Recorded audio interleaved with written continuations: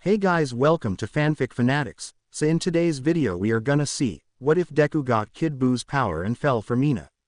Before starting, make sure to hit that like button and subscribe if you are interested in MHA fanfictions. This story is Izuku Midoriya, Kid Buu Reincarnation by King J Black the Goat 96. Now without wasting any more time, let's dive in. Goku. I'll be waiting for you, Majin Buu. Kid Buu then felt the spirit bomb close in on him as he was trying to push the blast back with all his might. Vegeta, Kakarot, Dend, Goku, Piccolo, Goku, Gohan, Father. Everyone's voices came together in unison as they all spoke. Everyone.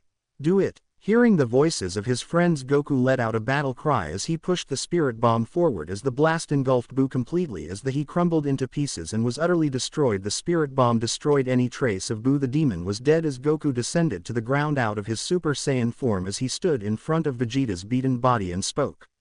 Goku. We really make a good team, huh? He said, giving him a thumbs up. Vegeta raised his head with a smirk and gave Goku a thumbs up of his own as the two Saiyan warriors shared a laugh as their battle with the pink demon was over. Skip 10 years later. We go to a hospital room where a woman with long green hair and green eyes was coughing into her hand as a doctor was in the room with her. This woman's name was Midoriya. Doctor. I am sorry, Ms. Midoriya, I am afraid that whatever sickness you have is too fatal. We could not find a cure for it. I am afraid you do not have long before. He goes silent as Inko lowered her head. Inko. I see. How long do I have, doctor? Doctor.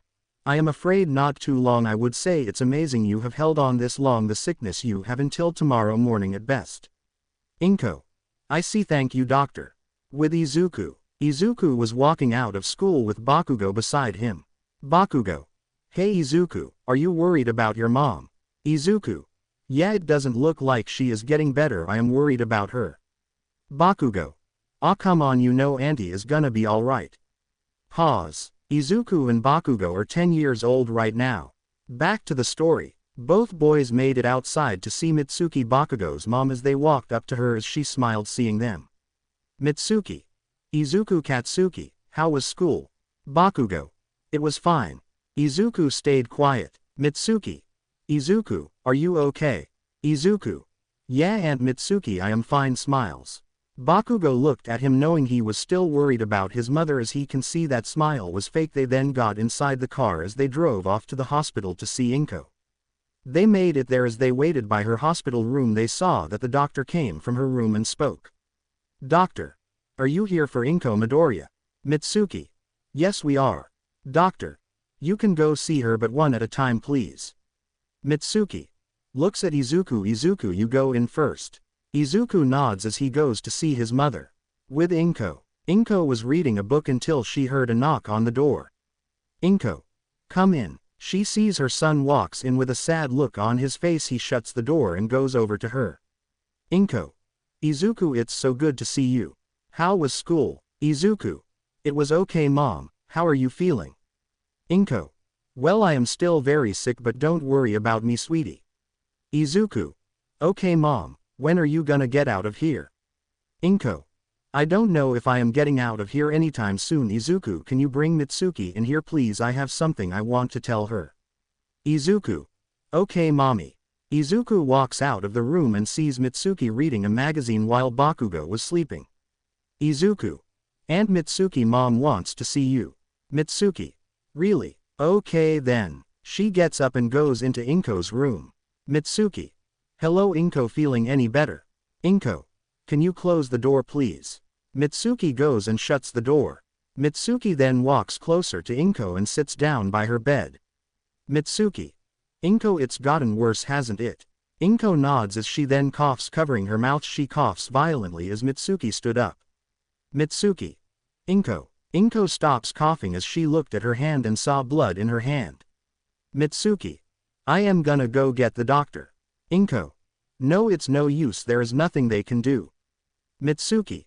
Inko, there has to be something the doctors can do. Inko, you can't give up. What about Izuku? Inko, he needs you. Inko. There is nothing to be done. I am not gonna make it. The doctors even said so. They said I will last until tomorrow morning at best.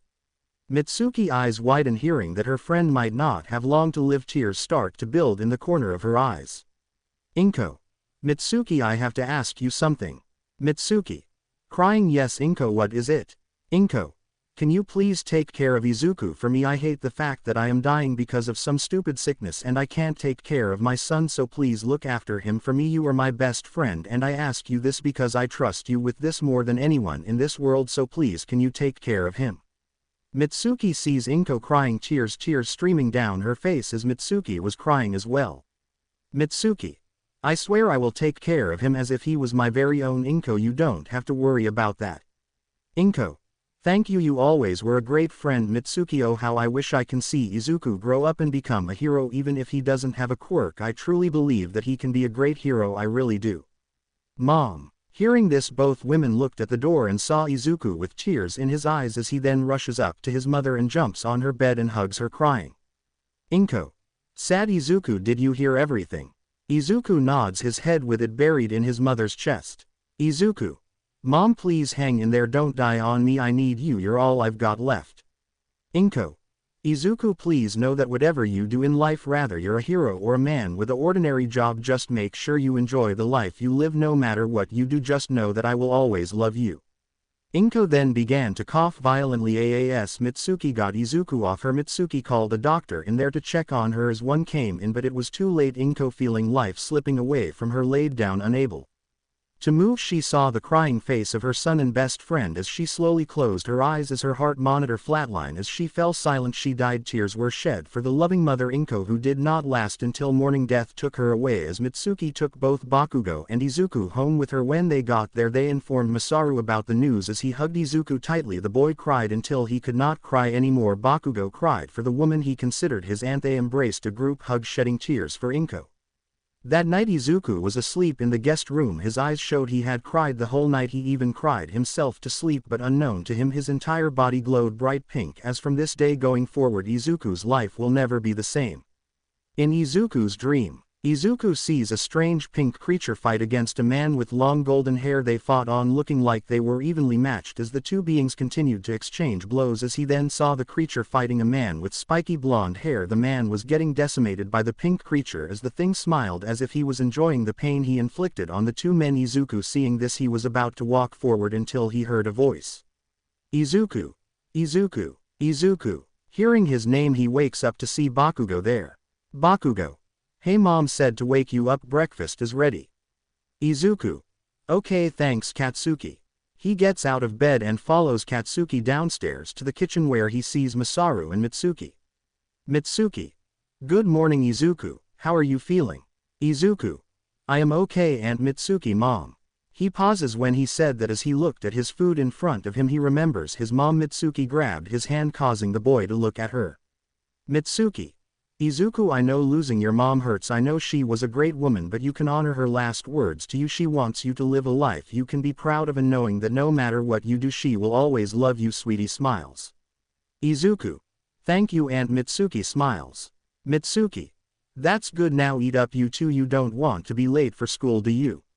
They did as she said and ate their food as they went to get dressed for school as Mitsuki dropped them off as they made their way to Many Time Skip, brought to you by Chibi Kid Boo beating on his chest. Izuku and Katsuki were outside at recess. Bakugo. Wait, so you're saying that you were dreaming that a pink creature was fighting some guy with long blonde hair? Izuku. Yeah, that was the dream I was having. The fight was awesome and the creature could shoot blast from his hands. Bakugo. Yeah Izuku. They then hear something as they look to see a gang of boys picking on someone. They made their way over there to see the group of boys picking on two girls. Random bully RB1. Ha ha ha, look at you, you're like a ugly alien with that pink skin and those horns. RB2. And look at the invisible girl, you can't even see her, they both have such useless quirks. Hey, leave us alone jerks. RB1. Oh, you think we are scared of you? RB2. Hold on man, watch out, the pink freak might probe your brain. RB3. Their quirks are so useless they will never become heroes. And who are you to decide that? All of you are just idiots picking on two girls, leave them alone. RB1. Oh look guys, it's Izuku Katsuki, the quirkless freak and the stupid bomber. Bakugo. Leave those girls alone before I kick your asses. RB4. Oh yeah, it's 5 of us and 2 of you. You can't take us all on, you idiots, and besides it's more like 5 on 1 because that quirkless loser can't do anything. Bakugo. Hey, stop making fun of my friend. He starts firing off mini explosions. RB5. Oh come on boys, let's show these losers what happens when they mess with us. The 5 boys surround Bakugo and Izuku. Hearing those words from the bullies made Izuku angry. He was mad at the bullies for not just picking on the girls, but he was making fun of him as well. Suddenly Izuku gets a quick flashback. He sees Kid Buu aim his hand and fires a ki blast. The memory ends as Izuku held out a hand towards RB1. RB1. Huh, what are gonna do, loser you? He was cut off as a ki blast started to form in Izuku's hand. RB1. Getting scared. Hey, hold on, I thought he was quirk. He didn't get to finish as the blast flew right past his face, making the boy and the rest of the bullies fall to the ground as the blast blew up a tree. The bullies all look at Izuku with shock as even Bakugo was looking at Izuku with a shocked face. RB2. Forget this, I sorry man, I am out of here, you guys are on your own. He then runs away followed by the other bullies as RB1 pissed his pants. Bakugo. Looks at Izuku. What the hell was that, Izuku? Izuku. Looks at his hand. I don't know, I just got a memory of that pink creature I told you about and he did the same thing I did, so I just copied him. Bakugo. Do you know what this means? Izuku looks at Bakugo confused. Bakugo.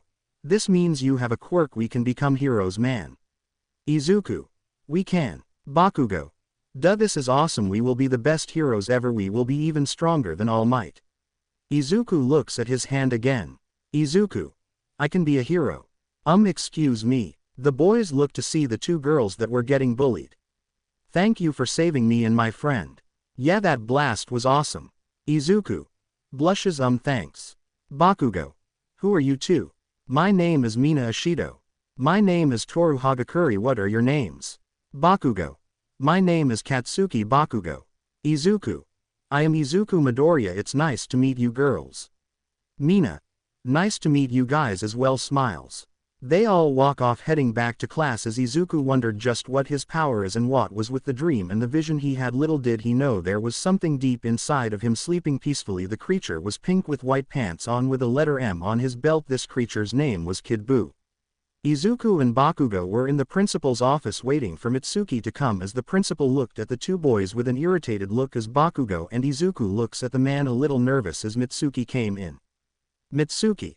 Hello sir, I came as soon as I got your call. Principal. Thank you for coming, Ms. Bakugo. I have called you here today to discuss these 2 children's behavior.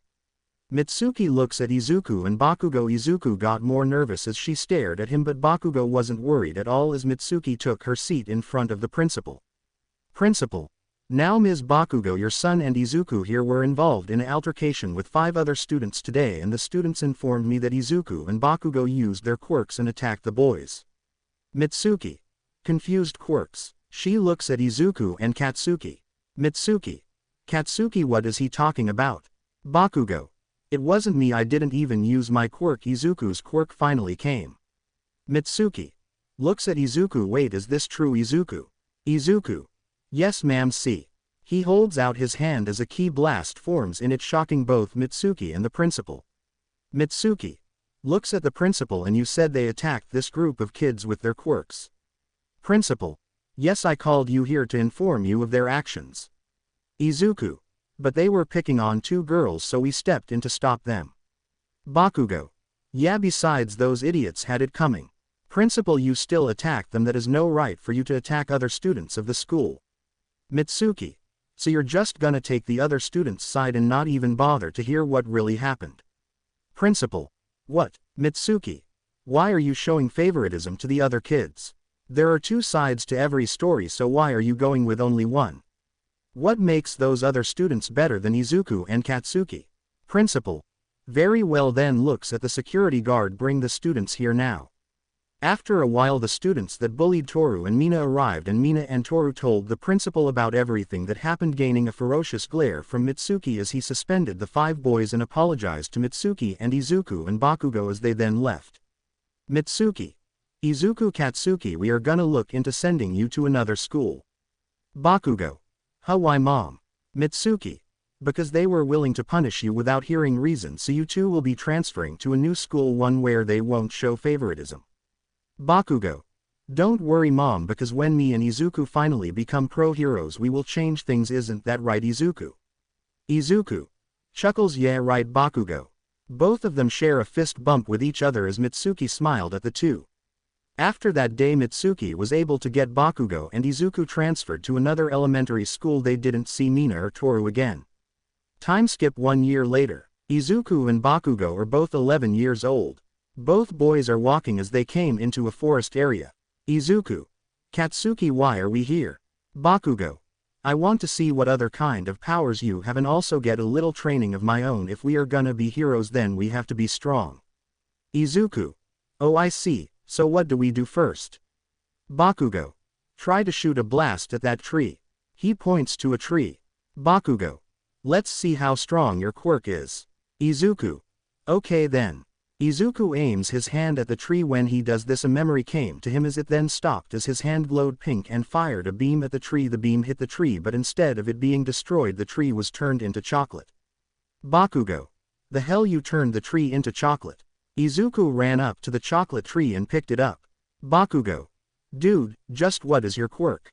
Izuku. I don't really know myself. Izuku takes a bite out of the chocolate tree and smiles. Izuku. It's good Bakugo. Really, let me get a piece. Breaking a piece off he gives it to Bakugo as he bites it. Bakugo. Awesome dude, you can turn anything into candy. Whoa, how did you do that? They both turn to see a red-haired boy with shark teeth staring at them with amazement. Bakugo. Who the hell are you? Oh sorry, my name is Ejiro Kirishima. Who are you guys? Izuku. My name is Izuku Midoriya, nice to meet you. Kirishima. Yeah, I saw what you did to that tree. It was awesome. What are your guys' quirks? Izuku. Mine is kinda hard to explain. Bakugo. Mine is explosions. Kirishima. Whoa, your quirks are amazing. Mine is hardening. I can harden any part of my body. Izuku. Whoa, that's awesome. Bakugo. Hey, wanna train with us? We are gonna see how far we can push our quirks you in. Kirishima. Yeah, let's do it. They start training and using their quirks for about 2 hours as the sun was now setting as the trio called it a day. Izuku. Okay, that's all for today, let's go Bakugo. Bakugo. Hell no, I can still fly.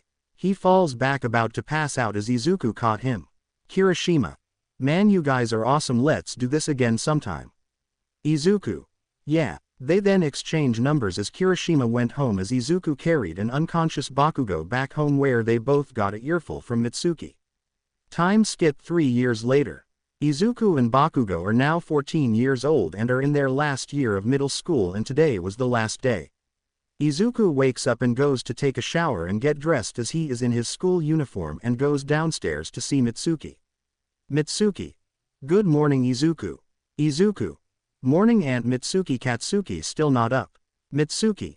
No, can you go and wake him up for me so you're both not late? I know it's the last day of school, but at least be on time still. Izuku. Yes ma'am. He goes back upstairs and makes it to Bakugo's room and knocks on it. Izuku. Katsuki, get up before it's time for breakfast. He gets no answer. He knocks on it again. Izuku. Katsuki, come on. He receives no answer. Izuku. Sighs, guess we are doing this the hard way. He opens the door and walks up to Bakugo, who is asleep as Izuku's sweat dropped, but an evil smirk spread across Izuku's face as he raised his hand. Slap. Bakugo. Ah, what the hell, that shit you hurt Deku. What the hell did you do that for, you asshole? Izuku. I have no idea what you're talking about Katsuki. Bakugo. You slapped me, you jackass. Izuku. Really, are you sure you didn't do that yourself? Smirks. Bakugo's eye twitch in anger. Bakugo. Izuku. Izuku. Bakugo. You're dead. Explosions were then heard upstairs as Bakugo was trying to kill Izuku for slapping him awake. Mitsuki, angered by this, made her way upstairs to see Bakugo trying to blast Izuku with an explosion while Izuku was dodging and laughing at the ash blonde. They then stopped when they saw an angry Mitsuki looking at them with a dark aura surrounding her, as the boys had only one thing going through their minds. Both were dead. Mitsuki. Get your asses downstairs and get ready for school now. She then grabs the boys by their ears and drags them downstairs. They eat their breakfast as Bakugo got dressed and him and Izuku both left the house. Izuku. Man, Aunt Mitsuki can be really scary when she is angry, huh? Bakugo. Oh shut it you ass, if you didn't slap me then we wouldn't have gotten yelled AR by the old hag. Izuku. Well you didn't wake up so I did what would have helped and smirks it was funny. Bakugo. You didn't have to slap me you idiot. Hey guys. They both turn around to see Kirishima, Mina and Toru catching up to them. Pause. Izuku and Bakugo met Mina and Toru again on the first day of middle school. Both were especially happy to see Izuku again and their friendship with Kirishima grew. They were like three brothers who hung out with each other. Also Bakugo is not much of an asshole in this one. He is super competitive and him and Izuku act like brothers. Their rivalry is not intense, it's friendly competitive like Asta and Yuno's rivalry. Back to the story. Mina. Aren't you guys excited? It's the last day of school and next year we get to go to UA, the school of our dreams. Izuku. You're really energetic today, huh? Mina.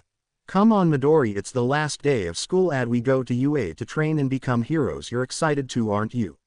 She hugs his arm into her breast while looking into his eyes, making Izuku blush with the closeness of his pink-skinned friend. Izuku. You're too close. Mina looks away blushing. Mina. Ah, what's wrong Midori, you don't have to act shy around me. Izuku sad face, thinking, this girl, she is too cute for words. Bakugo. Get a room you two. Izuku flips him off while Bakugo smirked as they made it to school. They get to their classes as they do their thing till the end of the day. The teacher walks into the classroom holding a stack of papers. Teacher. Well, I was gonna give you guys career choice papers but I know you all want to be heroes. This causes everyone except Bakugo, Izuku, Mina and Toru to cheer in excitement.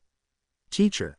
Now calm down, I see we have a few who wants to go to UA. Ishido, Hagakure, Kirishima, Bakugo and Midoriya.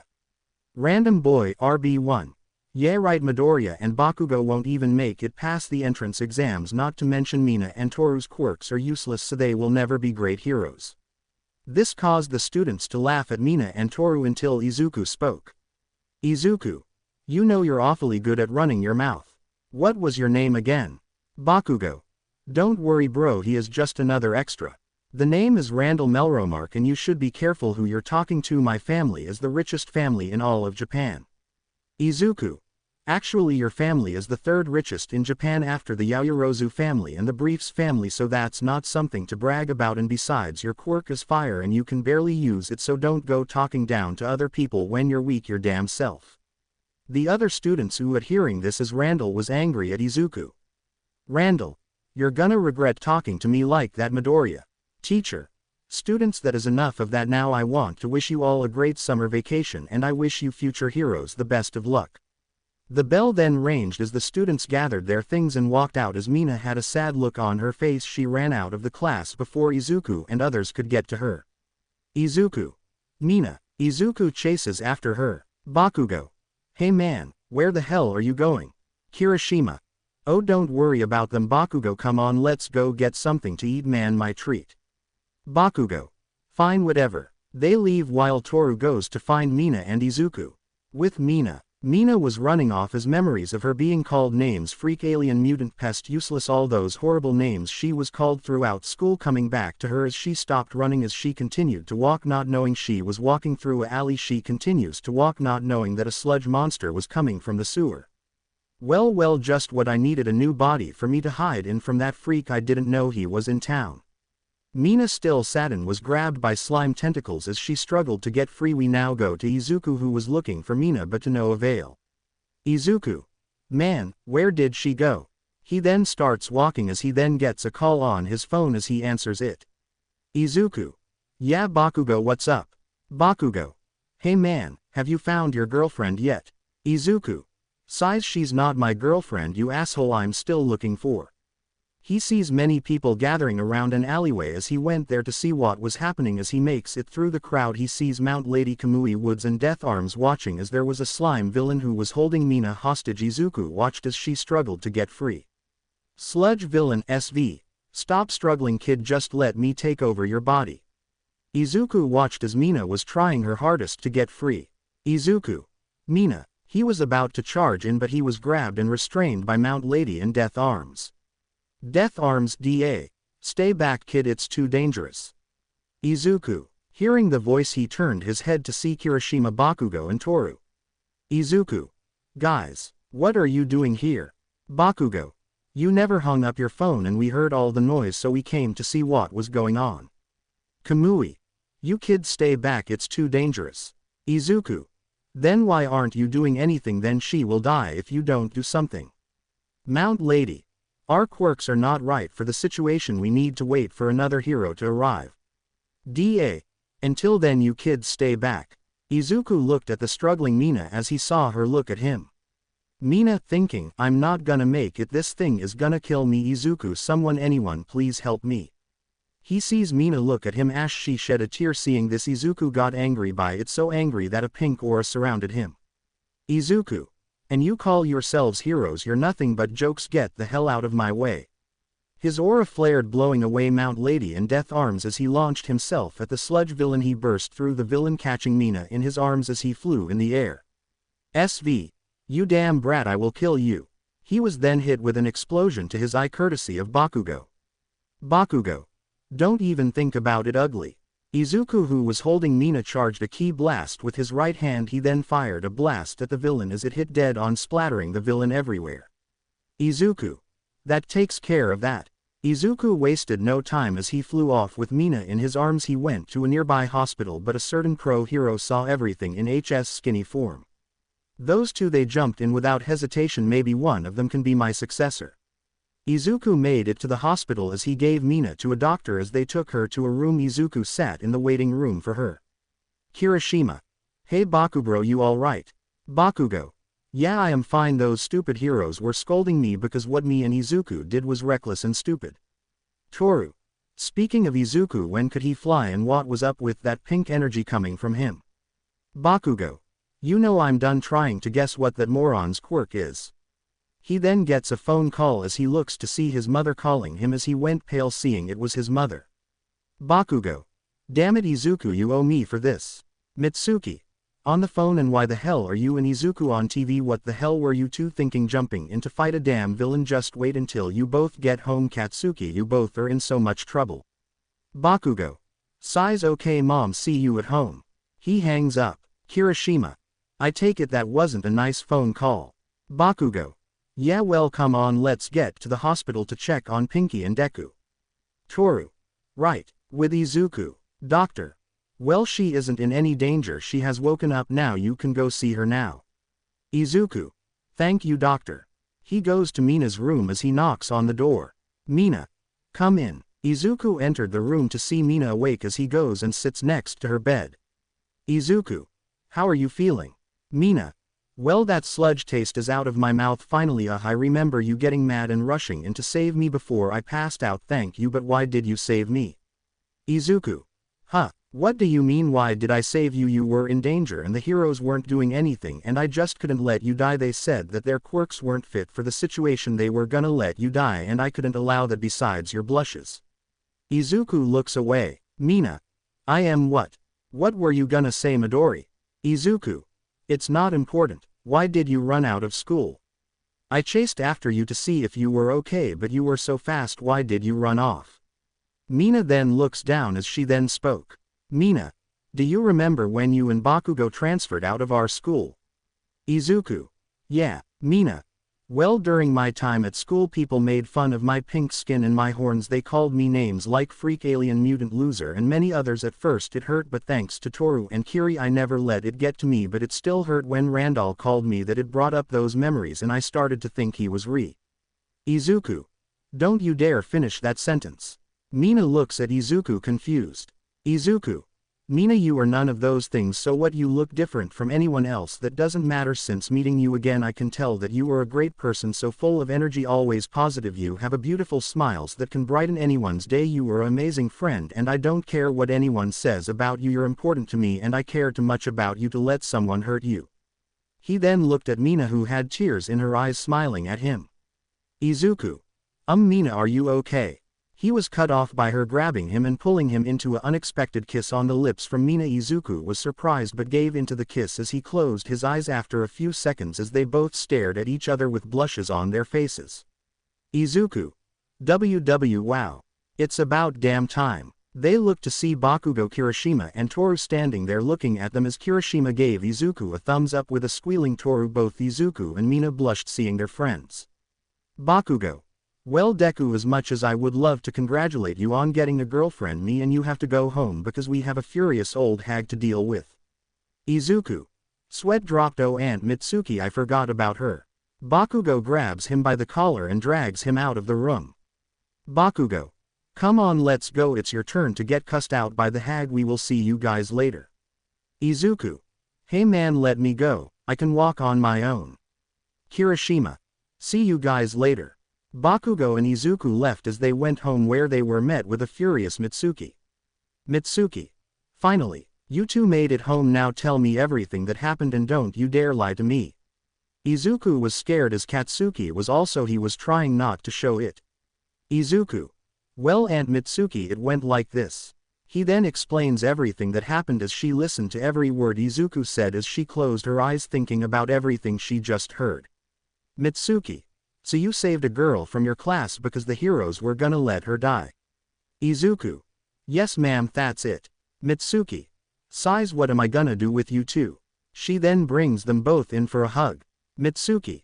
You two need to just be careful, think about things before you jump in to save people, okay? Izuku. Hugs back, yes ma'am. Bakugo. Yeah. She lets them both go as they go to their rooms. Later that night, Izuku was staring out his window thinking about Mina and the kiss she gave him, placing a hand on his lips, the feeling of her lips touching his, he could not stop thinking about her. Izuku. Mina. With Mina, she was sitting in her bed thinking about the green-haired boy. Mina sad face, thinking Izuku. The next day, Izuku was with Bakugo training in the backyard. Bakugo. HRRA. He fired an explosion as Izuku dodged to the left and kicked Bakugo in the jaw, sending him to the ground. Bakugo. Damn it, Izuku. That's 4-4 man, wanna keep going? Bakugo. Not really man, let's call it for today, we have been training since morning. Izuku. Yeah, I guess you're right, so the entrance exams are in 10 months, huh? Bakugo. Yeah, we need to prepare ourselves for what's to come, but for now let's get showered up and go meet up with the others. Izuku. Right. They both go back inside the house as they take a shower and get dressed and head out to meet their friends. They head to the park and met with Kirishima, Mina and Toru. Toru. Hey, there they are. They all walk up to Izuku and Bakugo. Izuku. Sup guys. Kirishima. Nothing much bro, so what's on the agenda for today? Bakugo. There's a carnival in town, we can go there. Toru. Awesome, let's go. Mina looks at Izuku and turns her head with a blush when he looked at her. Izuku blushed and looked away, but Bakugo pushed him forward as he bumped into Mina. They then see they were close to each other. Izuku. Hi Mina. Mina. Hi Midori, why so nervous? Izuku. I'm not nervous. Bakugo. Then why can't you look your girlfriend in the face? Izuku shoots Bakugo a glare as he looked at Mina and smiled and hugged her as she hugged him. Toru. You know, you two really make a cute couple. Mina. Thank you Toru, now come on, let's go to the carnival. They made their way to see the carnival along with the many rides and food stands and many games. Toru. There are so many games and rides here. Bakugo smirked along with Kirishima as they silently left. Toru saw what they were doing as she followed through. Izuku. So guys, what do? He looks and notices him and Mina are alone. Izuku sad face, thinking, damn it Bakugo. He then got a text from Bakugo saying, good luck with your girlfriend. Izuku. I owe him an ass kicking when we are done. Mina. Izuku, come on, let's go on some rides. She grabs Izuku's hand and drags him around as they went and found a game to play where you knock the bottles down, you win a prize. Izuku stepped up as the host gave him a ball, he threw it and knocked all the bottles over, winning stuffed teddy bear. Izuku. Here you go Mina. She takes the bear. Mina. Thank you Zuzu. Izuku. Zuzu. Mina. Yeah, that's my new nickname for you, get used to it because you're gonna hear it a lot. Izuku. Whatever you say my alien queen. Mina. Blush. Oh, so you're trying to start a teasing war, huh, Zuzu? Izuku smirks. Maybe I am, you know I love a challenge. Well, look what we have here. Both Izuku and Mina look to see Randall and Melromark. Izuku. Oh great, they're here. Mina. What do you want, Randall? Randall. We were just walking around enjoying the carnival until we saw something that disgusted us. Izuku. So you looked in the mirror, huh? Well, now your personality matches your face. Smirks.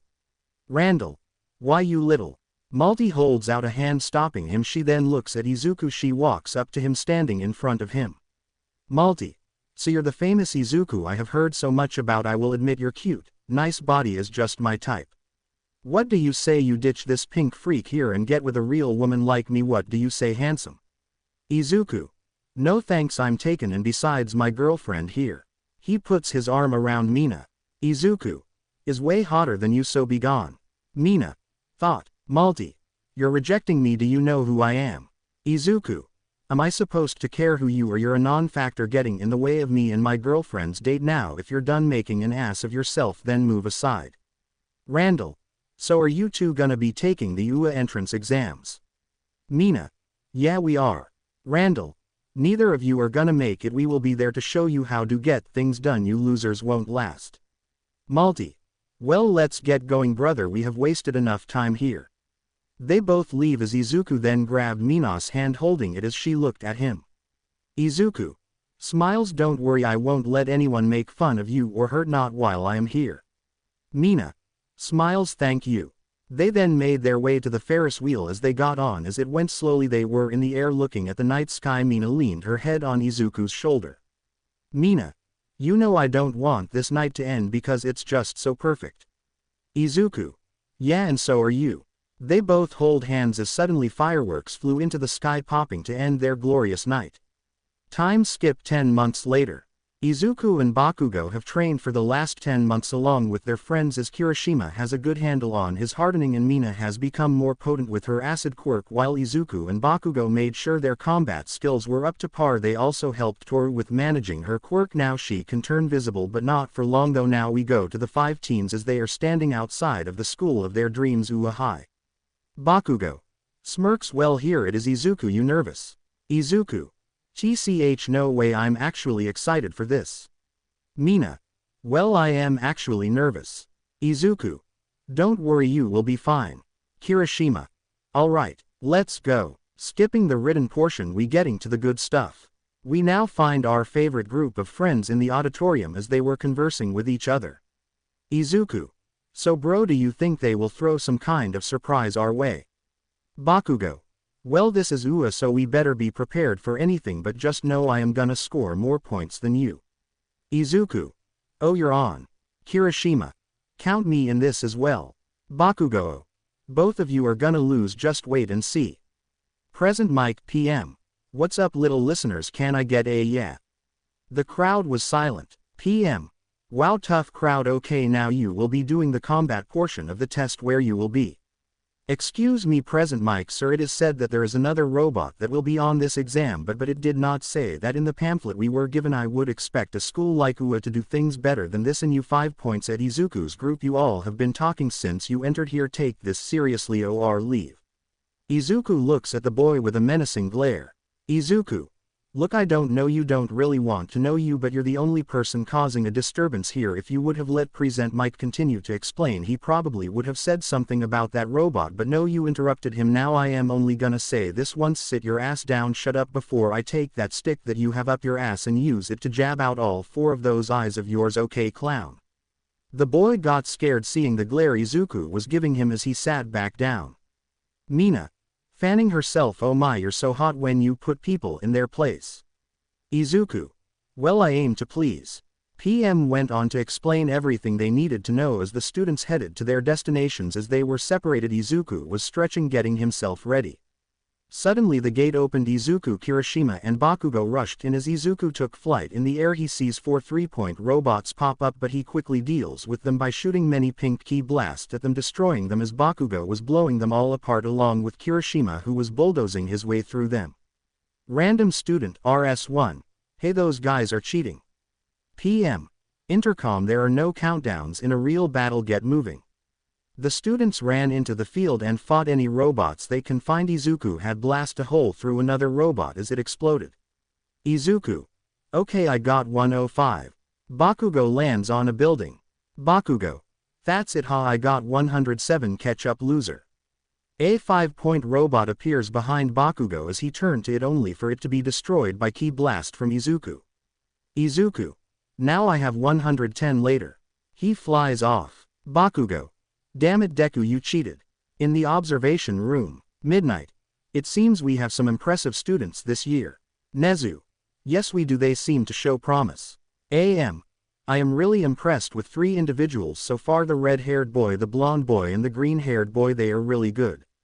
Nezu. Let's see how they deal with this. He presses a button. Izuku destroyed 4 3-point robots. Izuku. Man, this is awesome. The ground then shakes as loud footsteps can be heard. Izuku sees many of the students running away. Izuku. GCH, and they call themselves heroes. He was about to fly off. Unal. Mina.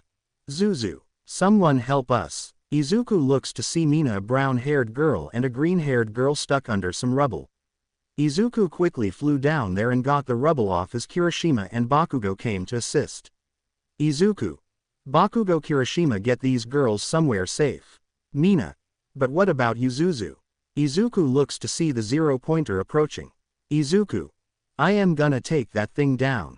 Without saying anything else, Izuku flies into the sky as he then powered up his pink aura. Seeing the 0-pointer, he then flies straight towards the monstrous city and burst right through it as he lands on his feet. On the other side, the 0-pointer then exploded, its upper half gone as it fell down to the ground, leaving many of the other students shocked at the incredible display of power. Izuku turned to meet with the surprised faces of the many students who took the entrance exams. He walked forward as they all cleared a path for him as he made his way to his friends who were being looked at by Recovery Girl. He made his way to Mina, who jumped up and hugged him. Mina. My hero. You were amazing out there, Izuku. Izuku. Thanks, how are you feeling? Mina. Well, not too bad, my ankle hurts a bit, but other than that I am fine. Izuku. Well, that's good. Excuse me. Izuku looks at the brown-haired girl who got his attention. Izuku. Yeah, what's up? Thank you for saving me and my friend. My name is Ochako Uraraka. And my name is Suyu Asui. Izuku. Nice to meet you, my name is Izuku Midoriya. Mina. And I am Mina Ashido, Izuku's girlfriend. Ochako. Nice to meet you. Looks at Kirishima. Thank you too as well for saving us and getting us out of that rubble. Kirishima. No problem, just doing what a future hero should do. Bakugo. The next time be careful, okay? They then hear a horn blow. PM. Okay, little listeners, you all will be getting your acceptance letters in the mail. The students all start leaving as Izuku and his group left and went their separate ways to go home. 1 week later, Izuku and Katsuki were chilling in his room playing Mortal Kombat 11. Izuku. Might as well give up, Katsuki, you know Scorpion can't beat Liu Kang. Bakugo. GCH, keep dreaming, loser, get over here. They then get a knock at the door as Mitsuki walked in. Mitsuki. Izuku. Katsuki, your letters from Uakam. Izuku. Got you, ha, I told you you couldn't win. Bakugo. Damn it, I want a rematch, you jackass. Mitsuki. Stop all that damn cursing, Katsuki, your letters came from Ua. They both opened their letters as Izuku played the disc for his first as All Might came on the screen. AM.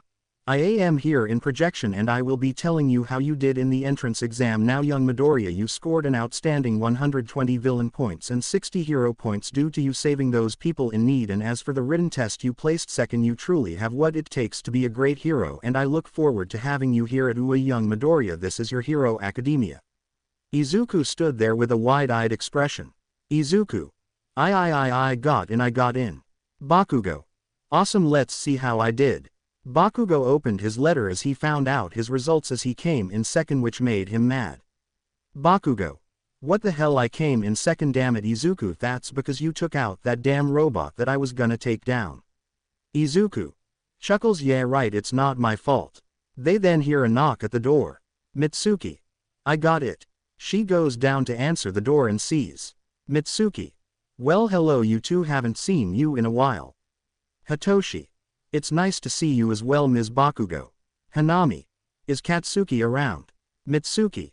Yeah, him and Izuku are in his room playing video games. Hanami. Izuku is here. Hitoshi. Awesome. Mitsuki. Why don't you both come in Izuku Katsuki company? Hearing that both boys made their way downstairs when they do, Izuku was immediately tackled into a hug by Hanami. Hanami. Izuku, it's so good to see you again. Izuku hugs her back. Izuku. It's good to see you too, Hanami. Hitoshi. Man, it's good to see you guys again. He fist bumps Bakugo. Bakugo. So how long are you guys here for? Hitoshi. We are here to stay, man. Pause. The Shinso twins are old friends of Bakugo and Izuku from when they were in kindergarten together. After the twins' parents died in a car crash when they were 5, they were adopted by a special someone who will soon be named. Back to the story. Hitoshi. We are here to stay. Our stepdad is opening a dojo here in Mustafu. Bakugo. Your dad. Hanami. Yeah, have you heard of Tien Shinhan?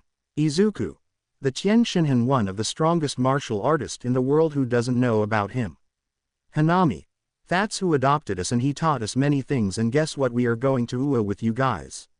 Izuku. Really, did you take the entrance exams? Hanami. Yeah, we did. I came in 3rd while lazy ass here came in 5th. Hitoshi. Haha, so funny. Izuku. Anyway, it's good to have you guys back. Hanami. Yeah, so Izuku, how is Auntie Inko? Hearing that, Izuku looks down as Katsuki and Mitsuki's eyes widen as they look at Izuku. Izuku. She's gone. Hanami. Hanami. Gone, what do you? She pauses when she sees the look on everyone's faces. Hanami. Oh Izuku, I am so sorry I didn't. Izuku. It's fine, I know she is proud of me. She is looking down on me right now with a huge smile on her face. He looks up at the ceiling smiling as Katsuki and Mitsuki smiled at this. Hitoshi. I am sorry for your loss, bro. He walks up to Izuku and puts a hand on his shoulder. Hitoshi. But don't worry, we are here for you now, man. Hanami. We both are. Mitsuki. And so are we. Izuku. Wow, thanks everyone. Time skip 1 week later. Izuku is getting dressed in his UA uniform as he ties his tie and goes downstairs to see Hanami and Hitoshi waiting for them. Izuku. I take it Bakugo isn't up yet. I'm up, jackass. Katsuki comes downstairs in his UA uniform. Izuku.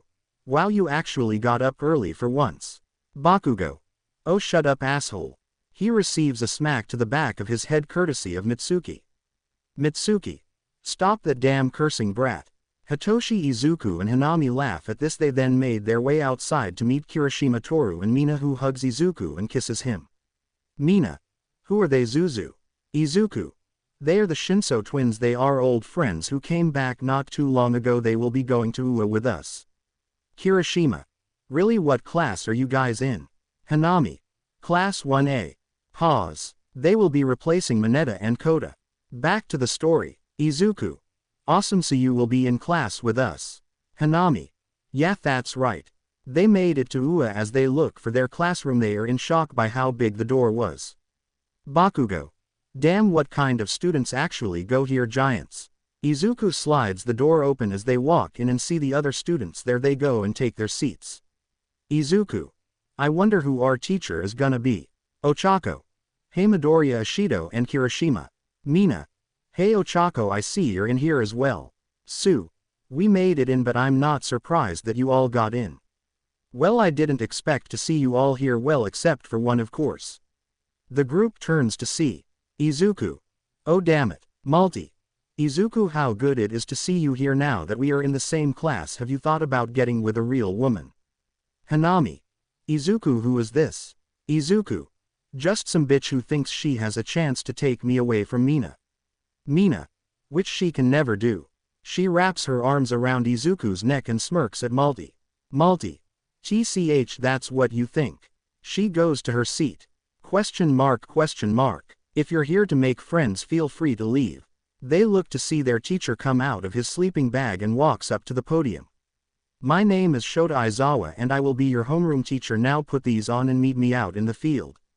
Ochako. But what about orientation? Aizawa. Don't worry about that stuff. If you want to be a hero, then you won't have time for the silly things like that. The students all made their way to the locker rooms. Kirishima. Whoa Shinso, you're buff man, what the hell kind of training you did? Hitoshi. My dad is martial artist, so he put through a training regiment that would destroy a normal man, but I will tell you if you really want to know. Mina. Hey Hanami. Hanami. Yeah, what is it? Mina. I have to ask, how long have you known Izuku? Hanami. I knew this would come sooner or later. Well, Izuku Katsuki are me and Hitoshi's childhood friends. We have known each other since we were in kindergarten, and just to let you know, I won't try to take Izuku from you. I have a girlfriend. The girls in the locker room were shocked to hear this. Toru. Wait, you have a girlfriend? Does she go here? Hanami. Yeah, she is in class 1B. Her name is Kami Yutsushimi. Mina shocked face. Okay then. Hanami. Alright. They all make their way out to the field where Aizawa was waiting for them. Aizawa. Okay, today I am gonna put you all through a series of physical tests to see just how good you are with your quirks. Now Midoriya. Izuku. Sir. Aizawa. How far did you throw the ball in your old school? Izuku. About 80 meters.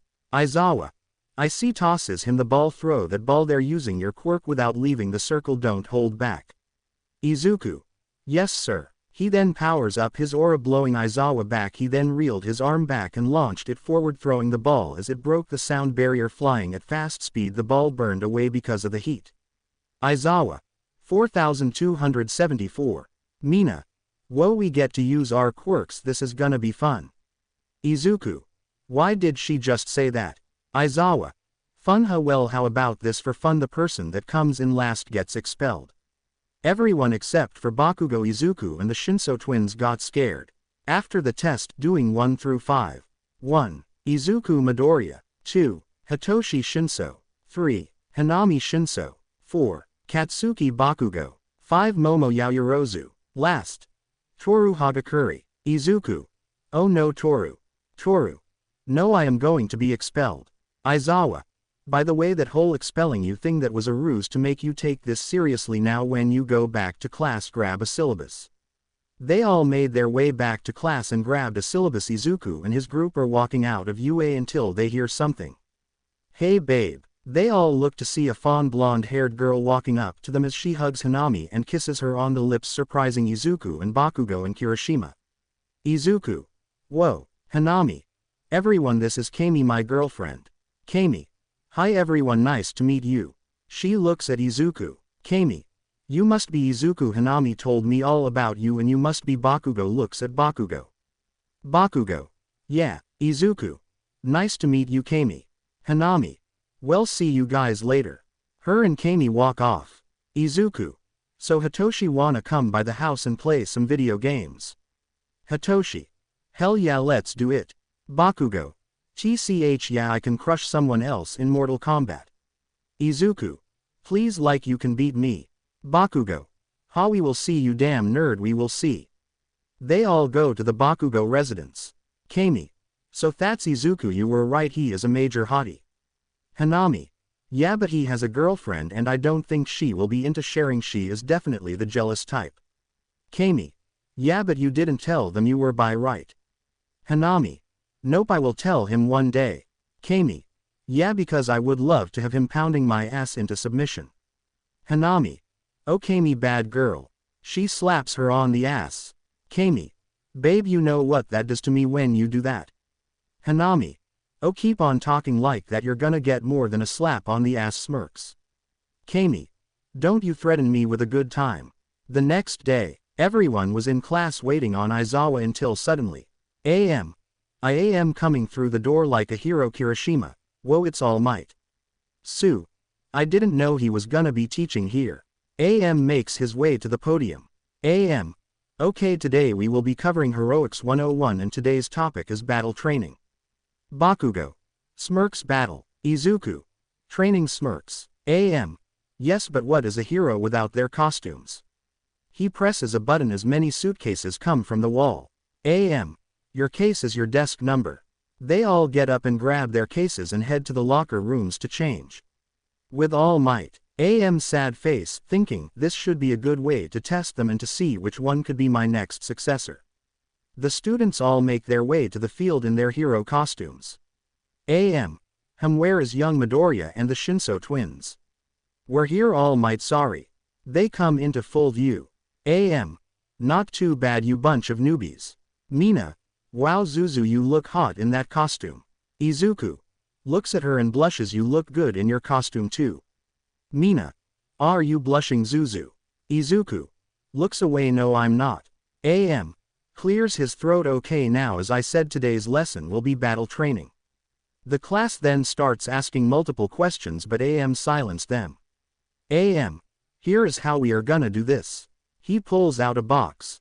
You will be on teams of 2, 1 will be the heroes and 1 will be the villains. Now draw lots and the letter that matches yours is your partner. They all draw lots. Izuku. It seems I got A. Hanami. Hey we got the same letter which means we will be on the same team awesome. Izuku. Yeah it is. Okay now that you have your teams we will proceed with the first match. Team A Izuku and Hanami heroes vs Team B Iida and Multi villains. Okay now the villain will enter the building first and set the bomb up while the heroes will wait for a while and then enter the building after 10 minutes. Class. Yes sir. Izuku. Let's do this Hanami. Hanami. Damn right Izuku.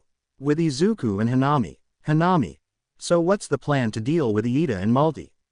Izuku. Well Multi can has a fire manipulation quirk. She looks more like a long-range fighter rather than close range so she will probably keep her distance from us while shooting flames at us. Iida is fast. Those engines on his legs let him run really fast, at least that's what I can take from seeing him in the entrance exams, so he will probably our only concern. Hanami. Wow, overconfident are we? Izuku. It's not overconfidence if you can't back it up. On the intercom hero team may enter the building. Hearing this Izuku and Hanami make their way inside the building. In the observation room, Sue.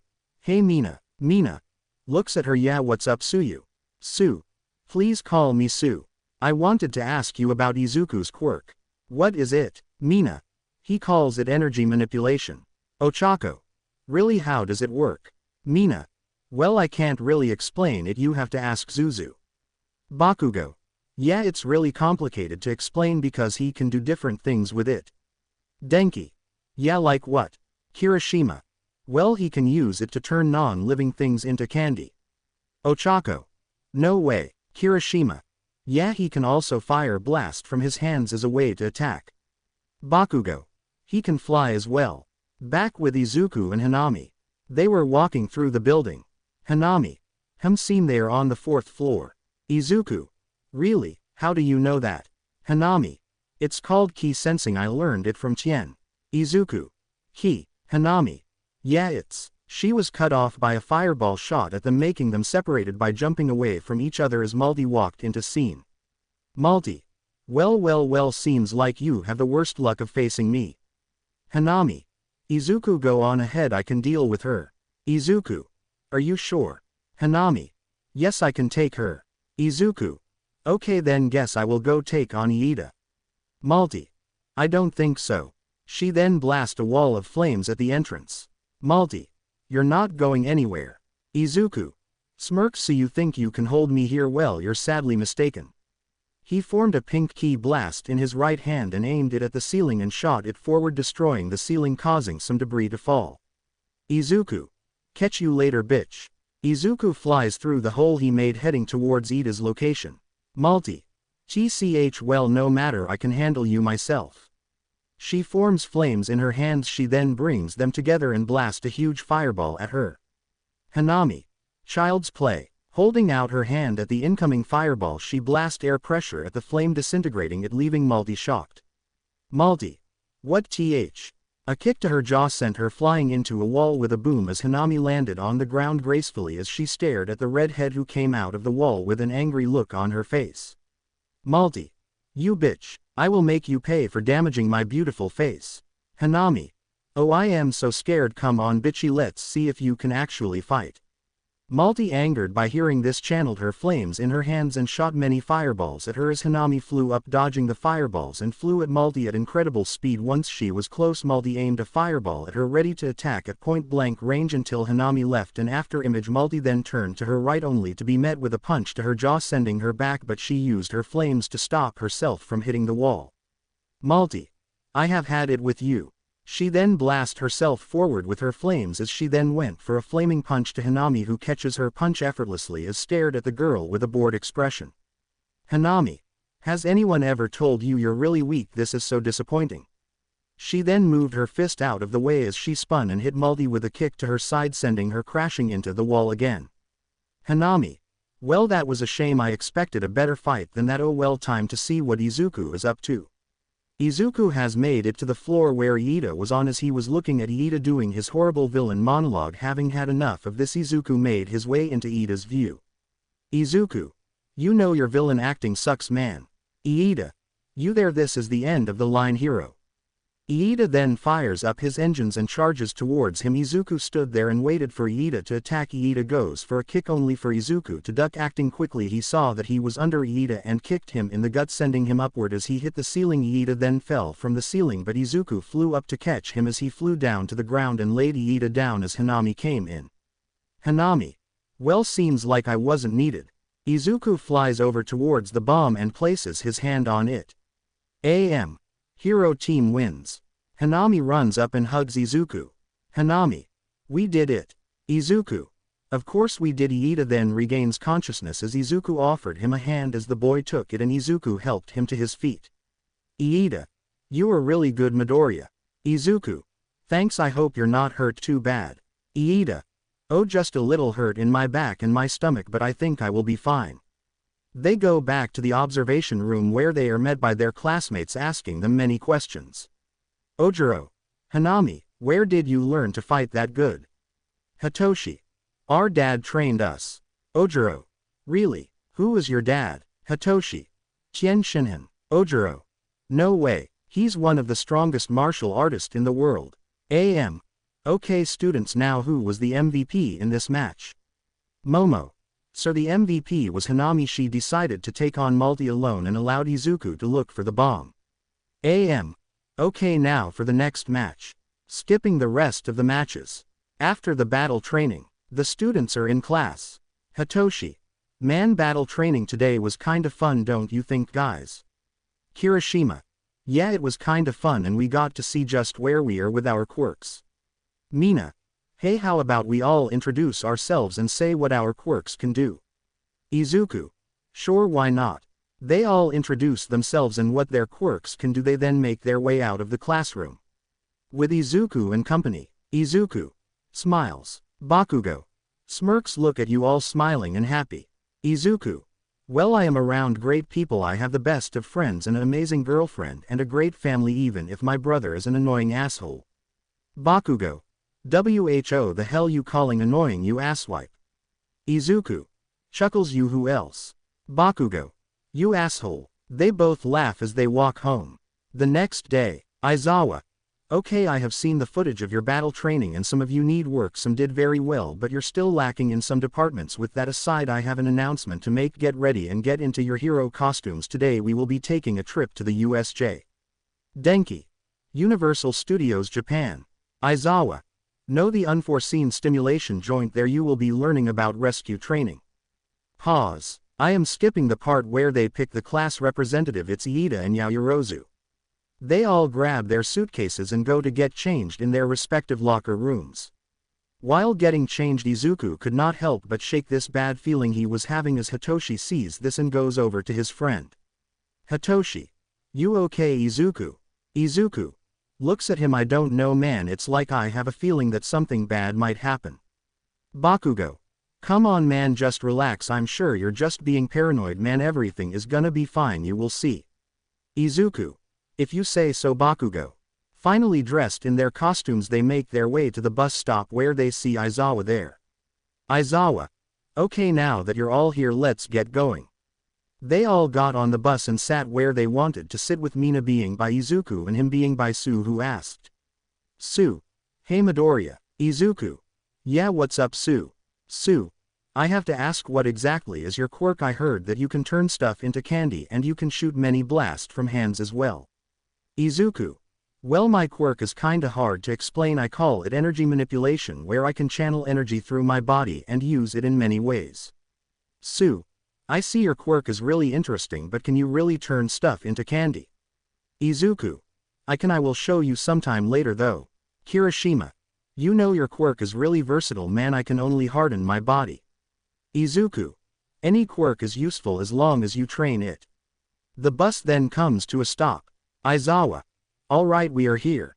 They all get off the bus and they go up to the USJ to see Ochako. It's 13 she's my favorite hero. 13. Hello students looks at Aizawa where is All Might. Aizawa goes up to her and whispers in her ear. 13. Alright then now let's begin. She goes on and gives her speech about how quirks can be dangerous as she is leading them inside the USJ while she is giving her speech Hitoshi and Hinami sense something. Hitoshi. Hanami. Hanami. I know A's. The lights then went out shocking the students suddenly a portal opened up as many villains start to come from it as a man with hands over his body comes out followed by a white-haired man in a suit. Kirishima. Hey you guys got fake villains. Aizawa. Those are real villains 13 protect the students. Putting on his goggles Aizawa leapt into action heading towards the villains below while Izuku looked at the villains and at one in particular that made his eyes go wide. Izuku. No, it can't be that. Man Shigaraki I thought you said All Might was gonna be here. Shigaraki. Well that was the info we had gotten from the spy it seems we were misinformed oh well maybe if we killed some of these students he will show his face. The man with the white hair looked at the students who looked scared as his eyes landed on Izuku as he smirked. Hisashi. Well damn that useless brat is here guess he really did have a quirk hey Kurogiri. Kurogiri. What is it Hisashi? Hisashi then points at Izuku. Hisashi. Bring that kid to me teleport the rest somewhere else I don't care just bring the green-haired kid to me. Kurogiri. Okay then. Kurogiri then warped himself behind the students who were all shocked. Kurogiri. You boy there is someone who wants to see you. Izuku. Wah. Before he can finish he was teleported right in front of Hisahi. Mina. Izuku. Kurogiri. Do not worry we are the League of Villains and we are here to kill All Might now time for the rest of you. He then makes another portal and sends them all away 13 was trying to suck him into her black hole only for it to backfire as Kurogiri turned it against her using another portal to hurt her with her own quirk. Izuku was staring at the white-haired man now known as Hisashi who was smirking at the boy. Hisashi. Hey id what no hug for your dad chuckles all my feelings are hurt. Izuku. You, why are you here? Hisashi. TCH well to burst your bubble kid I have always been a villain but don't worry all your little friends are gonna die today even you. Izuku was about to speak until a knee to his gut made him gasp in pain as he coughed up some spit Hisashi then punched Izuku in the face as he then spun and kicked him in the gut sending him flying away. Aizawa. Midoriya. Aizawa was about to jump into action until a giant monster-like creature came and punched him sending him away. Izuku then came flying at Hisashi and threw a punch only for Hisashi to sidestep him and punch Izuku in the jaw. He then grabbed his head and pulled him into a knee to his face. He then punches the boy in the gut this time making Izuku spit up blood. The students who didn't get teleported were Shiro, Hanami, Ochako, Iida and Mina as they watch Izuku get beaten down by his so-called father. Hisashi then grabbed Izuku by the head and slammed him into the ground. Hisashi. So disappointing boy and here I thought you could actually do something you know I hoped that you would gain your mom's or my quirk but you didn't get either so you were just another useless brat and nobody how pitiful. Mina. Get away from him. She rushes down there to help Izuku as Hisashi looked at her. He then breathed fire from his mouth and sent it towards her but Mina was able to dodge out of the way but she was suddenly stopped when a huge creature that Aizawa was fighting appeared in front of her but the beast was blasted by Hanami causing a huge smokescreen. When the smoke cleared the beast was not even scratched. Hanami. What the hell? Shigaraki. Foolish girls you can't hurt my Nomu it has shock absorption and regeneration Nomu kill those brats. The Nomu then smacked Hanami and sent her flying away as he hit a wall hard and fell to the ground. Mina was firing acid at the monster only for the beast to grab the pink-haired girl and slam her into the ground making her scream out in pain. Izuku. Mina Hanami stop this leave them alone. Izuku who was on the ground tried to get up by his head was stomped by Hisashi keeping him down. Hisashi. Oh are they your little girlfriends? Well don't worry because that thing is gonna be what kills All Might and if not maybe it will weaken him and I can deliver the final blow. Hisashi adds more pressure onto his foot pushing down on the head of Izuku who was in pain. Hisashi. "Ah, what's wrong, Brad? Do you need your mommy?" laughs. "Well, I have a little secret I want to tell you, so listen up, okay?" He then reached down and grabbed Izuku by his throat and lifted him up, making him look Hisashi in the eyes. "Hisashi. Well, you wanna know why your mother was so sick and the doctors never could find a cure for her? It's because the poison I gave her, there was no cure for it." Izuku's eyes widen hearing this. "Izuku. Poison, you mean?" Hisashi smiles evilly. "That's right, Brat. I killed her because she gave birth to a useless brat like you. Instead of inheriting our quirks, you have none, which makes you pathetic. Ooh, I know. How about I make you watch as your little friend over there dies?" He then slammed Izuku into the ground and lifted his head up forcefully, making him watch. Hisashi. "Shigaraki, do your thing. Shigaraki. I like what you're doing." Hisashi Nomu kill the bitch, points at Minai. The Nomu then picks up Hinami by her head and begins to squeeze. Mina. "Ah, Izuku. No, stop this crying." Hisashi. "Keep looking, kid, you're gonna miss the best part when her head splatters all over the place."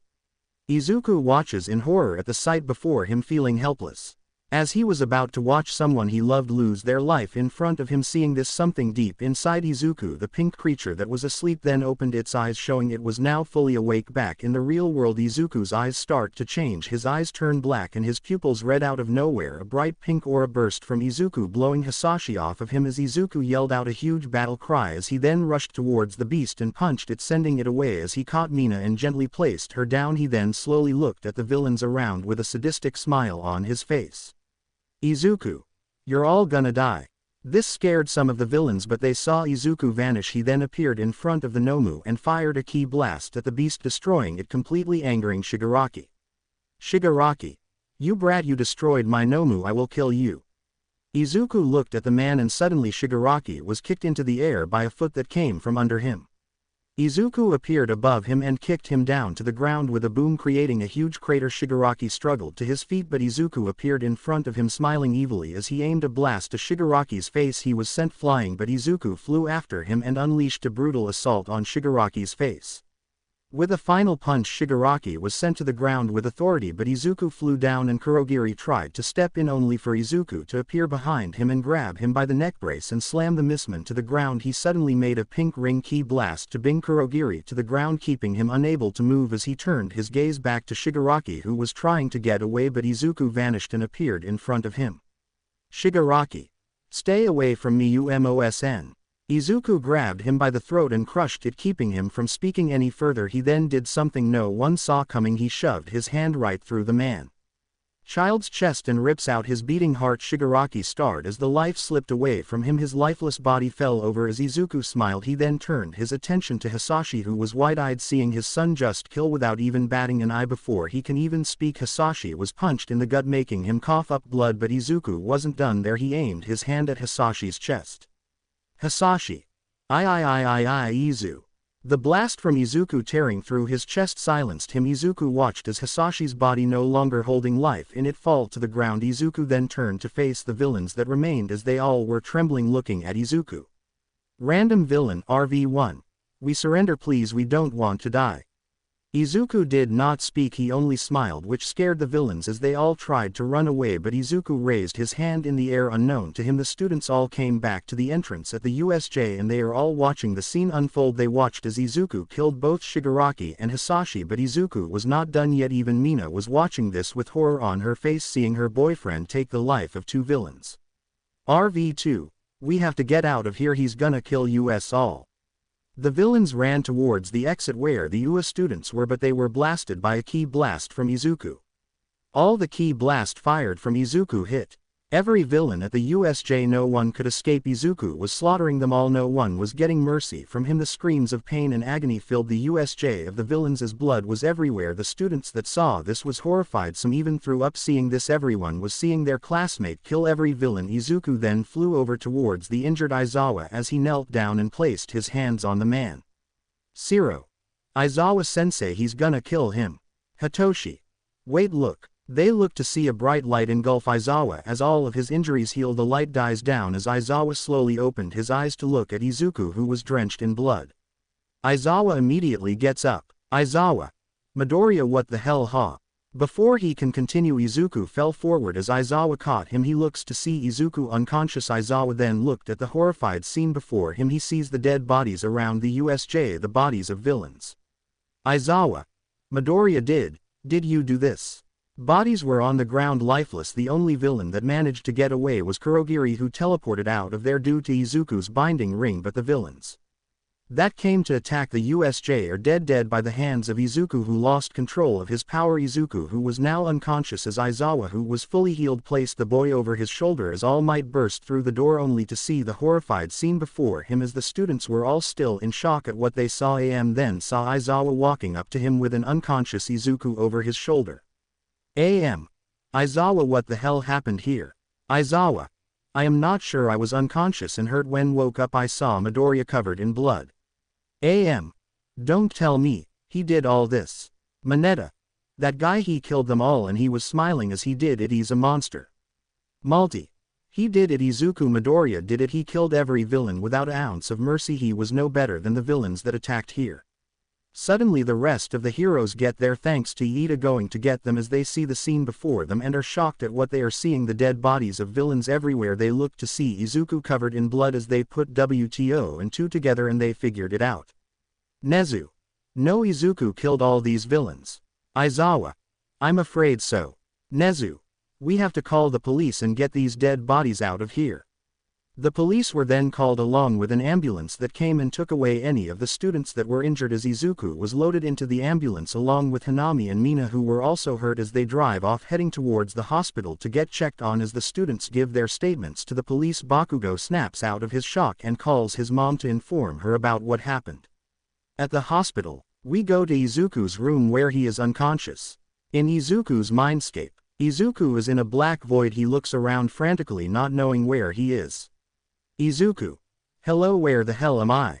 Suddenly he then sees something that looks like videos playing. He sees the pink creature he sees in his dreams, who was fighting the same man with long golden hair. He then sees the pink creature fighting another man with spiky golden hair. Izuku. It's those dreams I kept having. He then turns around and sees someone standing there. Izuku. Wait, it's you. He sees the pink creature he kept seeing in his dreams looking at him. Izuku. Who are you? Me, Boo. You, me. Izuku. Boo, that's your name. Boo nods. Izuku. Wait, then why? A bright light engulfs Izuku as his body disappears from his mindscape. Izuku slowly opens his eyes to see he is in the hospital. He then sits up and looks around to see Bakugo sitting next to his bed. Izuku. Bakugo. Bakugo. About damn time you woke up, man. You had us worried, man. Izuku. Oh, I see what happened. Bakugo. Wait, you don't remember anything. Izuku. No, only thing I remember is Hanami about to be crushed by that monster, and that's it. Bakugo looks down, afraid to tell his friend of what happened. Izuku. Bakugo, what happened? Don't tell me. Did someone die? Did Bakugo. Izuku, the villains that were at the USJ, they were killed. Izuku's eyes widen hearing this. Izuku. How? Who did it? Bakugo. It was you, Izuku. Izuku goes silent hearing this. Izuku. What? Bakugo. When you saw Hanami about to be killed, you lost control and went on a rampage and killed them all, even that guy with the hands on his face. You even killed your dad. You killed them all, slaughtered them like they were nothing. You didn't show anyone an ounce of mercy. You smiled while doing it like you enjoyed it. Izuku was thinking until the memories crash into him as he now remembers everything, killing the villains and taking the lives of Shigaraki. As he held his head as he screamed, hearing this, Mitsuki rushed in to see him awake and runs up to him and hugs him tightly.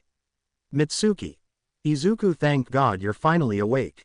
Izuku continued to cry uncontrollably as Mitsuki wondered what was wrong. Izuku. And Mitsuki, I killed the villains at the USJ. My power went out of control. I am a monster. Mitsuki hearing this sees the mental breakdown he is going through. She held him tighter and speaks. Mitsuki. Izuku, it's going to be okay. You were not in control of your actions. Please don't do this to yourself. Bakugo. She's right, man. You just need to control your quirk. That's it, and I am gonna help you. Izuku. You want to help me even after what I did? Bakugo. Duh, why wouldn't I? I am not gonna turn my back on my best friend. You have already lost so much, man. I want to help you so that you don't lose anything or anyone else. At another location, Kurogiri. I am sorry master, because of my incompetence the young master was killed along with Hisashi and the villains that were with us. Even the Nomu you created for All Might could not stop him. AFO. Do not worry Kurogiri, it was not all in vain, besides we have gotten our hands on something very interesting. The next day, Izuku was sitting with Bakugo on the couch watching TV. Nezu gave the students the week off. After what happened, Izuku could not get the memories of what happened out of his head. They then heard a knock at the door. Izuku. I got it. Izuku got up and walked over to the door. As he opened it to see Det Tsukaichi along with several other police officers. Tsukaichi. Izuku. Midoriya. Izuku. Yes, what is going on here? Tsukaichi. You are hereby under arrest, please do not resist. Hearing this, Bakugo ran up to the door. Bakugo. What do you mean he's under arrest? Hearing the commotion, Mitsuki and Masaru come in the living room where they see Izuku getting handcuffed. Mitsuki. What the hell are you doing? You can't take him. Tsukaichi.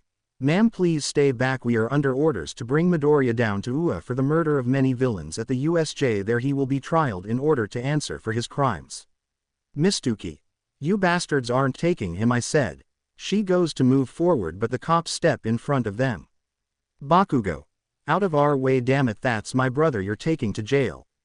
Izuku. Katsuki and Mitsuki, please stop. They both look at Izuku, who just smiles at them. Izuku.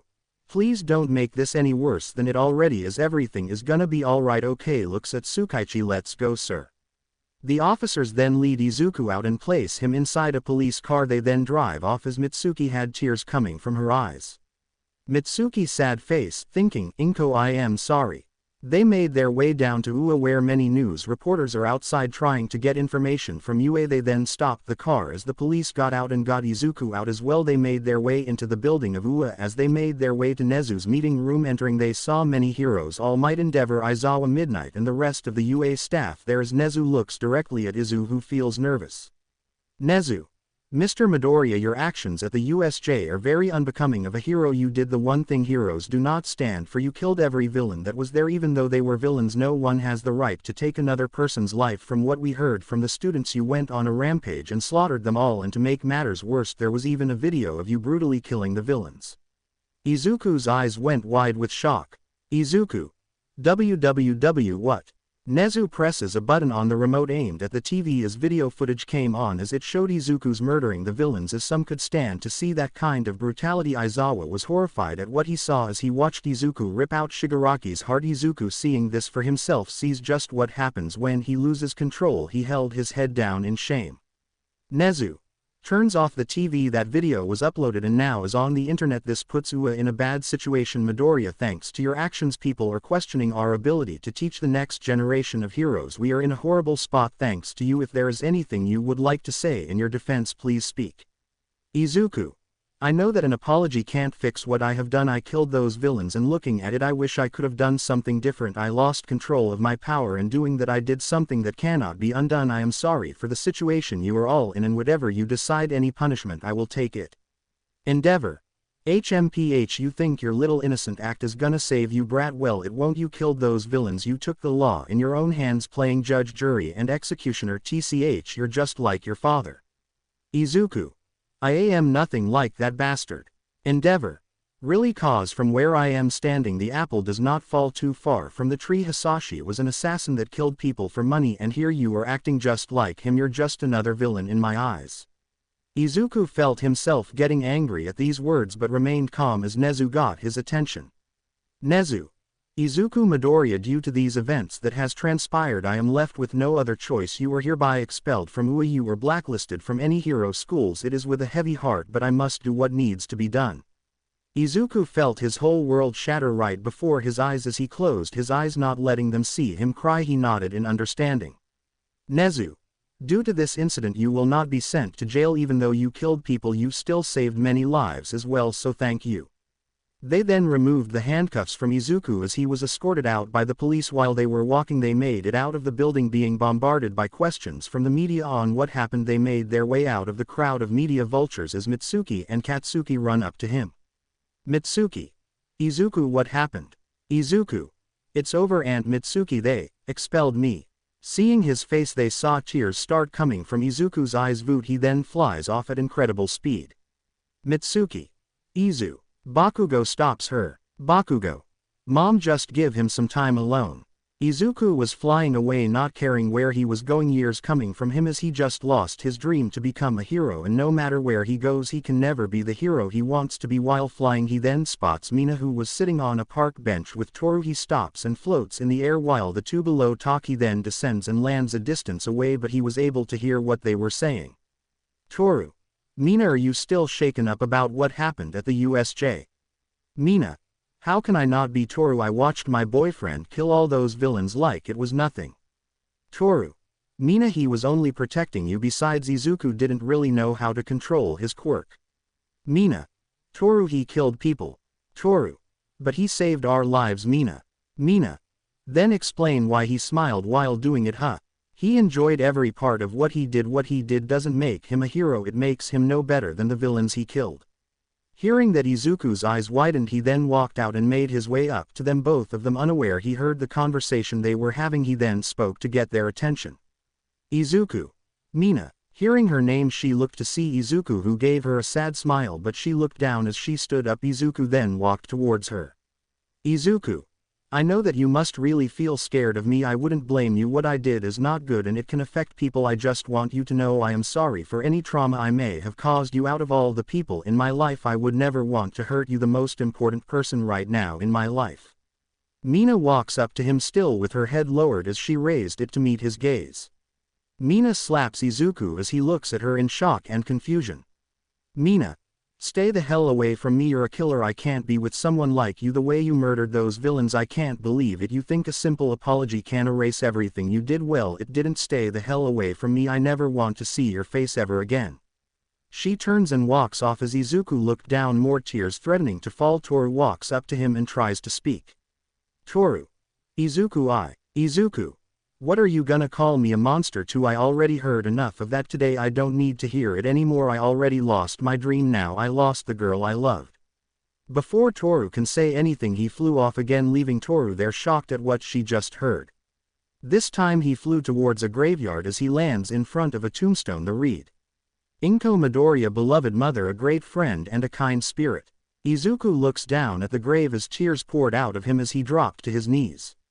Izuku. Mom, I am sorry, but I don't think I can live the life I can be proud of. My dreams were just taken away from my girlfriend, just broke up with me. I don't know what else to do. I need your help. I wish you were still here. You always knew what to say to help me. I need you here, Mom. Suddenly someone appeared behind Izuku, making him jump up. Izuku is looking at a man wearing orange. Izuku. Who are you? Hi, my name's Goku, and as for why I am here, well, I have come to train you. Izuku was staring at the man in confusion, wondering if he was insane. Izuku. Excuse me, but what did you just say? Goku. Oh, you are Izuku Midoriya, right? Izuku. Yes, how do you know my name? Goku. Well, I got your name from a friend of mine. Like I said, I am here to train you. Izuku. Train me, Goku. That's right, I know what that power is inside of you. Izuku was surprised at this. Izuku. You know about my quirk. Goku. Huh, what's a quirk? Izuku. It's my power. Many people have different quirks. Goku. Well, sorry to tell you, kiddo, but what you have is not a quirk, that's an entirely different power. Izuku. Do you know what it is exactly? Goku. Nods. Yes, I do. The power inside of you belonged to someone else. You see, years ago I fought this guy called Boo. He was evil and very strong, so strong I couldn't beat him alone, so me and my friend Vegeta both fought against him and he still could push us back, but I was able to use my trump card against him and win. Izuku. Wait, Boo. Goku. Yes, that guy was really strong. Izuku. When I went unconscious I met someone that called himself Boo. He said you or me. I didn't know what he meant by that though. Goku. Well, you see, Boo is inside of you because you are his reincarnation. Izuku looked at Goku with shocked eyes at what he heard. Izuku. Wait, reincarnation. Goku. Yeah, that's it. You see, when I fought Boo and was about to take his life, I wished that he would return someday a better person, and it seems my wish was granted. Izuku. Wait, what do you mean wish? Goku. Well, that's a story for another time. Anyway, I know about Boo and the power he has, and I want to train you so you can fully use it. Izuku. Use this power but I lost control. I killed people. They were villains but they were still human beings. I took their lives. This power it's Goku. Dangerous. Izuku looks at Goku who walked up to the boy and patted him on the head. Goku. Yes, power like that can be dangerous but that is what I came here for, to teach you how to control it. So what do you say, kiddo? Izuku. Can you really teach me how to control this power? Goku. Yep, sure can. In that way you can protect your friends and not worry about losing control. Izuku looked at Goku in disbelief at his words. He then thought about it for a moment, letting the words of Goku echo in his mind. He then looked at Goku who waited patiently for his answer. Izuku. Okay, I will train with you. Goku. Excellent, let's go. Izuku. Wait. Goku looked at Izuku in confusion as he was about to fly off. Izuku. You're gonna have to explain this to my aunt. She is my legal guardian and I can't just leave without talking to her about where I am going. Goku. Okay, let's go then. Izuku then floats in the air as Goku did the same. Both of them fly off heading towards the Bakugo residence. With the Bakugos. Mitsuki. You think he is alright? Masaru. I am not sure, honey. With Katsuki. Hitoshi. That's bullshit. The Shinso twins came over Bakugo's house to see how they were doing. Hanami. They just expelled him. Katsuki. Yeah, I saw the look on his face. He was crushed. It was like he lost his mom all over again. Hami. Izuku. Izuku opens the door to the house. Seeing this, Mitsuki ran up to him and wraps the boy into a bone-crushing hug. Mitsuki. Izuku, I was so worried. Izuku. Aunt. Mitsuki. Can't. Breath. She lets him go as he regains his breath. Izuku. Sorry I am so late, Aunt Mitsuki, but I have something to talk with you about. Katsuki, Hanami and Hitoshi comes downstairs. Izuku. Hanami. Hito. He was tackled into a hug by Hanami. He was confused by this but Izuku wrapped his arms around her, hugging her back. Hanami. I am so sorry you got expelled. Izuku. It's fine. If anyone should be apologizing, it should be me. I am the one that took the lives of all those villains. Hitoshi. You were not in control of your power, man. It's not your fault, and besides, you're our friend. We care too much about you to turn our backs on you. Izuku. Thanks guys. By the way, Aunt Mitsuki, Uncle Masaru, I have someone you have to meet. Mitsuki. Huh, what are you talking about? Izuku goes to the door and opens it. Izuku. You can come in, Mr. Goku. Goku walks inside the house as the others wonder who he is. Goku. Hi, my name is Goku. Mitsuki. Hello, can I ask who you are and why do you want to meet us? Goku. Yeah, well, it's about Izuku. Here points to Izuku. Hanami. Wait, Goku as in Son Goku. Goku. Yeah, that's me. Hitoshi. Our dad always speaks very highly of you. He says you're the strongest person he's ever fought. Goku. Who is your dad? Hanami. Tien Shinhan, sir. Goku. Oh, I remember Tien saying something about adopting kids. You have a great father and I can tell you both are incredibly strong. Mitsuki. Getting back on subject, what is it you want to discuss about Izuku? Goku. Oh well, I wanted to take Izuku here and train him in how to control his power. Katsuki. Wait, control his power. Goku. Yeah, I know about how his powers work and I know I can help him master them. The power he has, he can be the strongest person on this entire planet. They all sat down as Goku explains the nature of Izuku's power, which leaves Mitsuki and Masaru wide-eyed thinking that Goku was crazy, but Izuku believed him and tells them he was not lying. Mitsuki. So you're saying you can help Izuku control this power? Goku. Yes, I can. He said that he wants your permission before he can do anything. Masaru. Well, Izuku, what do you think about this? Mitsuki. This is your power, what do you want to do? Izuku thinks for a moment as he came to a decision. Izuku. Well, I am not gonna lie, meeting Mr. Goku here and hearing what he was saying was crazy, but I trust him and if he says he can help me then I would like for him to train me. Mitsuki. Smiles. Okay, then you can go with Goku and train with him. Masaru. I agree as well. Goku. Alright. Now it was nice meeting you all, but I have to get home. I will come and pick up Izuku tomorrow at noon. Well, I better get going or Chi-Chi is gonna kill me. Izuku. Who is that, Mr. Goku? Goku. That's my wife. Well, kid, see you tomorrow. Goku places 2 fingers on his forehead. Izuku. Whoa, I hope he can teach me that. Later that night, Bakugo was in Izuku's room sitting with down as they were playing video games. Bakugo. So do you think this Goku guy can help you master that power of yours? Izuku. I believe him, he didn't lie in his words, so I think he can help me. Bakugo. Just know that when you do get control of that power, I am not gonna fall behind, I'm gonna get stronger after all. Even if you can't become a hero, I am still gonna be the #1 hero, I am gonna do it for you, bro. Izuku. Thanks, Katsuki. They then hear a knock at the door. Izuku. Come in. Hanami walks in. Hanami. Hey, Bakugo. What's up? Izuku. Sup, Hanami. Hanami. Izuku, can we talk? Izuku looks at her as he sees the look in her eyes as he looked at Bakugo, and Bakugo nods as he got up and walked out of the room, leaving them both there. After he closed the door, Hanami walked over to Izuku and sat on the bed next to him. Izuku. Are you alright, Hanami? Hanami. I wanted to ask what's going on with you and Mina.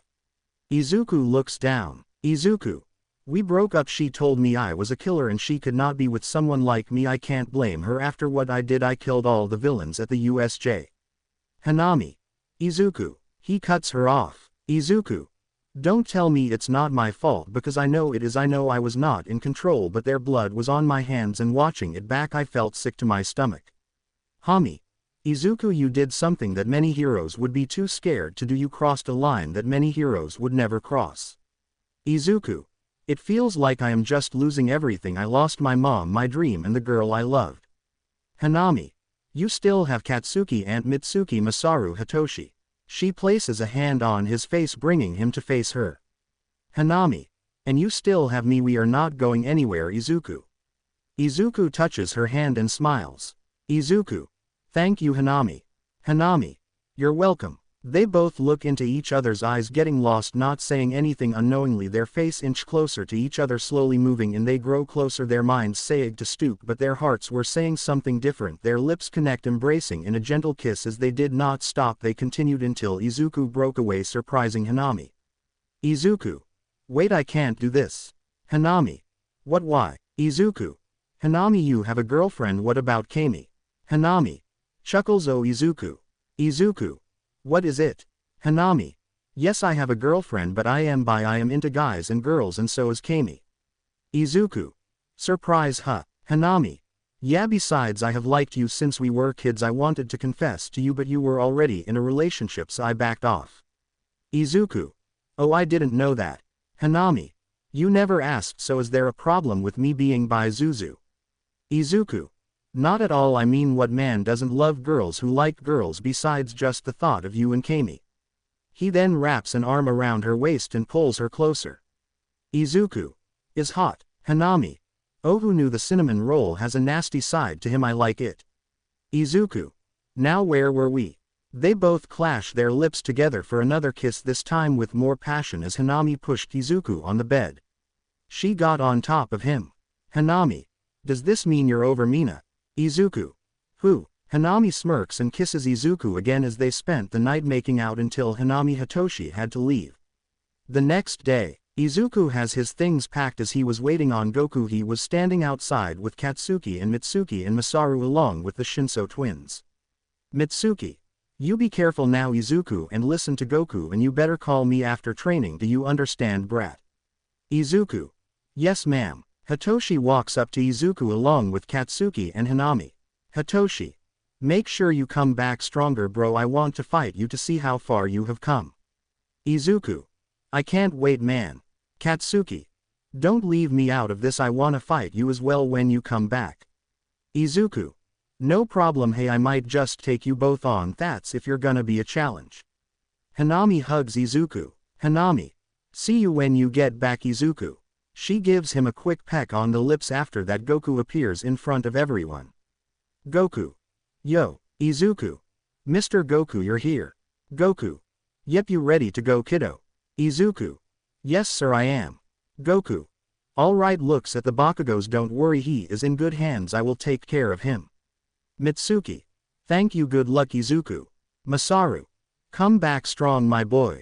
Izuku. I will thank you. Goku. Well, we're off. He places a hand on Izuku's shoulder as he places two fingers on his forehead as they instant transmission out of there. Goku and Izuku appeared at Capsule Corp as Izuku went wide-eyed seeing where they are. Izuku. Mr. Goku, are we really here at the Capsule Corporation? Goku. I brought you here to meet a friend of mine, he also fought Buu with me. They made their way inside while Izuku was shocked he was inside Capsule Corp owned by the Briefs family. They then heard a voice call out to them. Goku, how are you? Turning in the direction of the voice, Goku recognized her, but Izuku was shocked seeing her. Goku. Hey Bulma, how have you been? Bulma walks up to them and notices Izuku standing beside Goku. Bulma. Oh hello, who are you? Izuku. Oh my name is Izuku Midoriya. Ms. Bulma, it's an honor to meet you in person. Bulma. Wow, well-mannered good kid, so what can I do for you, Goku? Goku. I am looking for Vegeta, is he around? They then feel the ground shake as Izuku fell on his butt. Bulma. Signs he is out back training with Trunks. Goku. Alright, thanks Bulma. Bulma. By the way, why do you have this kid with you? Goku. Oh, Izuku here is my student, I am gonna be training him. I wanted to ask Vegeta if we use the gravity chamber. Bulma. Well, there is no problem with that. Goku. Okay, thanks Bulma, come on Izuku. They both walk around with Izuku being amazed at what he was seeing walking around the Capsule Corp building. Him and Goku made it to the back where they see two people in the air fighting. Goku. Yells, hey Vegeta, Trunks. The father and son stopped trading bows with each other and looked down to see Goku and Izuku. Vegeta. Kakarot, what are you doing here and who's that kid? Goku. This here is my new student Izuku. Both Vegeta and Trunks floated down and landed on the ground as Goku and Izuku approached them. Izuku was a little nervous seeing Vegeta's face when they were close. Vegeta looked at Izuku and felt the power inside of him.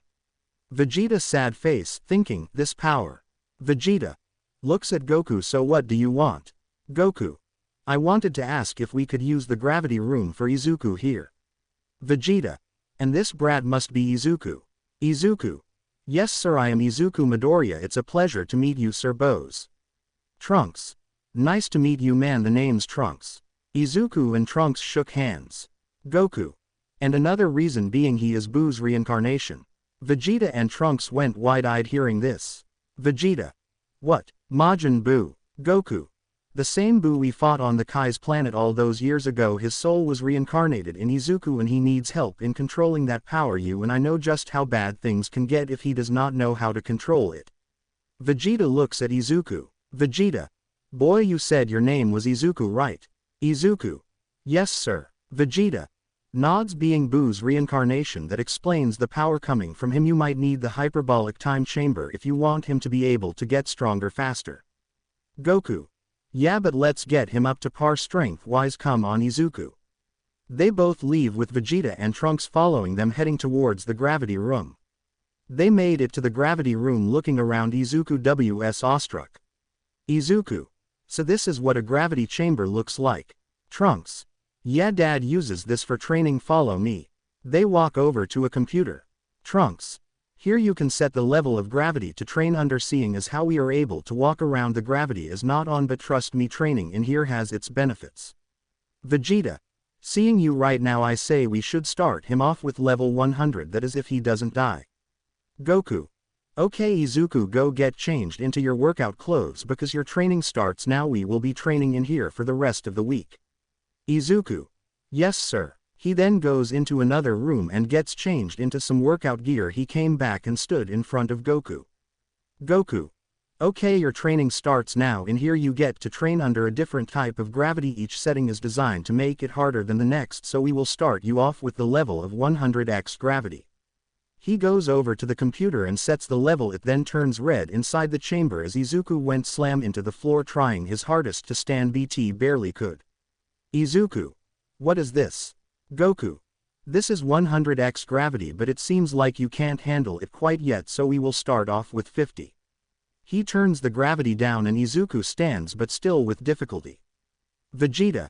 HMPH, the kid's not gonna last long if he doesn't get used to this. Izuku. Don't worry, I promise I will get stronger, Mr. Goku. Goku. Alright, let's get started. Time skip 1 week later. At Uwa. In Class 1A their week off from the school was over and classes started back up again. The students were all in class sitting down, but the mood was not good at all as they all remember what happened at the USJ. They were all traumatized after what happened while Bakugo, Kirishima and the Shinso twins were talking amongst each other. Kirishima: man, I sure miss Izuku, just doesn't feel the same without him. Shinso: yeah, but things didn't work out that way. It sucks, but we have to deal with it. Their conversation was cut when the doors slid open, revealing Aizawa, who walked in and greeted his class. Aizawa: good morning class. Class: morning Mr. Aizawa. Aizawa: okay, now I know some of you may be wondering what's going on. As you may have noticed, we no longer have Izuku Midoriya here in class with us. It is with a heavy heart that I say he has been expelled due to what happened at the USJ. The staff was left with no other choice but to do it. But with that said, on to more pressing matters. Your fight is not over yet. Kirishima: what do you mean by that, sensei? Aizawa: what I mean is the UA Sports Festival is coming up. You all will have the chance to show the world what you can do in this festival. You will be watched by not only civilians but heroes as well. This will be good for your future as well. They were allowed to speak amongst themselves. Bakugo: awesome, we get to compete. If any of you guys face me, you better come at me with all you've got. Shinso: yeah, I was gonna tell you the same thing. Aizawa: Bakugo. Bakugo looks at Aizawa. Aizawa: I want to speak with you after class. Don't worry, you're not in any trouble. Bakugo nods. Throughout the rest of the class period they talk about the sports festival until the bell rings and they all tried to leave only for students to block the door. Random student RS1: so these are the guys that survived a villain attack, huh? They don't look so tough. 2 rupees. I bet they look down on us because they are in class 1A. Iida: what are you doing? Let us out. Ochako: why are you blocking our class door? Bakugo: they are scouting the competition. One person then walked into view: Monoma from class 1B. Monoma: well, look who it is, the arrogant class 1A, thinking you're all hot stuff because you survived a villain attack. Don't think just because you survived that it gives you the right to look down on the rest of us, because we of class 1B will show you your place. Bakugo: this guy is annoying. Monoma: oh, it seems that your class is down a person. Rumors say he was expelled. Oh well, that just goes to show how pathetic he truly was if he could not. He went rocketing straight into a wall by an explosion to his face. They all look back at class 1A to see Bakugo glaring at Monoma, who was in the wall. Bakugo: let me make one thing clear to you jackasses, you can mock us all you want, but you're not gonna badmouth my brother, not when I am around, and I don't give a damn about what class you're from. You come at us, we'll crush you. Now get the hell out of my sight before I blow all of your asses to pieces. They all scattered away quickly, seeing this as the students of class 1A left after that, while Bakugo stayed behind and spoke with Aizawa. Bakugo: sorry about that, but I won't let anyone badmouth Izuku. He's my brother and he has suffered enough. Aizawa: I understand, that is the reason I asked you to stay. How is he doing? Bakugo: he is doing fine, he is training, trying to get that power under control. Aizawa: I see. If it means anything, I want you to know that I was one of the ones fighting to keep him here. Bakugo: what? Aizawa: yes, even though he did cross a line at the USJ, it was not completely his fault. Anyone would lose it when seeing someone close to them in trouble. I wanted him to stay so that we could help him control that power, but I was overruled. Bakugo: it's fine, sensei. Aizawa: you and your class have 2 weeks off to train for the sports festival. Oh, and don't worry, Midoriya can attend the festival as well. Bakugo: thanks. Aizawa: oh, and one last thing, next week I want to meet with Midoriya to discuss something with him. It could help him in his future, so make sure to get in touch with him and let him know. Bakugo: I will, sir, thank you. He then walks out of the class. With the girls of class 1A. Sue: you broke up with him. Mina: yeah, I did. He was a killer. Sue, you saw what he did to all those villains, just like the rest of our class. Momo: I don't disagree with you to think that he could kill all those people without batting an eye is frightening. I haven't been able to get a good night's sleep over it. Malty: even I didn't know Izuku could do such a horrible thing like that. Sue: I think you're all just passing too much judgment on Midoriya. I mean, to me he wasn't in control of his actions. Mina: don't Eve try to defend him, Sue, he's a monster, plain and simple. I don't want to see his face again. Hanami: okay, that's enough, Mina. Mina then looks at her. Mina: what? Hanami: Honestly, do you all hear yourselves standing there judging Izuku like you know him? Yes, he killed people, so what? Jiro. Are you saying what he did was okay? Hanami. No, I am not, but look at it this way, what if Izuku didn't go berserk and kill all those villains? Our teachers was down and injured and there was no All Might in sight, so what do you think those villains would have done if they had gotten their hands on us? They would have killed us, tortured us, or raped us, but thank God Izuku ended their lives. Mina. Why are you defending him? Hanmi. I am just saying what could have happened. Besides, if Izuku was really a monster, then why did he stoop and heal Aizawa-sensei instead of killing him? Mina. You know you're acting like you're dating him or something. Hanami. And what if I am? Mina went wide-eyed hearing this. Mina. What, but I thought you had a girlfriend. Hanami. Chuckles, no, my sad alien friend, I am bi, I like boys and girls, and so does Kami. Anyway, speaking of Kami, I have to go, I am done talking with you all, so see ya. She then walks off, leaving them all there. With Izuku. Izuku was resting in his room. Bulma allowed him to stay with them while he was training with Goku in the gravity chamber. Izuku has made some progress, but something is still holding him back. He was looking at the picture of his mom when a knock came at his door. Izuku. Come in. The door opens and Goku comes in. Goku. Yo, you okay, kid? Izuku. Oh, I am fine, Goku-sensei. Goku. What's that you got there? Izuku. It's a picture of my mom. Goku. Oh, so where is she? He then notices the sad look come on Izuku's face. Izuku. She died. Goku. I am sorry, I didn't know. Izuku. Mr. Goku, can I ask you something? Goku. Sure, what's up? Izuku. Have you ever done something you regret and wished that you could take it back? Goku. Yeah, I have. When I was little, I lost control of my power and ended up killing my grandpa. Izuku. You did. Goku. Yeah, but I made peace with that when I met him a second time. Izuku. You got to meet him how? Goku. It's kinda hard to explain, but there was a way, and there is a way for you to meet your mom. Would you like to see her again? Izuku. Yes, more than anything. Goku. Okay, then place your hand on my shoulder. He does as he was told and they both vanish via instant transmission. They then appear in front of a giant desk. Huh, well, if it isn't Goku, what can I do for you, old friend? Goku. Hey King Yama, I came here to ask if you can help me out with something. Yama. What do you need? Goku. I was wondering if we could visit someone. My friend here lost his mom and he would really like to see her. Izuku was surprised seeing the giant before him. Izuku. Why yes, her name is Midoriya. Yama then looks through his book and searches for the name. Yama. Midoriya, I found her. He then tells them where she is and Goku and Izuku go there. They go to an open field with flowers and a gentle breeze. A green-haired woman was walking around with her halo over her head as she was picking flowers while humming to herself until a voice called out to her.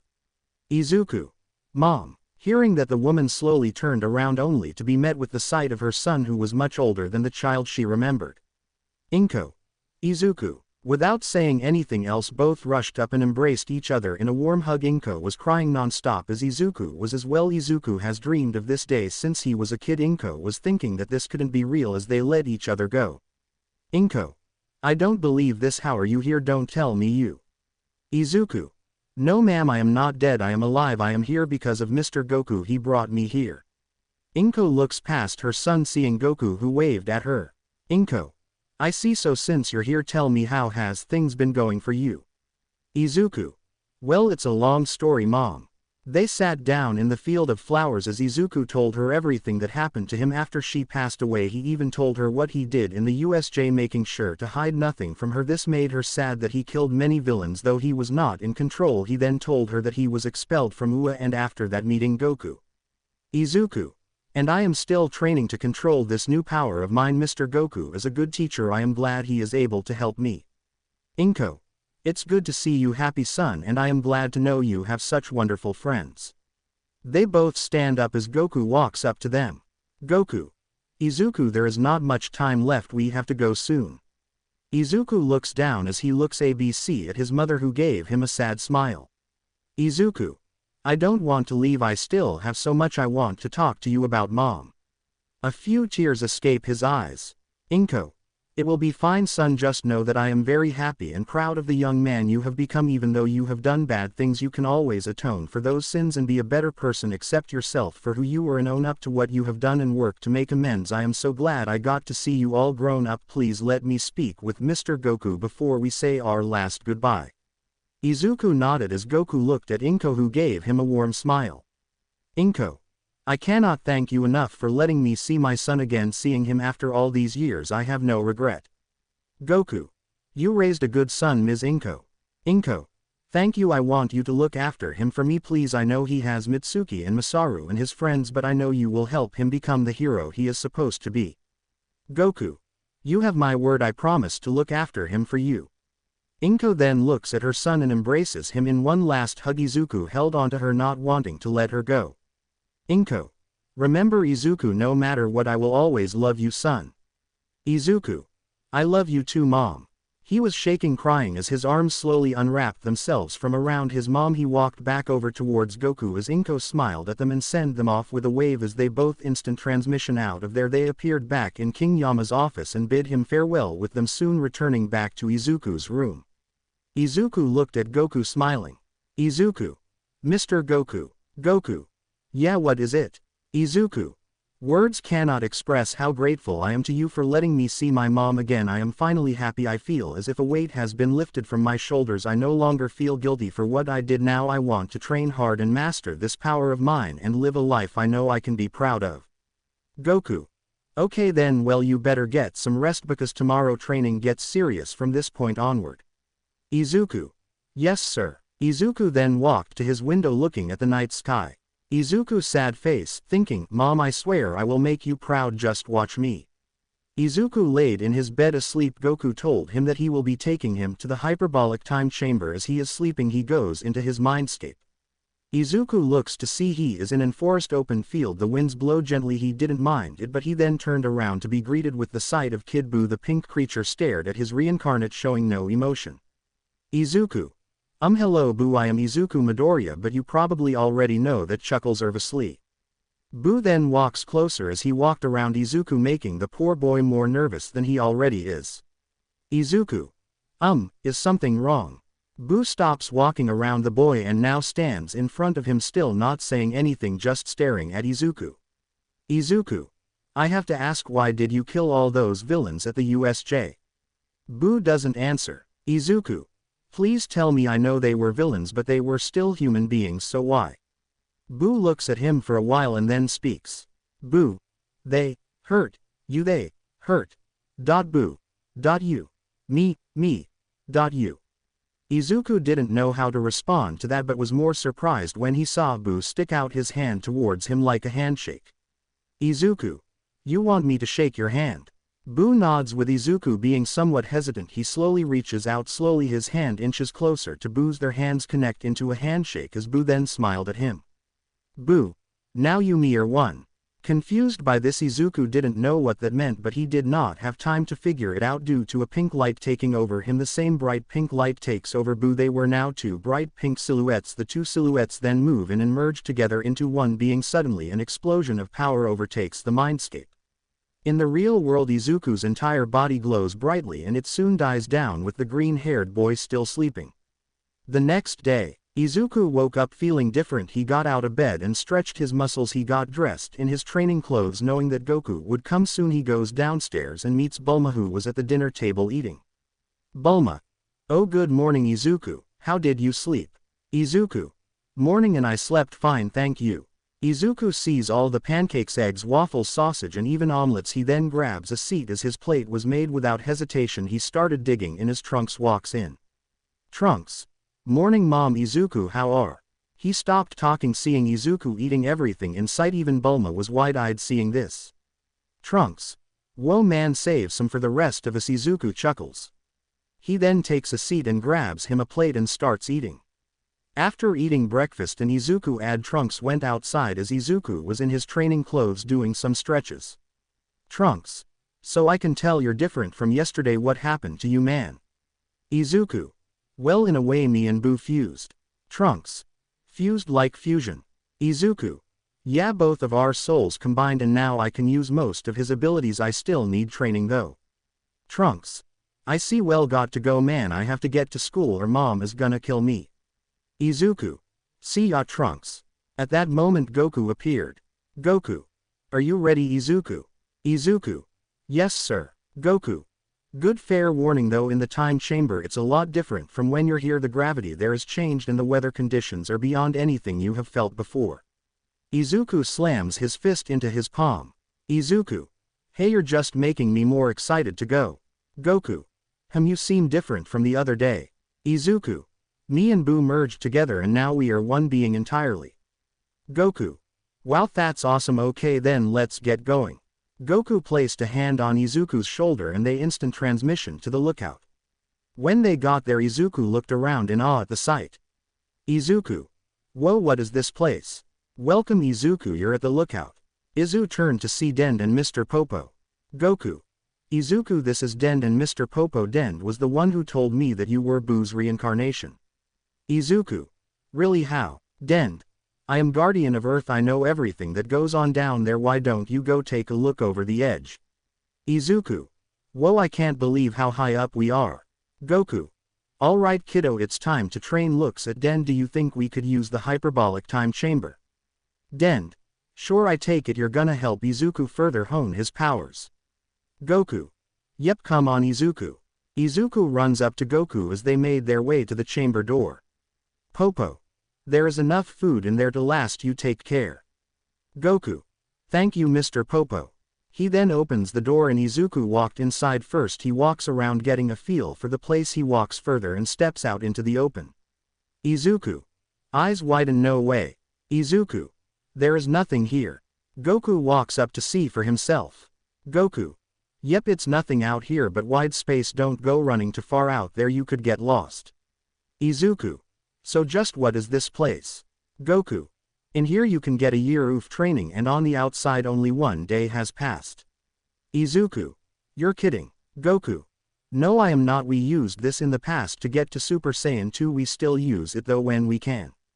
1. They both walk out into the open field and stand across from each other. Goku then goes SSJ1. Goku. Now I want you to fight me while I am in my SSJ1 stage this is just to see where you're at strength-wise so don't hold back. Izuku.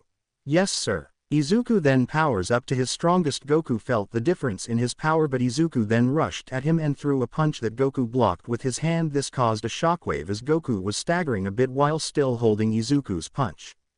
Goku. Not bad this is gonna be good. They then begin to spar with each other as Izuku's true training has begun. In the time chamber Izuku was taught martial arts by Goku he also took the time to get his body in great condition. Year 1. Izuku learned about ki control and how to hone it to the same degree Goku can thanks to fusing with Buu Izuku was able to learn rather quickly and adapt to Goku's style of fighting. Year 2. Izuku was being pushed past his limits with Goku sparring with him this time he was able to take Goku to SSJ2 but not only that he also gained a better handle on his power Goku even told him THT meditation was a good way to balance the ki your body and it can keep Izuku calm so that he does not get angry. Year 3. Izuku was now learning all of the key techniques Buu had in his arsenal and even managed to learn the Kamehameha technique from Goku along with the solar flare and the multi-clone technique he can even regenerate his limbs like Buu and turn himself into a ball like Super Buu. Both men were now sparring with each other trading heavy blows with Goku being in SSJ3 as Izuku delivered a punch to his gut and Goku kicked the green-haired boy in the jaw sending him away. Izuku then wiped the small amount of blood from his lips and smirked at the Saiyan he then vanished and appeared above him about to axe handle him but Goku vanished himself but Izuku saw that coming and quickly backflipped and kicked the Saiyan in the face with Goku dazed a bit Izuku launched a barrage of punches at Goku who did his best to dodge they closed fist once more and Goku flew back gaining some distance. Goku. Okay now this is getting good HRAAA. He transforms into SSJ Blue. Goku. Now it really begins. Izuku powers up to the highest his power can take him. Both men there with their auras flaring as they charged at each other. Izuku. HRRRAAAAAAA. Goku. Ha! They clashed fist one more as an explosion occurred engulfing the two warriors. When it died down Izuku and Goku were standing but Izuku fell to one knee panting. Izuku. Damn, I am gonna get you one of these days, Goku-sensei. Goku turns back into his base form and walks up to the team. Goku. Hey, you came a long way, Izuku. It's been 3 years in here, you have been doing great. Izuku. Hey Mr. Goku. Goku. Yeah, what is it? Izuku. You told me about the Dragon Balls and you said they can grant any wish, right? Goku. Yeah, Izuku. Well, can they be used to bring someone back to life? Goku. Yeah, they can. My best friend Krillin, Tien Yamcha and even Piccolo, and we even used them to bring everyone on Earth back at one time. Izuku. Eyes widen. So can I use them to bring back my mom? Goku. Yeah, you could, but you will have to wait a few months until they are ready to be used again. Izuku. Oh, I see. Goku. Yeah, well, come on kid, it's been fun, but I think 3 years will do it for now, but feel free to call if you ever need to spar or need some more training. Izuku. Thank you sir, I will. They both exit the chamber with Goku being the first and Izuku right behind him. Dend walks up to greet them. Dend. Finally done. Goku. Yes, we are. Thanks for letting us use the chamber, the results are worth it. Izuku now standing at about 5 feet 10. He was his canon height when he entered the chamber. He has the same body as Gohan did when he was a teen, with his hair going past his shoulders to his middle back. Goku. So Izuku ready to go? Izuku. Yes sir, but let me do the transmission this time. Goku nods and places his hand on Izuku's shoulder, with the green-haired Majin placing his 2 fingers on his forehead, and they instant transmissions out of there, appearing at Bulma's house while she was reading a book. Bulma. Oh, you're back and in 3 days, so how was the training? Izuku. It was harsh but worth it, Boz. Thank you for all your hospitality, Ms. Bulma, you were very kind to me. Bulma. Oh, don't mention it, Izuku, you were no trouble at all, and now that you have a handle on your power you can handle yourself very well. Oh, and here. She hands him his backpack along with some clothes. Izuku. Thank you so much. He then goes to the guest room and gets changed. After showering he changed into his new clothes and stepped out. Goku. Nice kid. Izuku. Mr. Goku, you have been nothing but kind to me and helped me out when I was at my darkest moment. I am grateful to you. Goku. It was no problem, Izuku. Take care of yourself. Izuku. I will, sir. Placing his backpack on his back, he places 2 fingers on his forehead. At the Bakugo household, Katsuki, Shinso, Hanami and Kami were over there, as Shinso and Katsuki were playing Mortal Kombat while Hanami and Kami were talking. Hanami. So we have 1 week left before the sports festival. Do you guys think Izuku's gonna make it to see us in it? Shiso. Don't know, he does have a lot of training to do to control that power of his. Kami. Relax babe, Izuku's gonna be there, honestly you worry too much. Katsuki. TCH, if I know Deku, he has already mastered that power and is on his way home right now. Suddenly someone appeared right in the room. As everyone turned and saw who the person was, everyone went wide-eyed. Katsuki and Shinso dropped the controllers. Hanami stopped drinking the drink she had and Kami was shocked and blushing seeing the person in front of her. Izuku.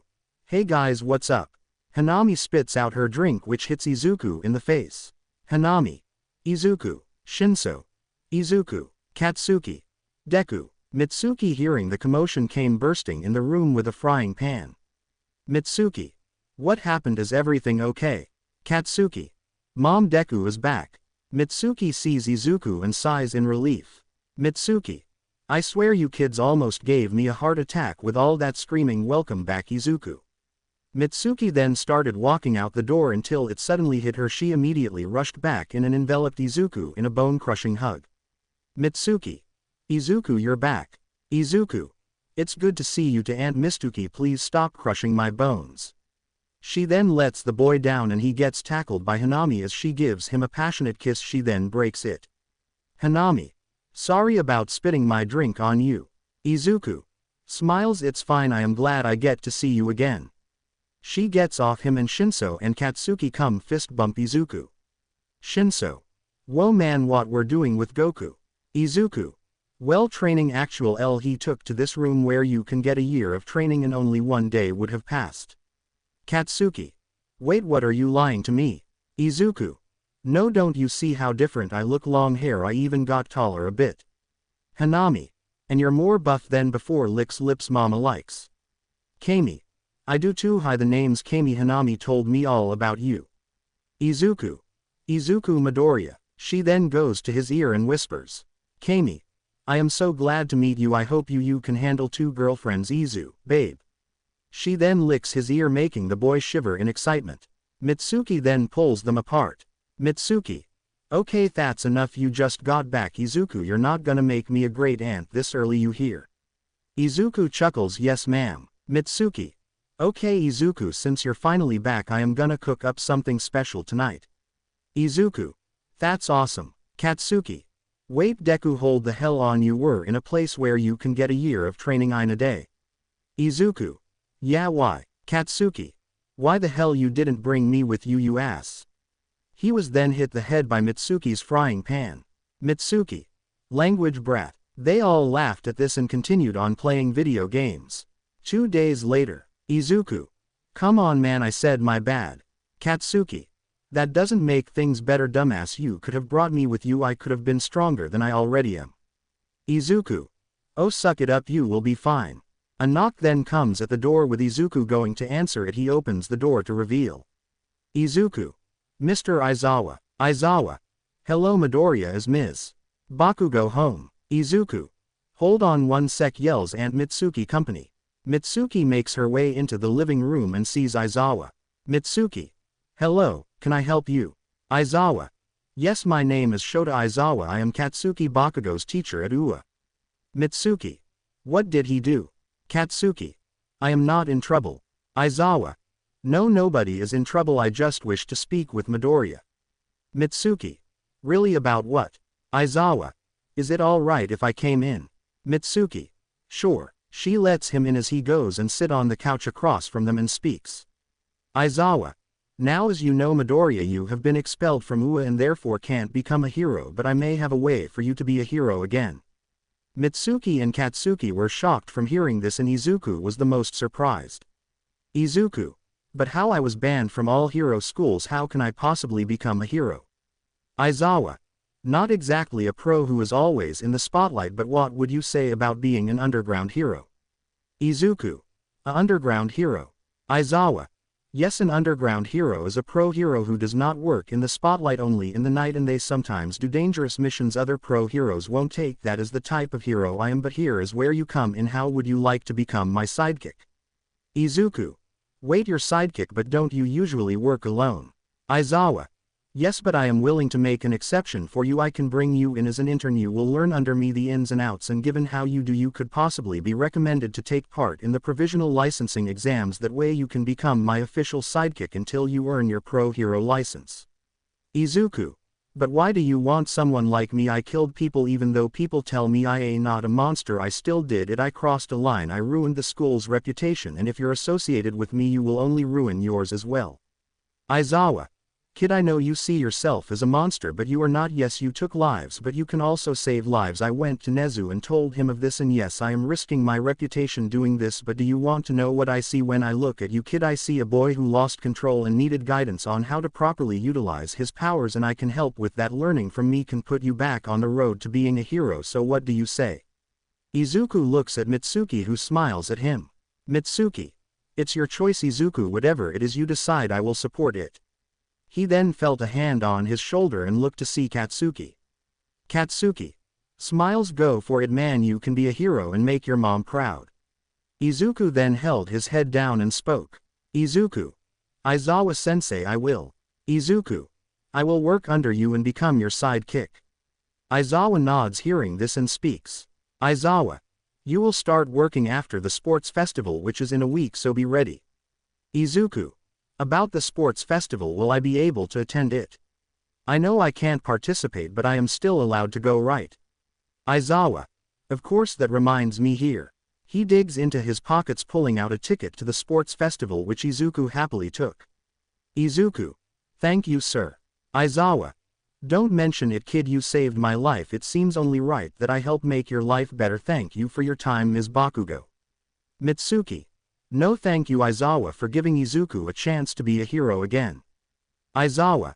No worries, see you all at the sports festival.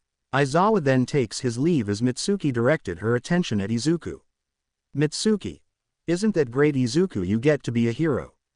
Izuku. Yeah, He smiles but then tears start to come from his eyes to see him crying with Mitsuki, and Katsuki smiled at this. Izuku. Mom, I can be a hero.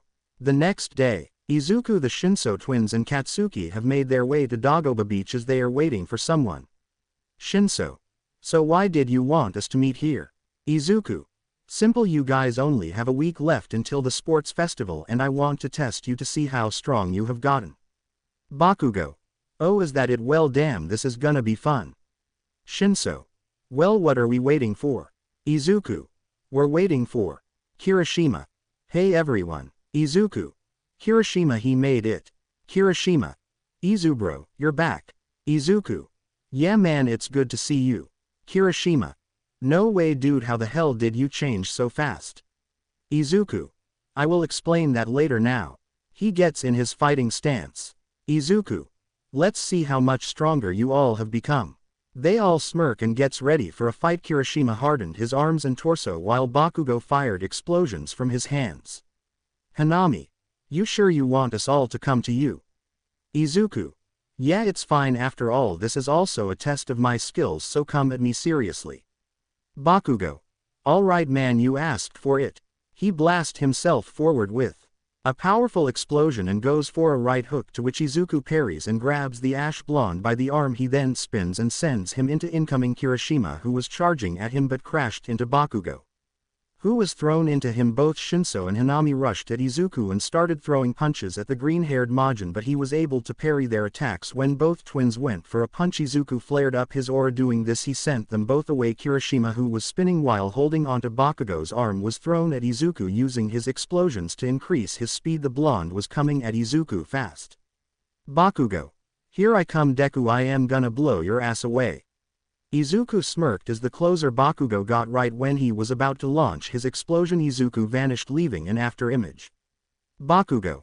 What the? A kick to his right side sent him crashing down into the sand. Izuku then flew at Kirishima but was cut off by Shinso, who was aiming to kick his head off, which Izuku dodged and went for a kick of his own, with Hanami stopping this by grabbing his leg with his left leg. Caught. Shinso was going to attack until Izuku placed both hands in front of his face. Izuku. Solar flare. A bright flash of light blinds them both. Hanami. Damn it. Shinso having to cancel his attack due to being blinded but was kicked in the back and sent to the sandy ground. Hanami was still recovering from being temporarily blinded, but Izuku then axe-handled her to the ground with a boom as he flew down to Kirishima, who was waiting for him with a smirk. He goes to punk the red head, but the hardened warrior moved out of the way to reveal Bakugo charging up his attack, and Izuku was in front of him. Bakugo. Take this stun grenade. The blast hit dead on what it looked like to Bakugo, who was smirking thinking he finally got him, but Kirishima. Bakugo behind you. Bakugo. Huh. Turning around only to be met by Izuku fist to his face, sending the blonde away. Looking up, he saw Hanami preparing a key blast. Hanami. Take this. She fires her blast at Izuku, who raised his hand. Izuku. Spirit cannon. Firing his blast at her, the two beam connect, with the couple now locked in a beam struggle that didn't last as Izuku overpowered her, with Hanami being blasted back but not too hard because Izuku held back his power. He then tilted his head, dodging a punch from Shinso as they started exchanging blows with each other, but that changed when Kirishima got involved, throwing punches of his own. Izuku was holding his own, blocking both of them and parrying their attacks. He then stopped Kirishima's punch and kneed him in the gut and kicked away Shinso, with the red-haired boy dropping to his knees. They all managed to get back up, but Izuku held up his hand. Izuku. I believe that's enough for today, you guys have definitely improved, come here.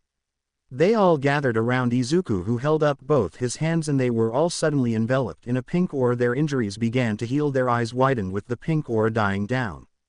Kirishima. No way dude, you can control your power perfectly now. Izuku.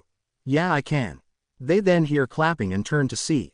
I am here clapping for that incredible fight you all just had, that was amazing. Izuku. All Might, what are you doing here? I was just taking a stroll around the city when I heard an explosion, so I rushed over to see what it was. When I saw you all here, I was going to step in, but something told me not to. You must be young Midoriya. Izuku. Yes sir, I am. I am so sorry about you being expelled from UA. I was one of the ones that wanted to keep you there actually. Izuku. It's okay, and thank you for your support. May I ask what you kids are doing here? Hanami. We were just doing some sparring for the sports festival, sir. I see, well then carry on, I have to go now. He then jumps off. Izuku felt All Might's ki and was thinking something was wrong. Izuku's sad face, thinking, All Might's ki, it's weakening. Hanami. Izuku. He looks at her. Izuku. Yes, Hanami. Hanami. So what did you think? Izuku. You all are incredible fighters. I have no doubt you will outshine everyone at the sports festival. Shinso. That's the plan, man. Bakugo. I gonna do more than outshine everyone, I'm gonna win the whole thing. Shinso. Yeah right, keep dreaming, man, I am gonna win. Bakugo. Screw you, I'm winning the whole damn thing, just watch. Kirishima. Yeah, I will be the one winning the sports festival. Izuku watches the three argue as Hanami saw this. Hanami. Hey, you okay? Izuku. Yeah, it just feels good to be back. He then looks out to the sea, watching the waves crash onto the sand. Hanami interlocked her fingers with his. Izuku looked at her, smiled with her, smiling back. 1 week later. The crowds were cheering, the people were lined up. Why? Because today is the day of the UA Sports Festival, where the heroes of tomorrow will be scouted by many pros who will watch them all compete in today's events. In the crowd right now was ready to watch alongside the other fans. Hey you, Izuku, right? Izuku looks up at the man.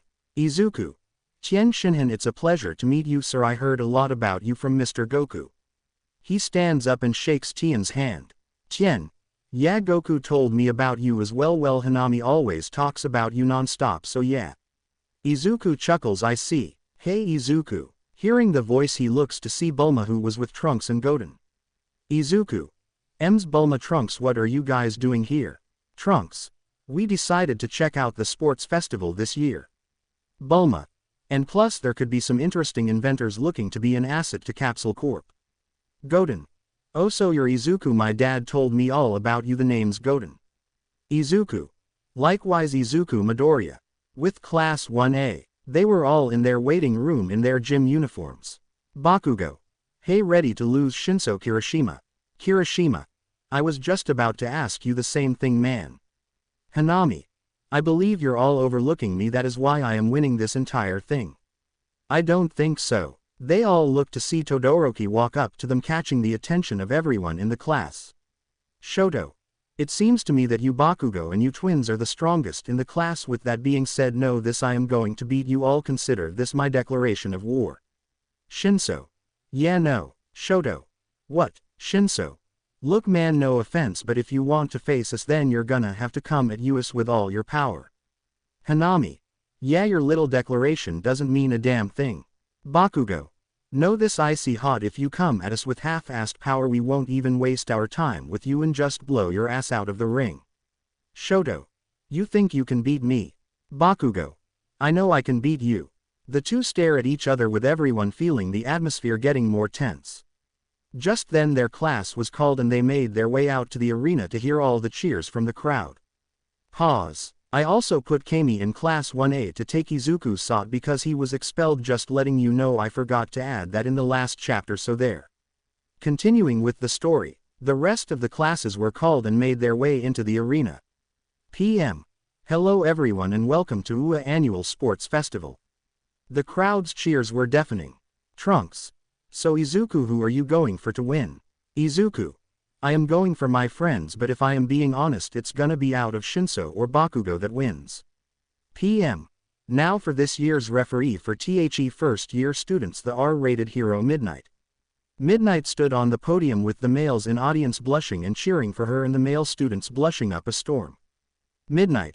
Welcome to the sports festival, ladies and gentlemen. We have a lot in store for you all today, but before all that we have the student pledge from our first year representative Katsuki Bakugo. Bakugo. Huh, I have to give a speech. Kirishima. Yeah bro, laughs. Shinso. Chuckles, sucks to be you. Bakugo. Go to hell, you 2 inches. He then made his way on the stage and spoke into the microphone. Bakugo. I just wanna say I am gonna win, and if you have a problem with that, then you better come at me with everything you've got and prove me wrong. He slammed his fist into his palm. Bakugo. You hear me, bring it on. I want nothing but the best, so don't hold back because I won't. Izuku watching this smirked. Izuku. That guy, he's an ass, but you can't help but to love that confidence though. The crowd then cheered with some thinking Bakugo was being too arrogant. Shinso. That oughta light a fire under their asses. This just became more fun. Bakugo. Yeah, that's why I did it. Kami taps Hanami on the shoulder, getting her attention. Kami. Hey babe, look, I told you he was gonna be here. Hanami sees Kami pointing at Izuku in the crowd. Izuku was wearing a black hoodie to keep his face concealed so no one causes him unnecessary trouble, but they saw his face. He gave them a smile and winked at them. Hanami waved at him while Kami blew him a kiss. Izuku. Go wild you guys and good luck. Midnight. Alright, now for the first event, which will be. She spins the wheel with the people and the students watching in anticipation as it stops on. Midnight. The first event will be obstacle race. She explains the rules of the event to the students. Once she was done, they all gathered in the tunnel.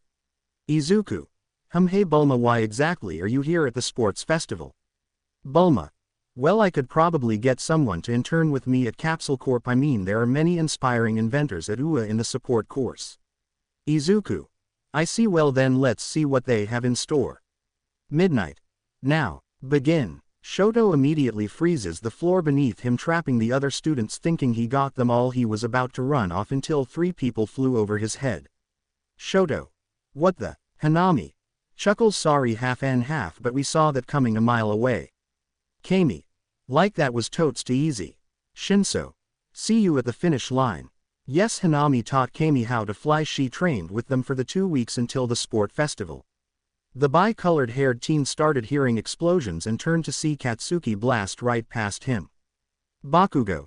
Damn half and half bastard, take your declaration and shove it up your ass, you're not beating me. He blast off, heading after Shinso, Hanami and Kami. Shinso looks behind to see Bakugo. Shinso. Smirks, what took you so long? Bakugo. Hey shut up zombie, as if I was gonna be stopped by icy hot. The 4 teens then came upon Robo Infernos blocking their path. Putting both hands together, Shinso conjures up a ki blast. Shinso. Masenko ha. The blast goes right for the robot's head, destroying it completely as the body explodes. PM. Whoa, Hitoshi. Shinso packing some serious heat there. Hanami.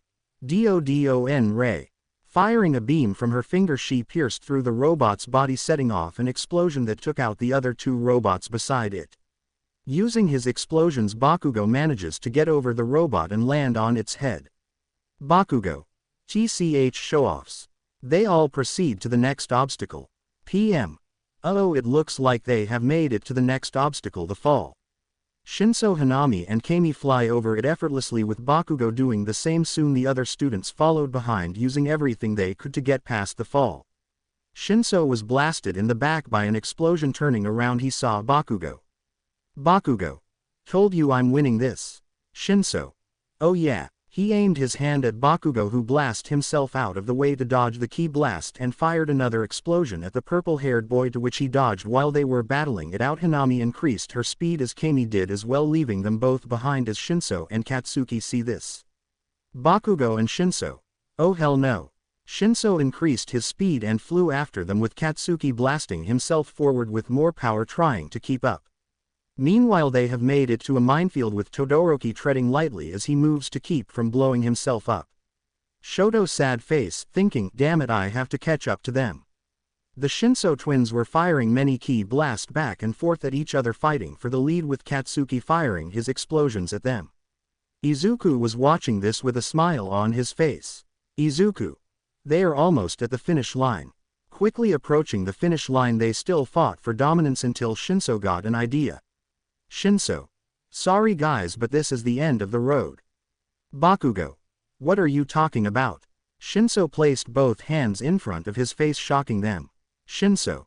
Thanks Izuku, solar flare. The bright flash blinded them all, only temporary but enough for Shinso to fly forward, with his speed increased, which let him pass the finish line. PM. And the winner of THE first event is Class 1A Hitoshi Shinso. Tay crowd erupted in cheers. Izuku. Asshole, he got that from me when we spared. Tien. That was amazing, they both have come so far. Izuku. Oh, you haven't seen nothing yet, they are just getting started. Hanami. Damn it, second place. Bakugo. TCH third lucky bastard, I am winning the next one. Shinso.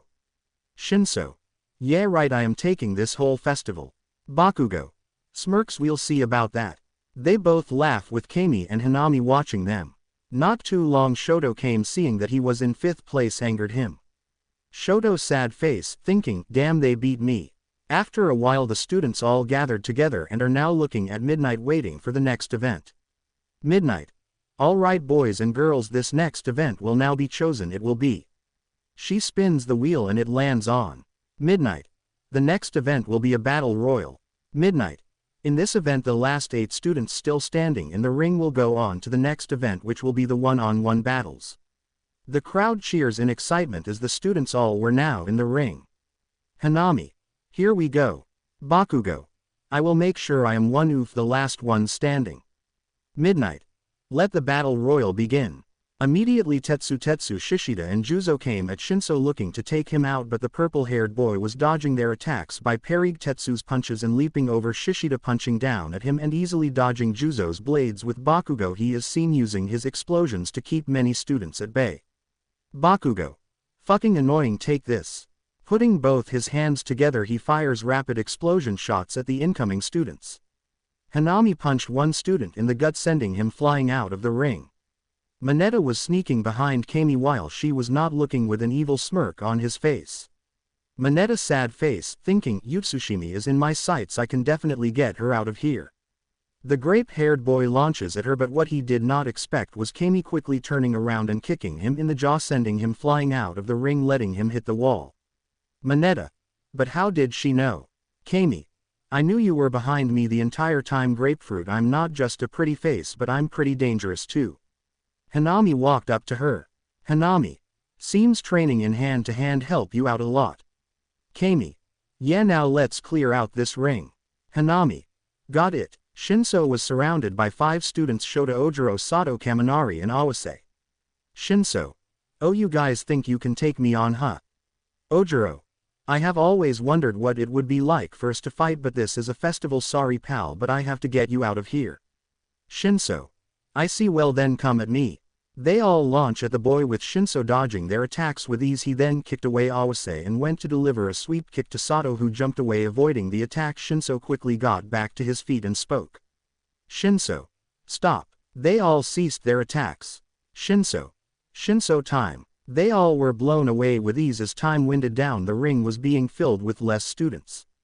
Shoto sent some ice at Bakugo, who kept blowing it away with his explosions. He then blasted himself at the bicolored haired boy. Bakugo. What the hell did I tell you? Icy hot. If you're not gonna come at me with everything you've got, at the hell out of my way. He blasted the half-and-half user, sending him away. Hearing that Shoto was angry, so angry he accidentally let his fire side show a bit, but calmed himself and used his ice to keep him in the ring. Soon the ring was filled with less and less students, with it soon narrowing down to the 8 ones left standing. Midnight. Alright, it seems we have our 8 participants now to see who will fight who. Match 1. Hanami Shinso vs Kami Utsushimi. Match 2. Mina Ishido vs Ochako Uraraka. Match 3. Hitoshi Shinso vs Tenya Iida. Match 4. Katsuki Bakugo vs Shoto Todoroki. Midnight. Now with that out of the way, we will take a 2-minute break for lunch, but we will be back. They all walked off, but Shoto stopped Bakugo. Shoto. Bakugo. Bakugo. Yeah, what do you want? Shoto. I wanted to speak with you in private. Do you have a minute? The blonde shrugged and walked off with Shoto, while Shinso twins and Kami went off. Hanami. I'm gonna go find Izuku, see if he wants to get lunch together. Kami. Yeah, let's do that. I'm sure Izubabe would love it if you fed him too. Hanami.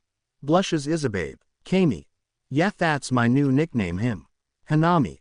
Sighs. With Bakugo. Bakugo. So what did you want to talk about? Shoto. I almost broke my own vow when we fought in that battle royal. I almost said my fireside. I made myself a promise not to use it no matter what. Bakugo. What the hell are you talking about? Shoto goes on to tell Bakugo about his past and the reason he had the scar on his face and the abuse he suffered from Endeavor, revealing that to be the real reason he would not use his fireside. Shoto. With that being said, I will beat you using only my ice, not my flames. I will prove to that bastard I don't need his power. Bakugo. TCH, listen to yourself telling me about your past and how bad it was. Yeah, it was terrible, but if you think you can beat me with half-ass power, you're wrong. When we fight, you better give it your all. Shoto says nothing, with him soon turning around and walking away from the ash blonde. Well, that was interesting. Hearing that voice, Bakugo turns to see Izuku walking up to him. Bakugo. Hey man, how long have you been there? Izuku. Long enough to hear everything that was said. I was looking for you guys, seeing if you wanted to eat together. I don't think the cafeteria would be a good place for me, so. Bakugo. Don't worry man, I understand you don't want people to bitch about what you did at the USJ. Come on, Hanami and Kami are looking for you too. They walk off and meet up with Hanami, Kami and Shinso as they went off to get lunch as they ate in the waiting room. Izuku. So how do you guys feel about the matches? Bakugo. I'm gonna blast icy hot out of the damn ring. Shinso. The only thing I have to worry about with Iida is speed. He mainly focuses on kicks for combat, so I am not too worried. Kami. Me and Hanami are gonna tear it up in our match. Even though I haven't trained in martial arts like her, I can at least give her a good fight. Izuku. I see the way you kicked Mineta out of the ring was hilarious. Kami. Hey, the little perv got what he deserved. Besides, he tried to peep on us while we were changing into OOUR gym uniforms. Izuku got a serious look on his face. Izuku. He did what? Hanami. Giggles. Aw, come on Izu, calm down, he didn't see anything. Kami.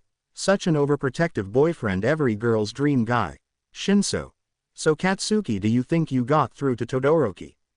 Bakugo. I don't know, but just because he had a bad past doesn't mean I am gonna pull my punches. Izuku. I think you should push him to where he has no choice but to use his flames. Trust me, when he uses his flames he will be able to let go of his past. Bakugo. What if he doesn't? Izuku. Oh well, blow his ass out of the ring and call it a day. Bakugo. Chuckles. Damn, when did you become so ruthless? Izuku. Since I learned how to control this power. Kami. So Izuku, have you thought about what you're gonna do since you're no longer gonna be a hero? Izuku looked at Bakugo as he smirked, and Izuku smirked. Izuku. Don't worry, I will be fine. Besides, I got a job I am trying out for. Kami. Really, where? Izuku. It's a surprise. Hanami. Really? Izuku. Yes, really. Hanami. Izuku, don't make me interrogate you to get the truth out. Izuku. You can try, but I won't talk. Kami. Oh, we have ways of making you right, Hanami. Hanmi. That right. Izuku. Well, you will have to try later, since you guys need to get back out there and make sure to kill out there. I will be watching.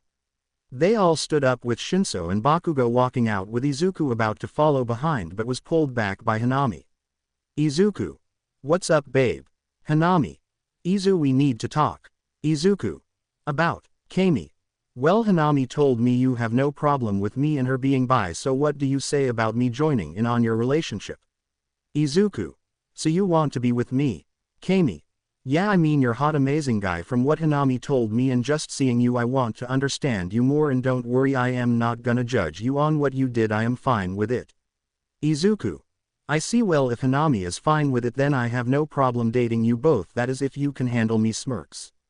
Kami grabs Izuku by the collar and pulls him into a kiss. She then slips her tongue in his mouth, exploring it while wrestling with his tongue. She then breaks the kiss with a trail of saliva between them. Kami. Oh, we can handle you, Izubabe. Hanami. Kami, don't be selfish. Hanami pulls Izuku into a kiss of her own, breaking it after a few seconds. Hanami. After all, sharing is caring. Izuku clears throat. Well, you two might wanna get back out there, don't want you to be late. Both girls giggle and left the waiting room, with Izuku following behind, and went to make his way back to the stands. Izuku, sad face, thinking, I still can't believe Endeavor did that to his own son, and that ass clown had the gall to call me a villain. That's just sick. While in thought, he failed to notice someone in front of him. Well, if it isn't Hisashi's little villain. Hearing that, Izuku was snapped from his thoughts and saw the number 2 hero standing in front of him. Izuku. Endeavor. I am surprised you were allowed in here after what you did. Izuku. Well, I am a civilian, seeing as I can't be a hero. Endeavor. TCH, you a hero? That's laughable. Izuku. Just like you being the number 1 hero. Endeavor. What was that? Izuku. Well, you said me being a hero was laughable, so I said just like you being the number one hero something you can never do. Endeavor narrowed his eyes at Izuku. Endeavor. Watch yourself, boy, you're talking to the number 2 hero. I would tread lightly if I were you. Izuku. I don't give a damn about you being the number 2 hero. As far as I am concerned, you don't deserve that title. I heard about what you did to your own family. You disgust me, and you have the nerve to call me a villain when you destroyed your own family. Food, greed, and stupidity. Endeavor's flames start to flare, but Izuku didn't look intimidated at all. Endeavor. Watch yourself, kid, you don't know a damn thing about me. Izuku. I know you're a jackass who hurt his own family all because you couldn't beat All Might. Well, let me tell you something. Izuku.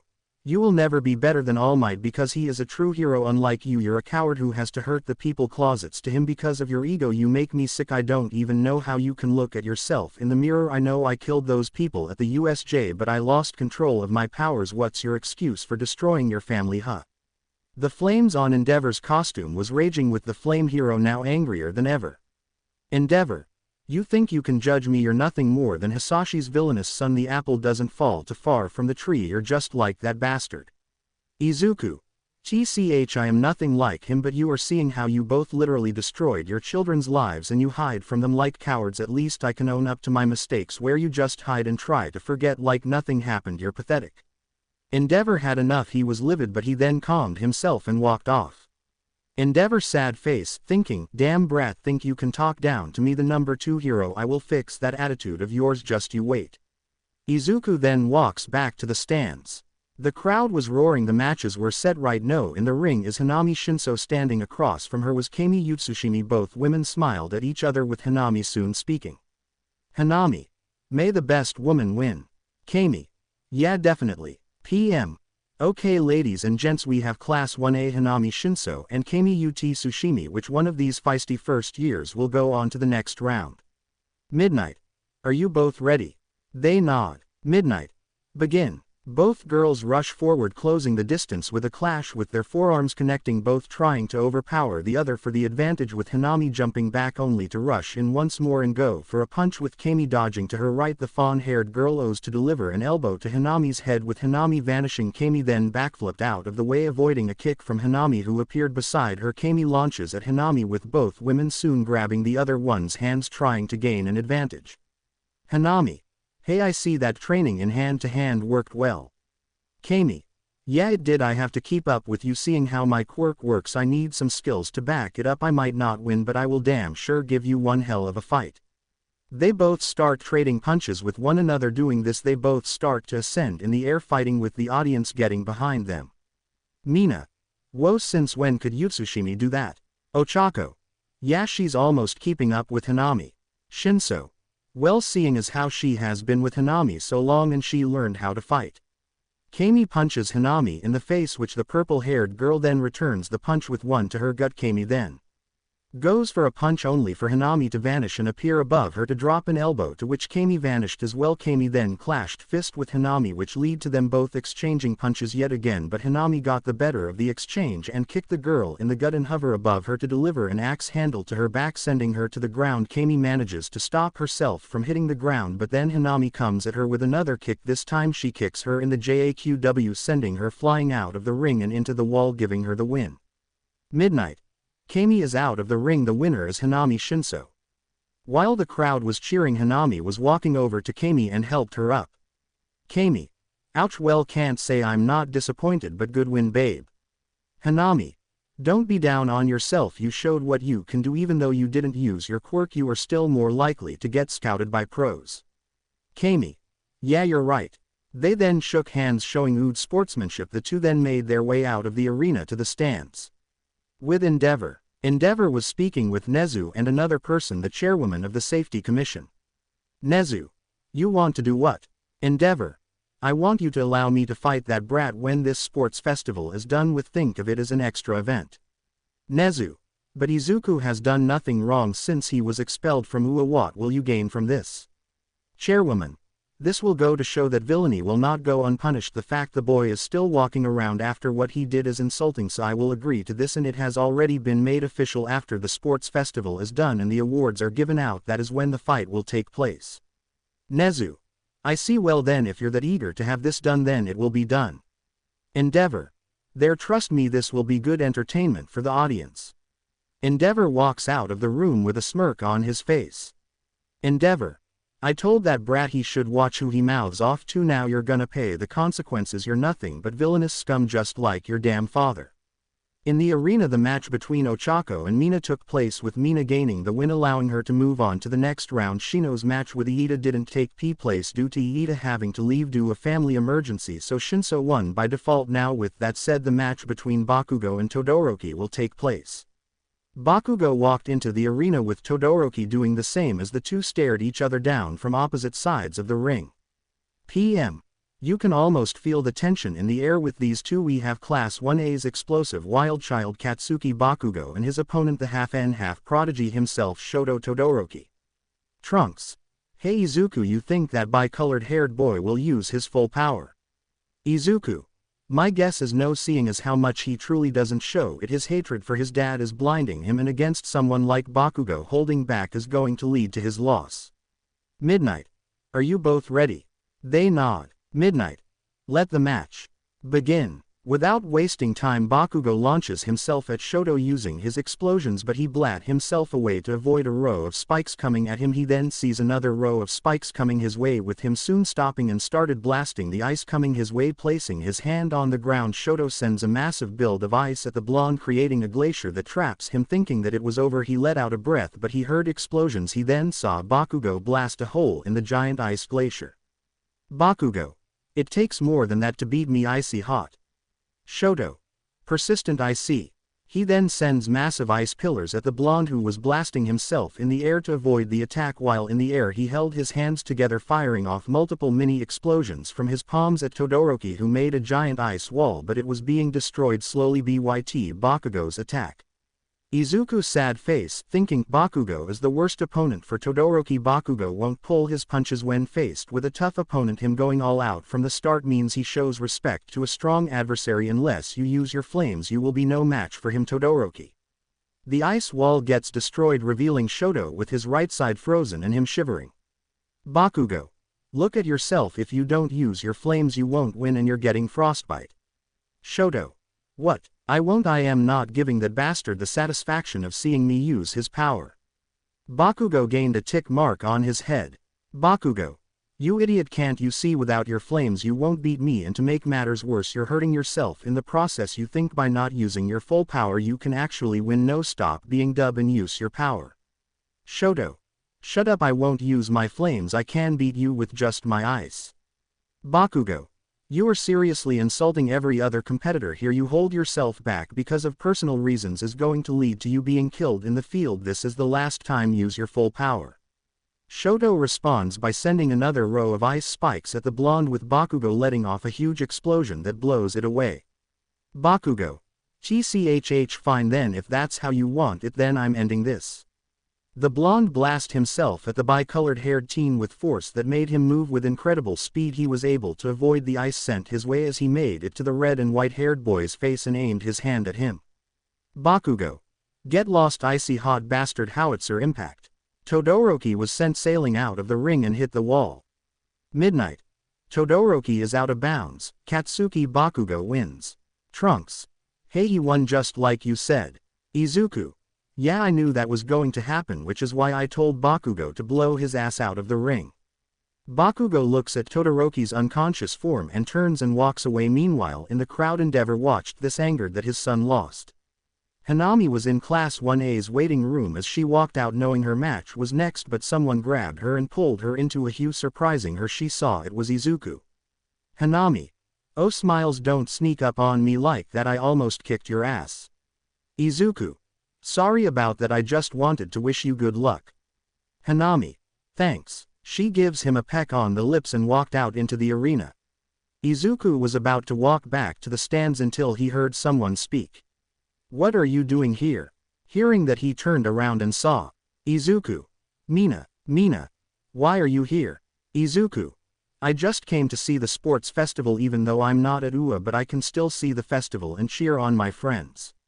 Mina looked at Izuku with anger in her eyes. Mina. You think you can just show up like nothing happened? You need to leave. Izuku.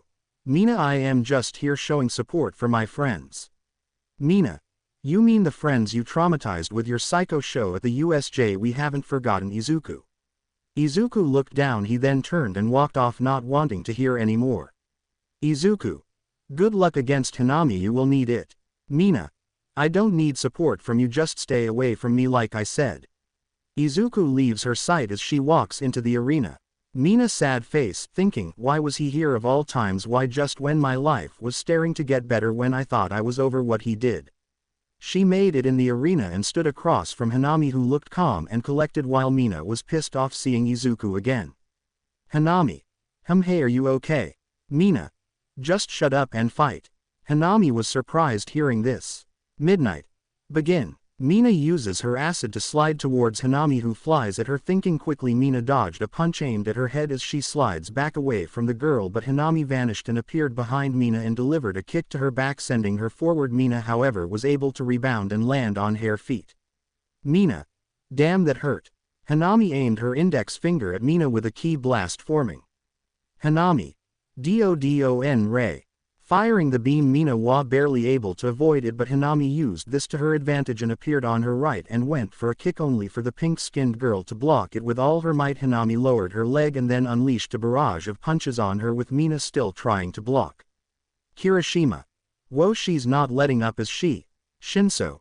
Trust me, Hanami is holding back a lot right now. She's fighting with full-on martial arts. We learned from our dad martial artists like to test their opponent to see where they are at strength-wise. Right now Hanami is toying with Mina, seeing how Mina doesn't really have any expertise in combat. No matter how agile or quick she is, Hanami is faster and stronger.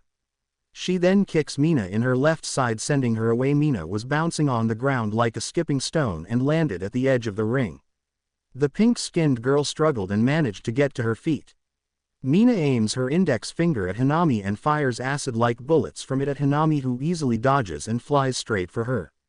Going for a punch, Mina was able to slide out of the way, skating on her acid, but Hanami vanished and appeared in front of her with her hand aimed at her stomach.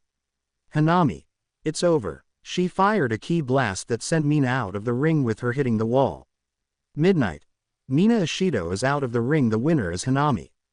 Izuku didn't even bother to watch the match, he already knew the result. Time skip. Midnight.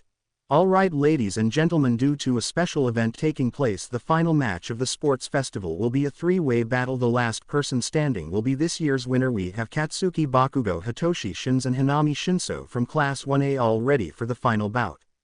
Kirishima. Special event. Ochako. I wonder who will win. Kirishima. My money is on Bakugro. Even though the Shinso twins have been dominating the festival, I know he can win. Sue. I don't know, it may come down to one of the Shinso twins. Shinso. Well, seems like we made it this far. Bakugo. Smirks. Yeah, let's give them one hell of a show, alright. Hanami. Yeah. Midnight. Begin. Bakugo kicked things off with an explosion that made the twins jump back. The ash blonde came at Shinso with a left hook, to which Shinso dodged, but he had to dodge yet again, with Bakugo letting off an explosion with his right, but Shinso was kicked in the jaw by Hanami, who then went for a kick to Bakugo's head, only for the blonde to lean back avoiding the kick. He then aimed his hands at her and yelled, Bakugo. Stun grenade. Being blown away by the attack, Hanami was sent sailing, but she managed to stop herself by floating in the air. Hanami. Damn, that was a good one, Katsuki. Bakugo then looked around and looked up in the air. He saw Shinso charging an attack. Shinso. Masenko Ha. He fired the blast downward, with the ash blonde blasting himself out of the way to dodge, but he was then kicked in the side by Hanami, who sent him flying, but using his explosions he quickly rebounded but had to block a punch by Shinso. The impact was strong, it sent the blonde down to the ring. He had to use an explosion to soften the landing. He then had to avoid an axe kick that cracked the ring, but Hanami spinned and went for another kick, to which Bakugo barely dodged but then got caught by an elbow to his gut by Hanami. Bakugo sad face, thinking, damn, this chick is too quick on her feet. Hanami smirked at him but jumped out of the way to reveal Shinso forming another blast, with him firing it at Bakugo, with the blast missing thanks to the blonde firing an explosion to propel himself in the air. Bakugo. Take this rapid fire AP shot. Firing multiple mini explosive bullets at them, they were able to dodge them, with Shinso vanishing in air. He then appeared and punched the ash blonde, sending him to the ground with a boom. He was still in the ring. Izuku. Damn, it's almost unfair for Bakugo to fight them. The ash blonde struggled but got to his feet as Shinso landed on the ground. Shinso. Still standing, huh? Bakugo. Chuckles, you know me, if I'm going down fighting. Hanami then landed on the other side of Bakugo. Hanami. Well, let's wrap this up. She then flies at him with Shinso launching himself at him, forming a ki blast. Bakugo, seeing both of them rushing at him from both sides, smiled. With both twins closing in on him, he quickly grabbed Hanami, who was aiming to kick him by the leg, and threw her in the way of Shinso, who was ready to fire his blast. Hanami. Oh, she was blasted and sent out of the ring, crashing into the wall outside. Shinso. Well, damn sorry sis. Bakugo. Sorry man, had to think of something. Shinso. Don't worry about it, it's all in the name of competition. Tien. Now it's just Shinso and Bakugo. Bakugo was breathing heavily. Shinso. Well, Katsuki, let's do this. Bakugo. Yeah. Both men launch at each other and clashed fists. Shinso then went on the assault, launching a barrage of punches at the ash blonde, with Bakugo throwing his own exchange of fist at Shinso, but Bakugo was tired. Shinso. Not getting tired, are you? Bakugo. No, I still got more in the tank. Their fight continued blow for blow, neither one giving the other an inch. Shinso. This has been fun, Bakugo. Bakugo. Damn right it has, Shinso. Both. Ha. With one final roar, they launch one more punch which connects to the other's jaw. They both stood there motionless, the crowd watching with anticipation, but to their surprise Bakugo fell to the ground unconscious, giving Shinso the win.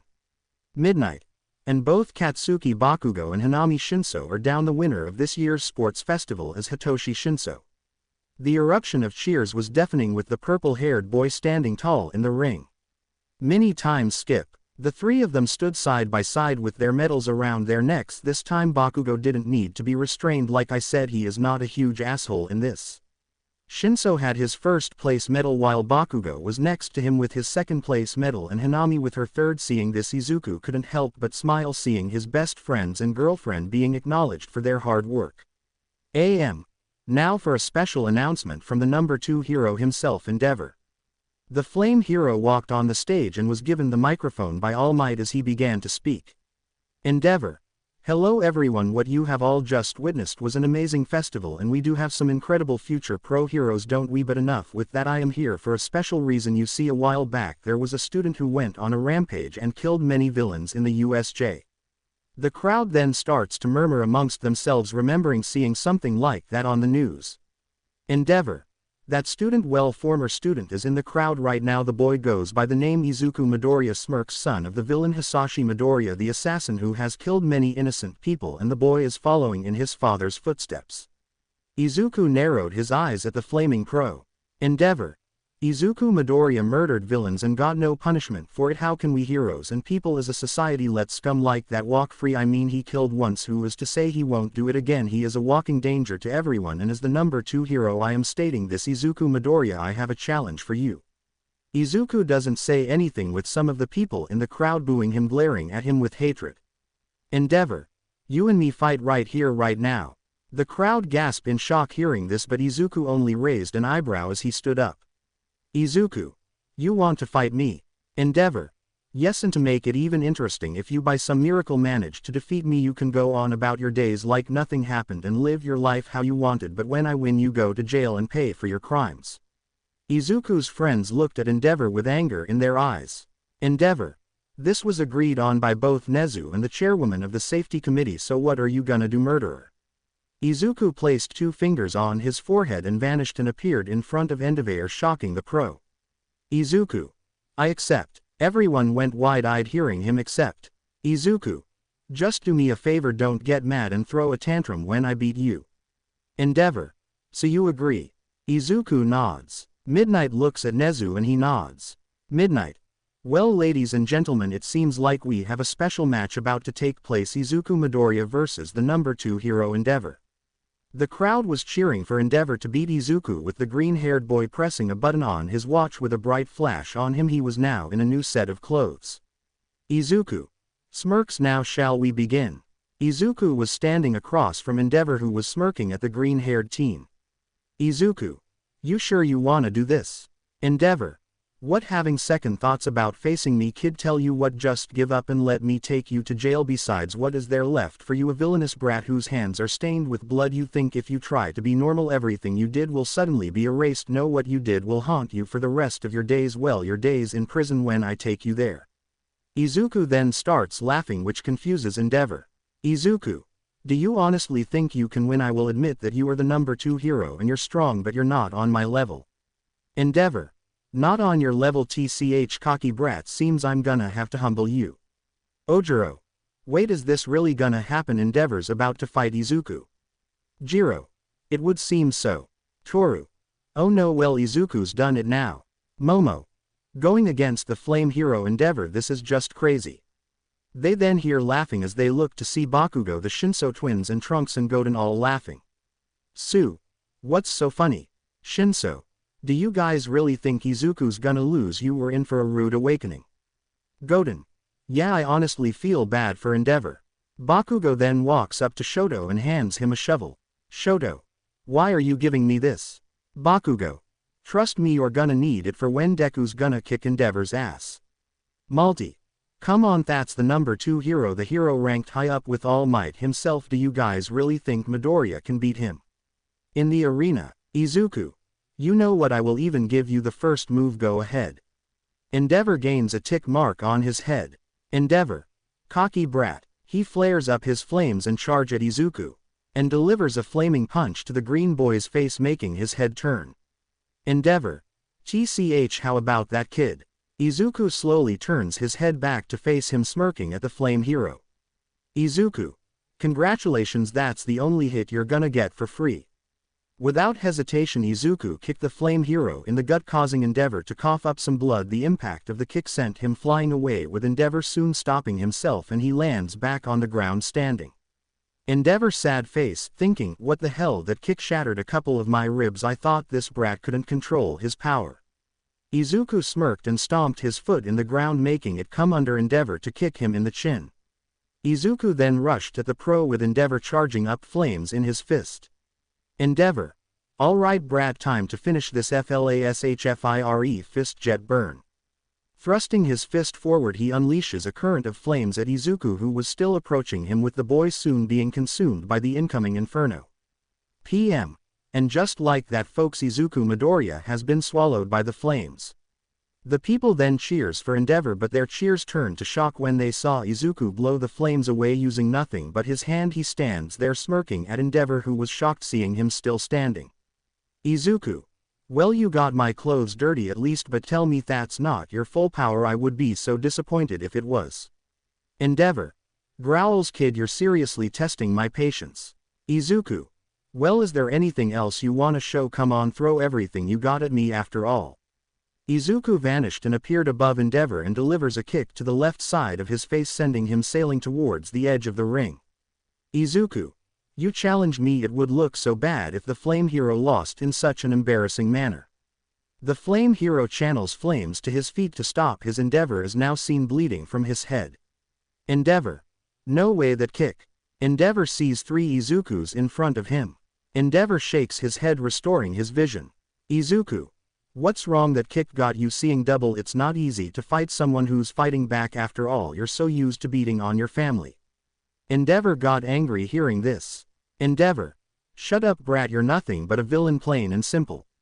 Izuku, and you're nothing but a flaming coward. You're a villain in a hero's costume. Tell me, would all these people and heroes watching look at you the same after they hear what you have done? Endeavor rushes at Izuku, placing his hands together. He creates a ball of fire and launches it at Izuku. Merely grabbed the flaming ball and crushed it in his hand. Izuku, I am getting bored.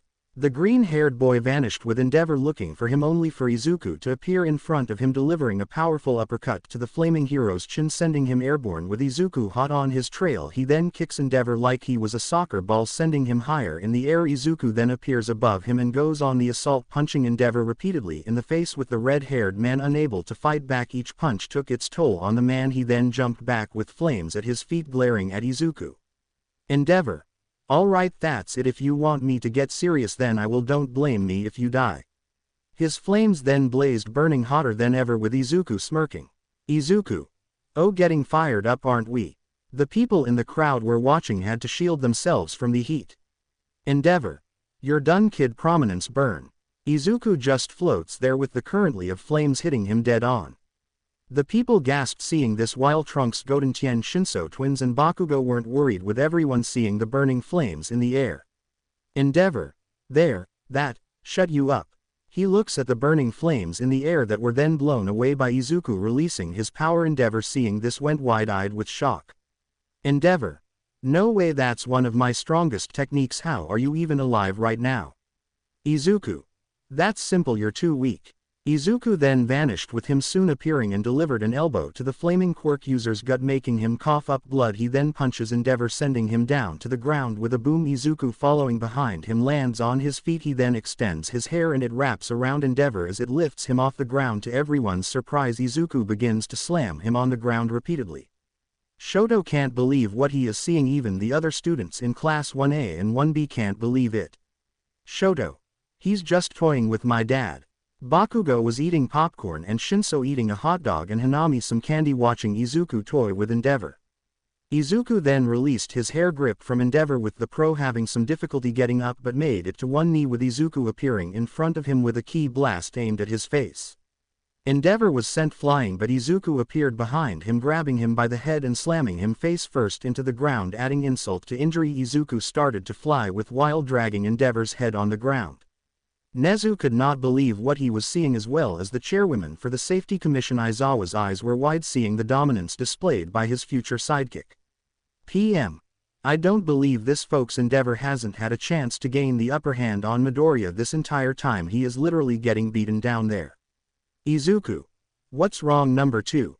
He stops dragging Endeavor to lift him up showing the crowd his beaten down form. Izuku. Come on, weren't you gonna show me my place? Izuku then releases him and kicks him sending him skidding on the round towards the edge of the ring.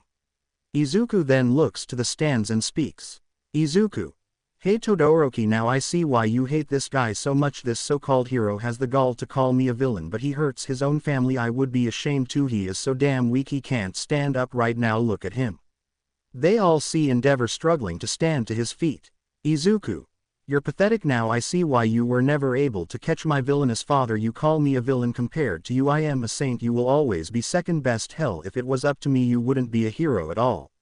Izuku then walks up to Endeavor and stands in front of the now standing beaten and bruised hero. Izuku. You challenge me and this is the power you wield. I am ashamed I even accepted this stupid fight, but hey, this is what happens when you think with your ego and not your brain. Let me guess, you thought that I didn't know how to control my powers and figured this would be an easy win, but oh how wrong you were. Endeavor was breathing heavily, blood coming from his head. His flames were slowly dying down while he glared at Izuku. Izuku. I hope you take this as a lesson, but before you pass out I want you to know something and remember this. Take it to heart with what I am about to tell you. Endeavor clenched his fist. Endeavor's sad face, thinking, damn it, why can't I beat this kid? This brat has humiliated me and utterly destroyed me in this fight. Izuku. You will never surpass All Might no matter how hard you try, no matter how hard you work. You will never surpass All Might the way you are now. Endeavor's flames burned brightly and launches himself at Izuku, who had his arms crossed with the flame hero throwing punch after punch only to miss, with Izuku smirking at him. That smirk then turned into a frown. Izuku. Well, I did enjoy kicking your ass, but it's time to end this.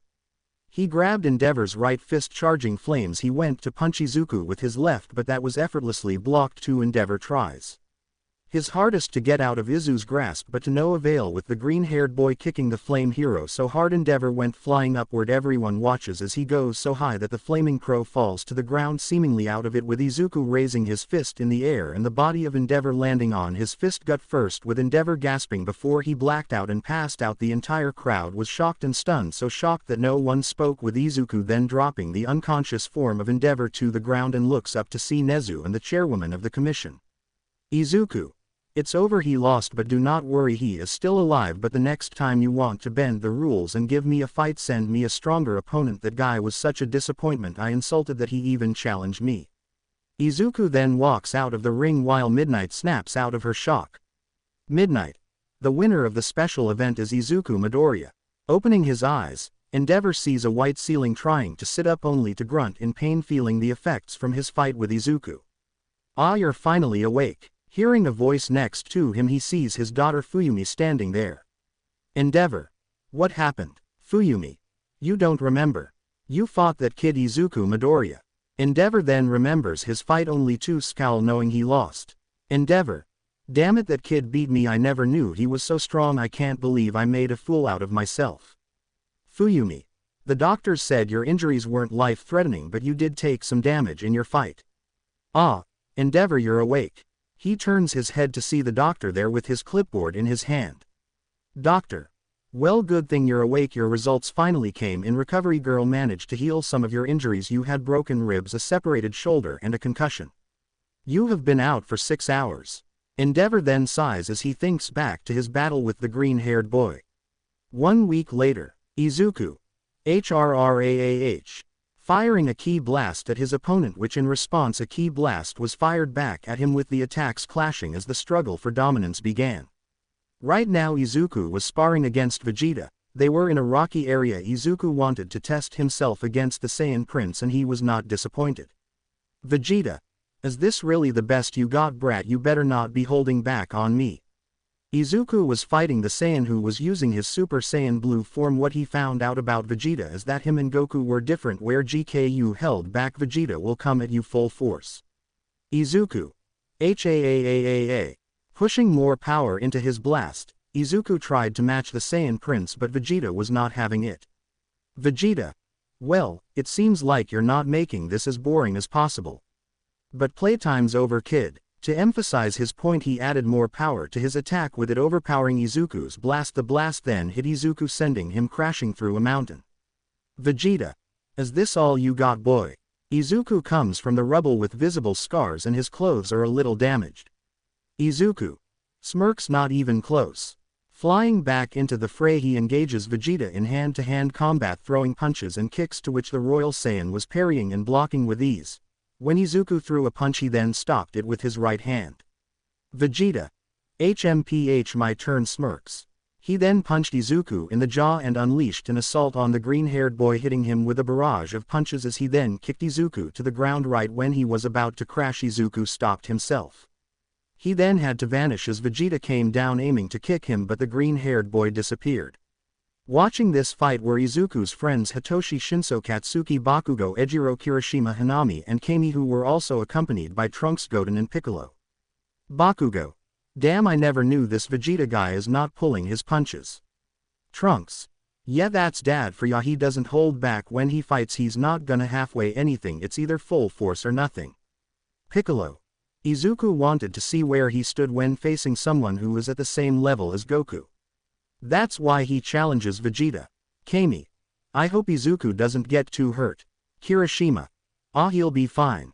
They hear clashes of fists, returning their attention back to the fight. They saw Izuku trying his best to keep up with Vegeta, only for the Saiyan to punch him in the gut, causing him to keel over, but he then smacked away Vegeta's fist and went for a punch of his own, only for Vegeta to vanish and appear above him, delivering an axe handle to Izuku's head, sending him to the ground with a boom. When the smoke cleared, Izuku laid in the crater while Vegeta descended to the ground, reverting back to his base form, crossing his arms. Vegeta. Not bad, kid. You actually made me sweat in that battle, but you still have a long way to go. Izuku sits up, grunting in pain. Izuku. Hey, thanks for agreeing to spar with me, Vegeta. Sir, it really helped a lot. I wanted to see what it was like to train with someone other than Mr. Goku, and you did not disappoint. Vegeta. Yeah, whatever. Bakugo. Yo, Deku, how are you feeling, man? Izuku. Sore as hell. Getting your ass kicked does that to you? Bakugo. Yeah, you did get your ass handed to you, which was funny as hell.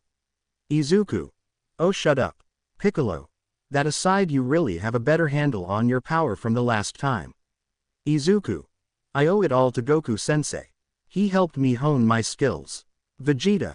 Alright, let's get going. You need to get yourself healed up, kid. Izuku. Yes, sir. Many times skip. Izuku was back at Capsule Corp with his friends as Goku, Vegeta, Piccolo, Tien were there. Kirishima.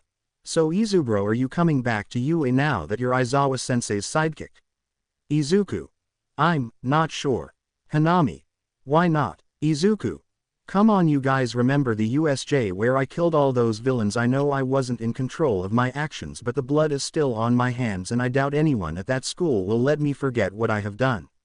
Bakugo. So fuck what everyone thinks. Hitoshi. Yeah man, you're still our friend and we got your back. Kami. And you know me and Hanami aren't going anywhere. Izuku. Hey, honestly I don't deserve such good friends. I thought everyone would have just abandoned me after what I did. You did nothing wrong, kid. Hearing this, Izuku looked at Vegeta, who walked up to him looking down at him. Vegeta. You killed all those villains, so what is moping around about it going to bring them back? Trunks. Hey dad, you don't.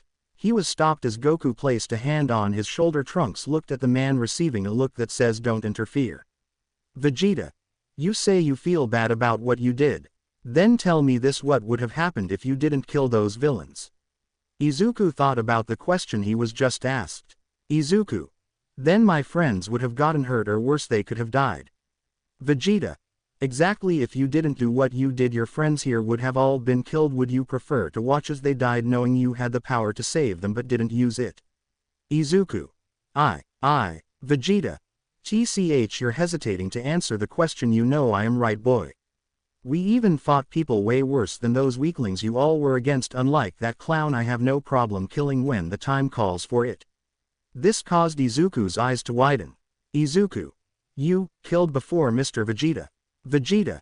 Yes, I did. Am I ashamed that I did some of it? Yes, but there are times when you can do nothing but take a life. Kakarot over there is far too forgiving to get the job done. There are times when you are left with no other choice. Piccolo. Vegeta is right. Sometimes you have to make the hard decisions to protect your loved ones. Izuku sat there with his friends thinking about everything he was hearing. This advice helped him see the world differently. At another location, we go to the Ishido household where we see Mina Ishido, who was looking at an old photo of her and Izuku when they were together. Mina. Sighs, why am I thinking about this now? You okay, dear? Jumping up from the voice, she turned and saw it was her mother, who walked up to her and saw the picture in her hands. Mina's mom. Reminiscing, I see. Mina. What, oh, this thing here, I was just gonna throw it away, no sense dwelling on the past, right? She smiles at her mom, but her mother saw right through it. Mina's mom. Sweetheart, you can lie to everyone else, but I can see right through that. I know you still love Izuku. Mina. Mom, I have no idea what you're talking about. Mina's mom. Oh well then, if you didn't love him then you wouldn't be holding onto that picture and staring at it so much. When I pass by your room I hear you crying to yourself about him. Mina looks down, not meeting her mother's gaze. No matter what she tried to do, she could not stop thinking about him. Izuku, her first love and her boyfriend. They were together for almost a year before heading to UA. Mina's mom. Why don't you just talk to him, sweetie? Mina. Why would I need to talk to him, mom? I have nothing to say to him, not after what he did. Mina's father then knocks on the door, making his presence known. Mina's father. Is everything all right in here, Mina? Mina. Yeah, dad. Mina's father. Doesn't sound like it's wrong. Mina's mom. I am telling her that she needs to stop causing herself pain and just talk to Izuku. Mina's dad. That kid was the one that scared our daughter by what he did. Mina's mom. Yes, it's obvious she's only going to keep hurting herself like this emotionally. Mina's dad. Forget it after what he did. I don't want him anywhere near our baby girl. He had no right to kill those villains the way he did. Mina's mom. So are you saying that he should have let them kill our daughter? Mina's dad's eyes narrowed hearing this as his wife continued to talk. Mina's mom. Look, I know the boy did a terrible thing, Mina, but think about it. What if he didn't kill those villains? From what I heard, that monster thing was about to snap your neck until Izuku stopped it, and the hero who was already there was injured. If Izuku didn't SNA the way he did, you probably wouldn't even be alive right now, and we would be grieving having lost our daughter. But you wanna know something? Mina. What? Mina's mom. Izuku would have never forgiven himself if he just sat there and watched you die. From what I have seen from Izuku, I can tell that he really does care deeply about you, possibly even love you, Mina. Even with his mistake, he is still human, and he is probably hurting more than anyone else now. It's not easy doing what he did, but I am sure if there was another way he would have tried anything to keep you safe. Sometimes it's best to go with one evil over the other. Mina looks down, taking in everything her mother just said. As her parents leave her alone, she sat down on her bed thinking about everything that has happened between her and Izuku. The next day, at UA we see Shota Aizawa in Nezu's office as they were talking. Nezu. Aizawa, are you sure about this? Aizawa. I am Nezu. Nezu. I am not complaining, I am just thinking about the safety of our students.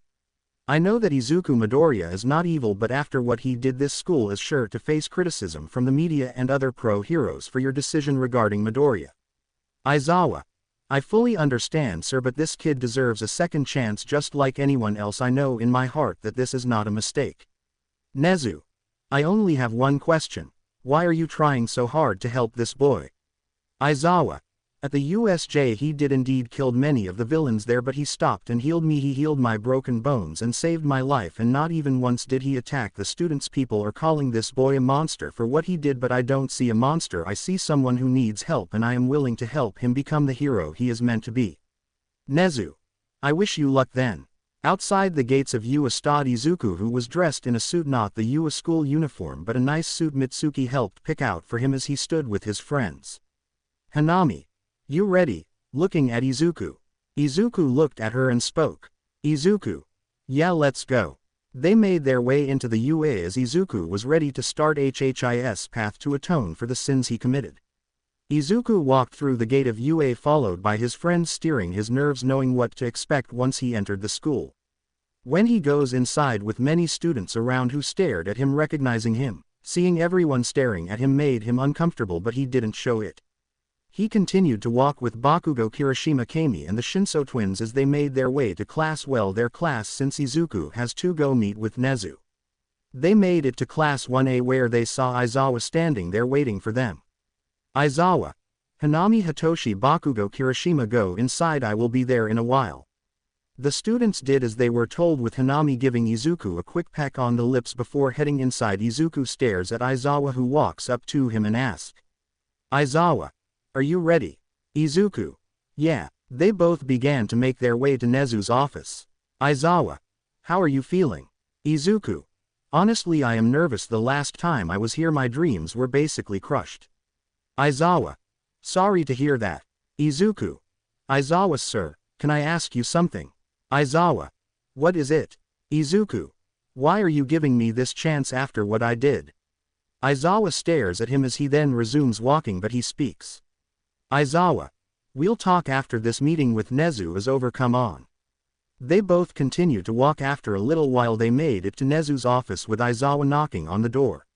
Nezu. Come in. Opening the door, Aizawa comes in followed by Izuku. He stood beside Aizawa looking at Nezu. He then looked around the room, seeing the teachers there, Ectoplasm, Midnight, Present, Mike, Hound Dog and the now recovered 13 along with All Might in his small form. They were all looking at the green-haired boy who stood firm despite the nervous feeling in his stomach. Nezu. Hello Izuku. Midoriya, how have you been? Izuku. I am fine, sir, thank you for asking. Nezu. Now to get down to the matter at hand. You are here because Aizawa vouched for you, believing that you are deserving of a second chance here. I was honestly surprised that he would recommend someone for a second chance here. Now I am not upset with you over your actions at the USJ, but remember I expelled you for the betterment of our school and I was left with no other choice. I want to see why you deserve your second chance, so you will be allowed to be here, but you will not be a student in the hero course. You are here to be Aizawa's sidekick, but seeing as you do not have your provisional license, you will only be an intern until he deems you fit to get your license. Izuku nods with Nezu continuing to speak. Nezu. As for your education, well, you will be taking online classes given by me. Izuku's eyes widened hearing all this. Nezu. If you truly wish to be a hero, then here is your chance. Midoriya, do you accept this offer presented to you? Izuku. Yes sir, thank you, I won't let you down. Nezu, sir, can I say something? Nezu. Sure, what is it? Izuku bows, getting their attention fully on him as he then speaks. Izuku. I am sorry for my actions at the USJ. I know what I did brought shame to your school. I promise I won't mess up this second chance you have given me. Nezu smiled hearing the sincere apology from the boy. Nezu. Very well, you are dismissed. Izuku nods as he and Aizawa walk out of Nezu's office. They then began to make their way back to Class 1A. Aizawa. Now you asked me why I wanted to give you another chance. Tell me something, what do you think of yourself truly? Izuku did not know how to answer that, but Aizawa spoke before he could give an answer. Aizawa. I asked this because I want to know, do you see yourself as a monster for what you did at the USJ? Do you feel as if you don't deserve this chance to make amends for what you've done? Izuku. I won't lie, a part of me feels that way, that I really shouldn't be here, but there is also the promise I made to my mother before she died, and that promise was to live a life that I could be proud of, so I no longer see myself as a monster. That is why I will take full advantage. I know it's gonna be hard, but I can endure it. Aizawa. Smirks. That's what I like to hear, come on, let's go. They both continue to make their way to class. At an unknown location, the mist villain Kurogiri was in the bar hideout speaking with a man on a monitor, the villain all for one. Kurogiri. Master, are you sure this is wise? AFO. Yes, I am with Shigaraki now gone. I have to look for another successor. It does pain me greatly with Tamura's death. I would have never thought that a child would be the one to put an end to his life, and the famous hitman Hisashi Midoriya killed by his own son. A shame, a true tragedy, but where there is a dark cloud there is always a silver lining. Just then the door opened and 4 people walked inside. AFO. Ah, and here are our new allies. With Izuku. Izuku was standing outside of Class 1A. Aizawa kept him out there and wanted to bring him into the class as a surprise. Aizawa. Now as for why I am a little late, there was something that needed my attention. Now I know that you all have did exceptionally well at the sport festival, but now before we get on the subject of hero names, I will like to make an announcement. The entire class were focused on what Aizawa had to say. Aizawa.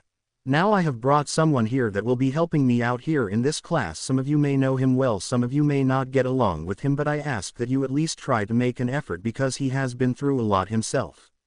The entire class looked confused hearing this as Aizawa turned towards the door and spoke. Aizawa. You can come in now.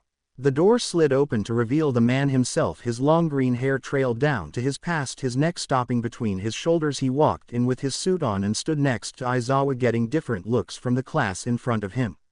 Aizawa. Welcome back, Izuku. Midoriya.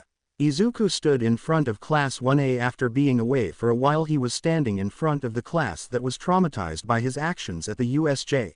His face showed no emotion staring at the class, but the looks he was given in return were no better. Anger, fear, cautious worry, all in their eyes aimed directly at him, and he couldn't blame them. Multi. Aizawa-sensei, what the hell is that monster doing here? Aizawa using his quirk silenced the red-haired girl, stopping her from saying anything further. Aizawa. Quiet, Melromark.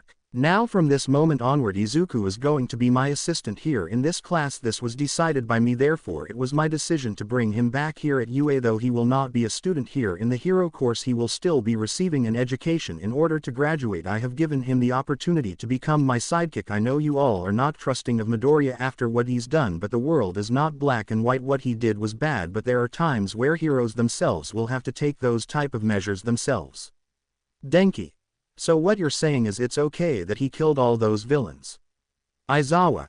No, I am not saying that at all. What he did was bad and he has paid for it, but I believe in second chances, so there Midoriya is here to stay, rather you like it or not, so deal with it. His words left no room for argument, but not many liked that decision. But Izuku then spoke. Izuku. I know that you all are still weary of me after what I did. I know most of you must hate me for what I did. I don't blame you. I make no excuse for what I did. Jiro. No excuse, dude. You murdered every villain that invaded the USJ and smiled like some sort of maniac. Zero. I felt like I was watching something out of a horror movie, dude. Did you know I still have trouble getting sleep over that? TCH, but I bet you slept like a baby, didn't you? Izuku didn't say anything as Momo then spoke. Momo. I just can't believe that after what you did you actually had the nerve to walk back in here like everything was forgotten. It was you that put this school in a very bad position, Midoriya. Iida. What you did was unforgivable and unbecoming of a hero. Tell me, can you even look at yourself in the mirror after that? Do you still think you're a decent human being now that there is blood on your Bakugo? Shut the hell up, Four Eyes. Hearing Bakugo yell, silence the glasses-wearing robot boy as the Shinso twins' SP poke up. Hanami. If you think that what he did was too hard to stomach, then get your asses out of the hero course now and save yourself the trouble. Hitoshi. Because like Aizawa clearly said earlier, there are times where even a hero will have no choice but to take a life, and you're sitting here Izuku. Hitoshi. He looks at Izuku, who shakes his head telling him not to go any further. He looks at the class once more and speaks. Izuku. I know you're still affected by what I did, and for that I am sorry. When a man is wrong, the only thing he can do is take responsibility and apologize. If that isn't enough, then I will show you with my actions. I want to be a hero and live a life I can be proud of, so I will make amends for my wrongdoings, I promise. Aizawa. Now that everything is clear up, it is time for you to formulate your codenames and your hero names. This got them a little excited for this. Aizawa. This is related to the nominations from the pros I mentioned the other day. The nominations will truly start mattering only after you've gained some experience, and your adaptability and fighting ability is judged by during your sophomore and senior years. He then went on to show the amount of offers from pro heroes that they all received, with Hitoshi, Bakugo and Todoroki being the top 3. After his speech, Midnight came in with the class soon going over their hero names. While they went over their hero names, Izuku kept picking up on Ida's key. He felt hatred and anger. He decided he would see about that later. The bell then rings, signaling it's time to go. The class then packed up their things and headed out. Izuku. Really? Bakugo. King Explosion Murder. Bakugo. Shut it, damn it. Izuku. Explosion King doesn't sound so bad. Bakugo. Hell no, it's fucking corny. Izuku. So who are you guys going with for your internships? Hanami. I am going with Maruko. I am already good with hand-to-hand combat. I want to see where I can improve. Izuku. Nothing wrong with knowing more about yourself. Kami. What about you? Kami.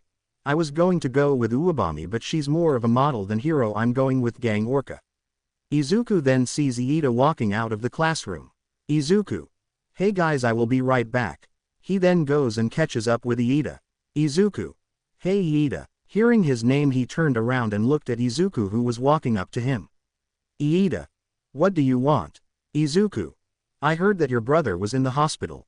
How is he? Iida. As if a villain like you cares. Izuku. If I didn't care, I wouldn't have asked. How is he? Iida. He is fine. Izuku. If you're gonna lie, then at least make it a good one. Iida glares at Izuku as he then speaks. Izuku. Look, I know he had a run-in with the hero killer Stain. I have gotten a better handle on my powers, so.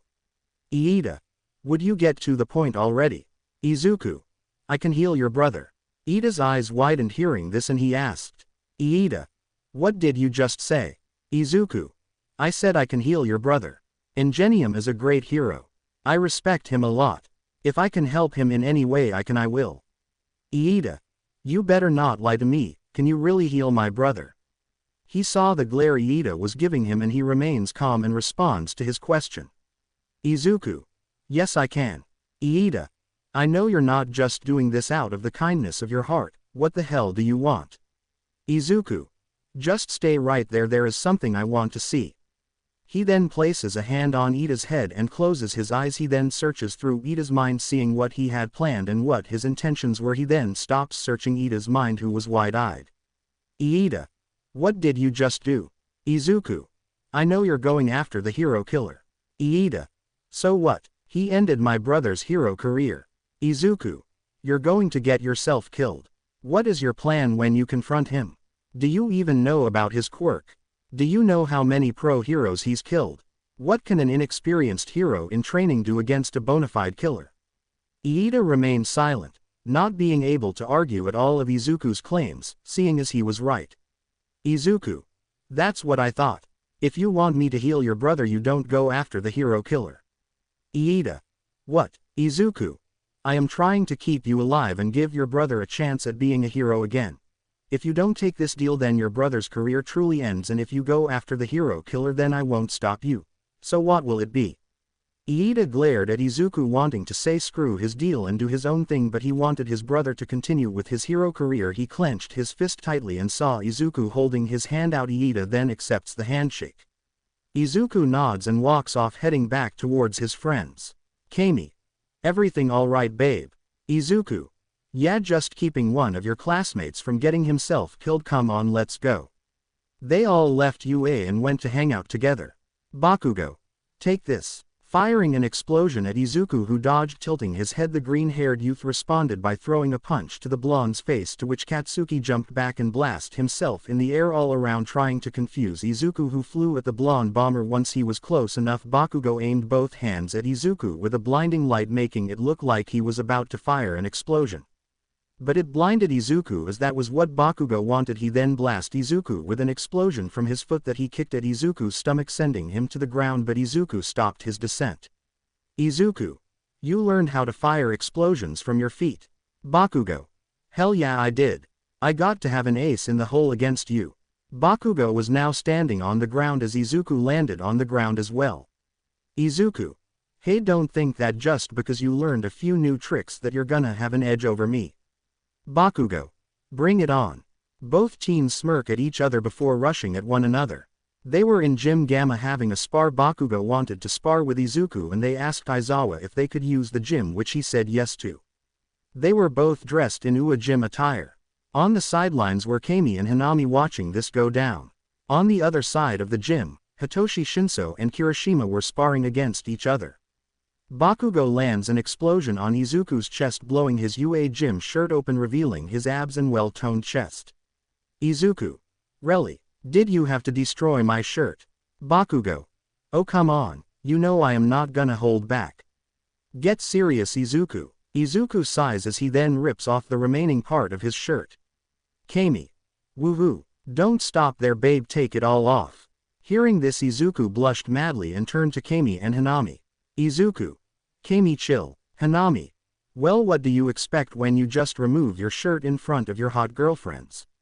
Is it wrong that we want to admire our hot-ass boyfriend's body? Izuku, trying to focus on a fight here. Launching himself back into the fray, Bakugo channels explosions to his fist and throws a punch at Izuku, who responded in kind with his ki-infused punch. Their fist clash momentarily, with Izuku's punch coming out on top, as he then held his hands in front of his face and said, Izuku, solar flare. The bright flash blinded the spiky-haired blonde. Bakugo, damn it. Izuku then delivered a fierce kick to the blonde's gut, sending him crashing into a wall. Izuku, seems like I won. Walking up to Katsuki, who was trying to get his eyes open. Katsuki, hey, I guess that was payback for blinding you with my explosions. Izuku, yeah. He helps Bakugo out of the wall and begins healing him. Bakugo, you're healing me. Izuku, yeah, you guys start your internships in 2 days, so I can't have you too tired to show the hero you're interning with what you can do because you're already hurt. Bakugo, good point. Hitoshi and Kirishima were soon done with their spar, and the group of friends were now sitting together. Izuku, so who are you interning with? Bakugo. Bakugo, I'm going with Best Jeanist, see what I can learn there. He is the 4th-ranked hero in Japan, so I wanna know how he operates. What about you? Izuku, well, I am limited, so I am interning with Aizawa. Shockingly enough, Hagakure is also doing her internship with Aizawa. Bakugo, seriously? Izuku, yeah. Kami, it sucks how things have turned out for you, hun. Izuku, hey, I'll take what I can get.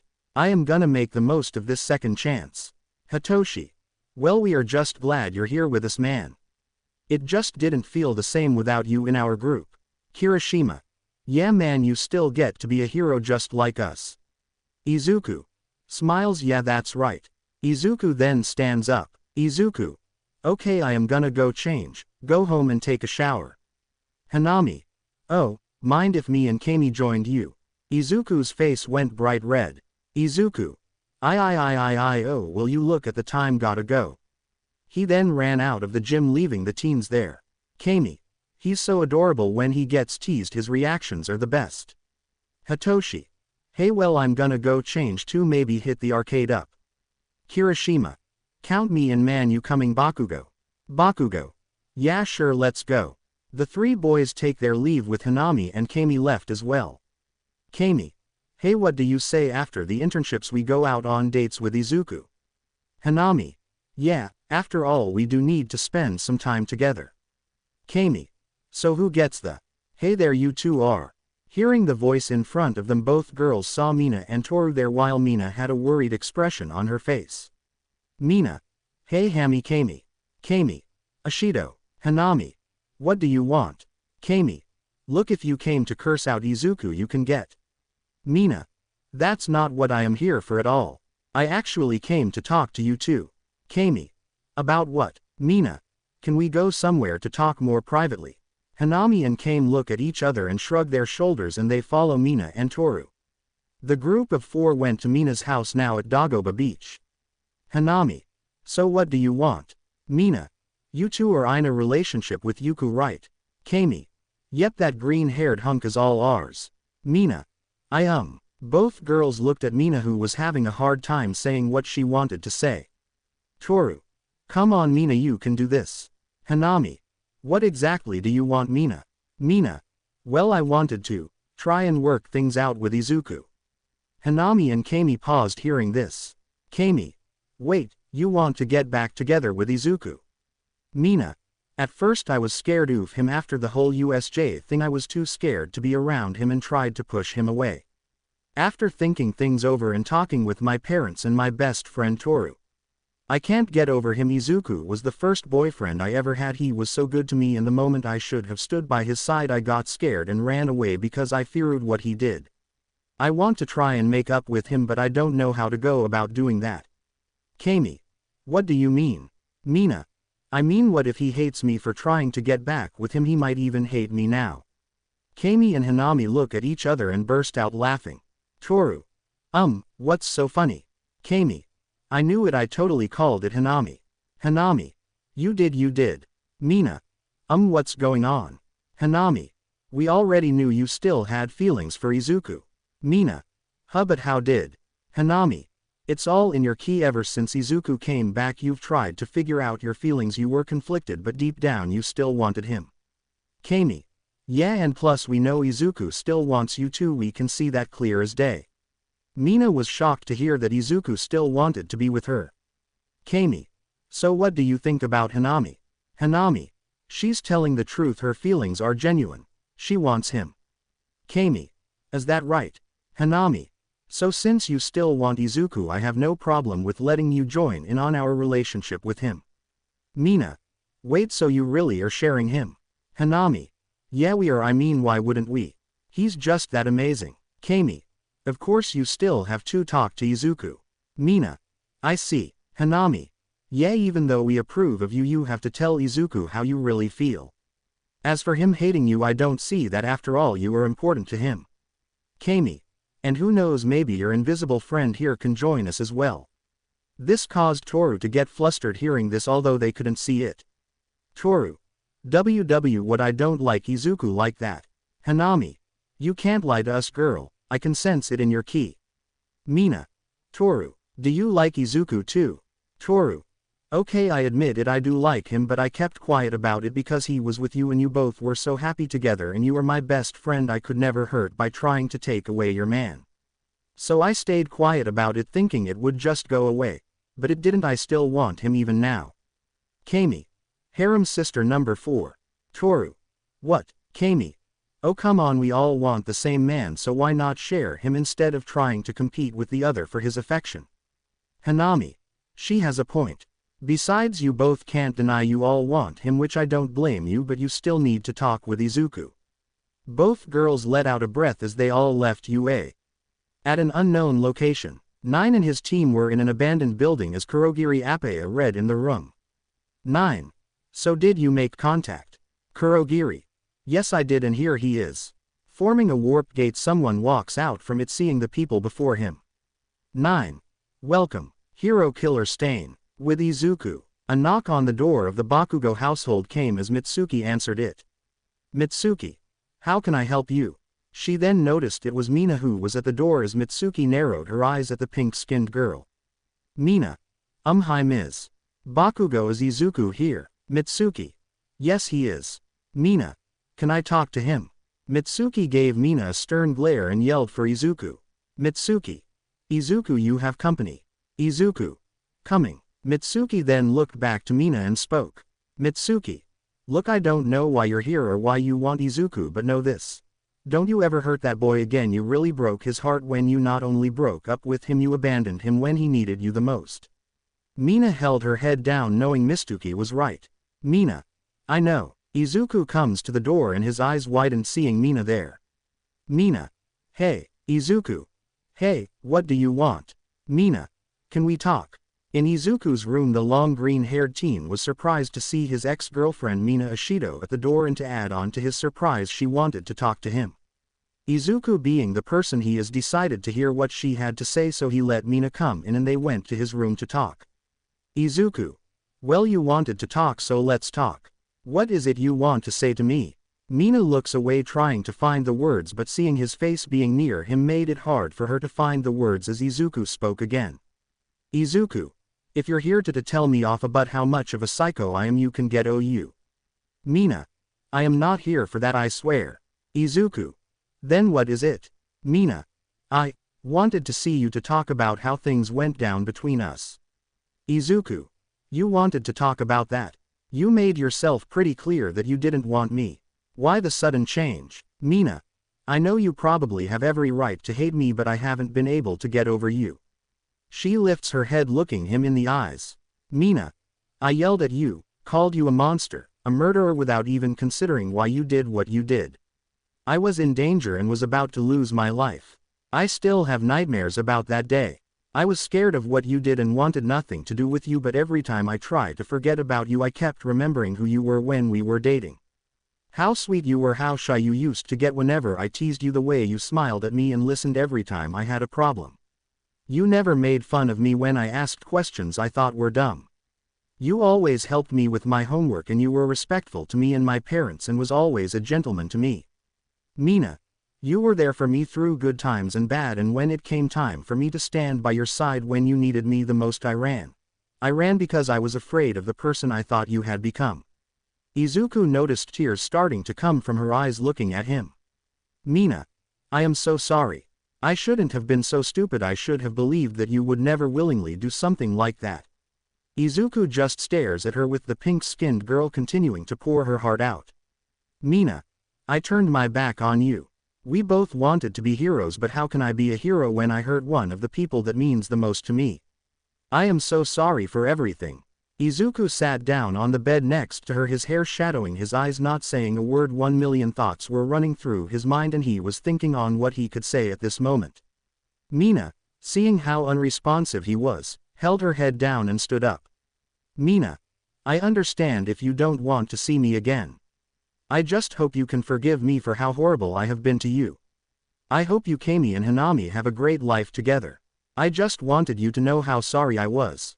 She turns to leave but soon feels her hand get grabbed by Izuku. She turned to see him sitting down holding her hand. Izuku. Sit down. Mina, already feeling like she knows what's coming next, sits down and wipes her eyes and holds her head down ready for Izuku to speak his mind. The green-haired teen finally looks at the girl who walked away when he was at his lowest point possible. The girl he gave his heart to, who just got done telling him how she has felt ever since they broke up. He now is ready to speak. Izuku. You just told me how you feel, so it's only fair that I get to do the same. When I was kid 10 years old, in fact I watched as my mother took her last breath. I lost the only person that loved me. I was then taken in by the Bakugos, who are like family to me. Katsuki's like a brother to me. Mitsuki and Masaru are my aunt and uncle and I care for them as if they were my own parents, but then you came into my life. Mina flinched, fearing the words that were about to come out of his mouth. Izuku. You were important to me. You were my first girlfriend, the one I could be myself around and not be judged. I loved how you would tease me just to get a reaction out of me. I loved your incredible spirit and energetic self. When you smiled I could not keep my eyes from you. I sometimes asked myself, how could I get so lucky to have a girl like you end up with a guy like me? I thought it was all a dream, but no, it was real. The happiness I felt with you was real. Mina looks at him, her eyes meeting his as Izuku was fighting the tears that threatened to come from his eyes while speaking. Izuku. I saw you in danger. I saw the girl that made her way into my heart was about to be murdered right before my eyes and I could not do a thing. What happened next I could not control, but in the end I saved you, Mina Ashido, my girlfriend. Did I regret it? Looking back at it now, I don't. Her eyes widened when he said this, with him continuing to talk. Izuku. At first I regretted killing those villains, but I will not apologize for saving you. Yeah, I lost control and became someone I couldn't comprehend. Izuku's gaze hardens as he glares at her. Izuku. I lost everything. My dream, the dream I worked so hard to try and make a reality, was taken from me. I wanted to be a hero and live a life I could be proud of like my mom wanted for me. I lost all that, and I even lost you. The girl I love. Mina's entire world stopped at hearing those words. Thinking she was hearing things, she asks. Mina. What did you just say? Izuku. I love you every time I want to be angry at you. I couldn't. I wanted to hate you, but I could never bring myself to feel that way towards you. So I moved on with Hanami and Kami, yet deep down I still had feelings for you. Izuku looked down. Izuku. I know that you do not wish to be with me, so you can go and move on with some other guy and not worry abo. His mouth silenced his thoughts and halted the words he was about to tell her something else, only to be silenced by a kiss from Mina. A kiss of longing, passion and love all in one. After a few seconds she broke the kiss and smiled at him as tears streamed down her face. Mina. That's just it. I don't want another guy. I want you, Izuku. Izuku's eyes widened in disbelief. Mina. I could not get you out of my head. I wanted to be with you, but I was scared. I was stupid. I should have believed in you. Mina leans her forehead against his. Mina. Izuku. Izuku. Yeah, Mina. I talked with Kami and Hanami about being a part of your harem. They said I would have to talk with you. Izuku. Do you really want to be with me again? I am not going to force you into this. Mina. I am all for it. I just want to be with you. I love you, Izuku. Midoriya. Izuku. If this is what you want, then let's do it. Mina. I have to ask you something though. Izuku. What is it? Mina. If given the chance, would you do it again? Would you kill villains if you can't stop them? Izuku stared into her eyes and saw that she really wanted the answer to this question. Izuku. Yes, I would. Mina didn't say anything as Izuku continued. Izuku. Don't get me wrong, I don't like killing. But if I learned anything from the USJ, it's that villains will stop at nothing to get what they want. I almost lost you. I already lost someone that meant the world to me. Now I have you, Hanami and Kami, with me, and I won't let anyone or anything harm you. So if it comes down to it, I will kill and commit any sin necessary if it means protecting all of you. I will never let harm come to you. Mina wraps her arms around his neck, hugging him. Mina. It's okay, I understand completely. Just promise me you will never lose sight of who you are, okay? Izuku. I promise I won't. Izuku wraps his arms around Mina as they hug each other, getting comfortable in each other's embrace, now back together, fully accepting of one another. All the pain of the pain does not matter anymore. I hope you guys enjoyed this video. Please make sure to like and subscribe to the channel, and now we will see you in the next video.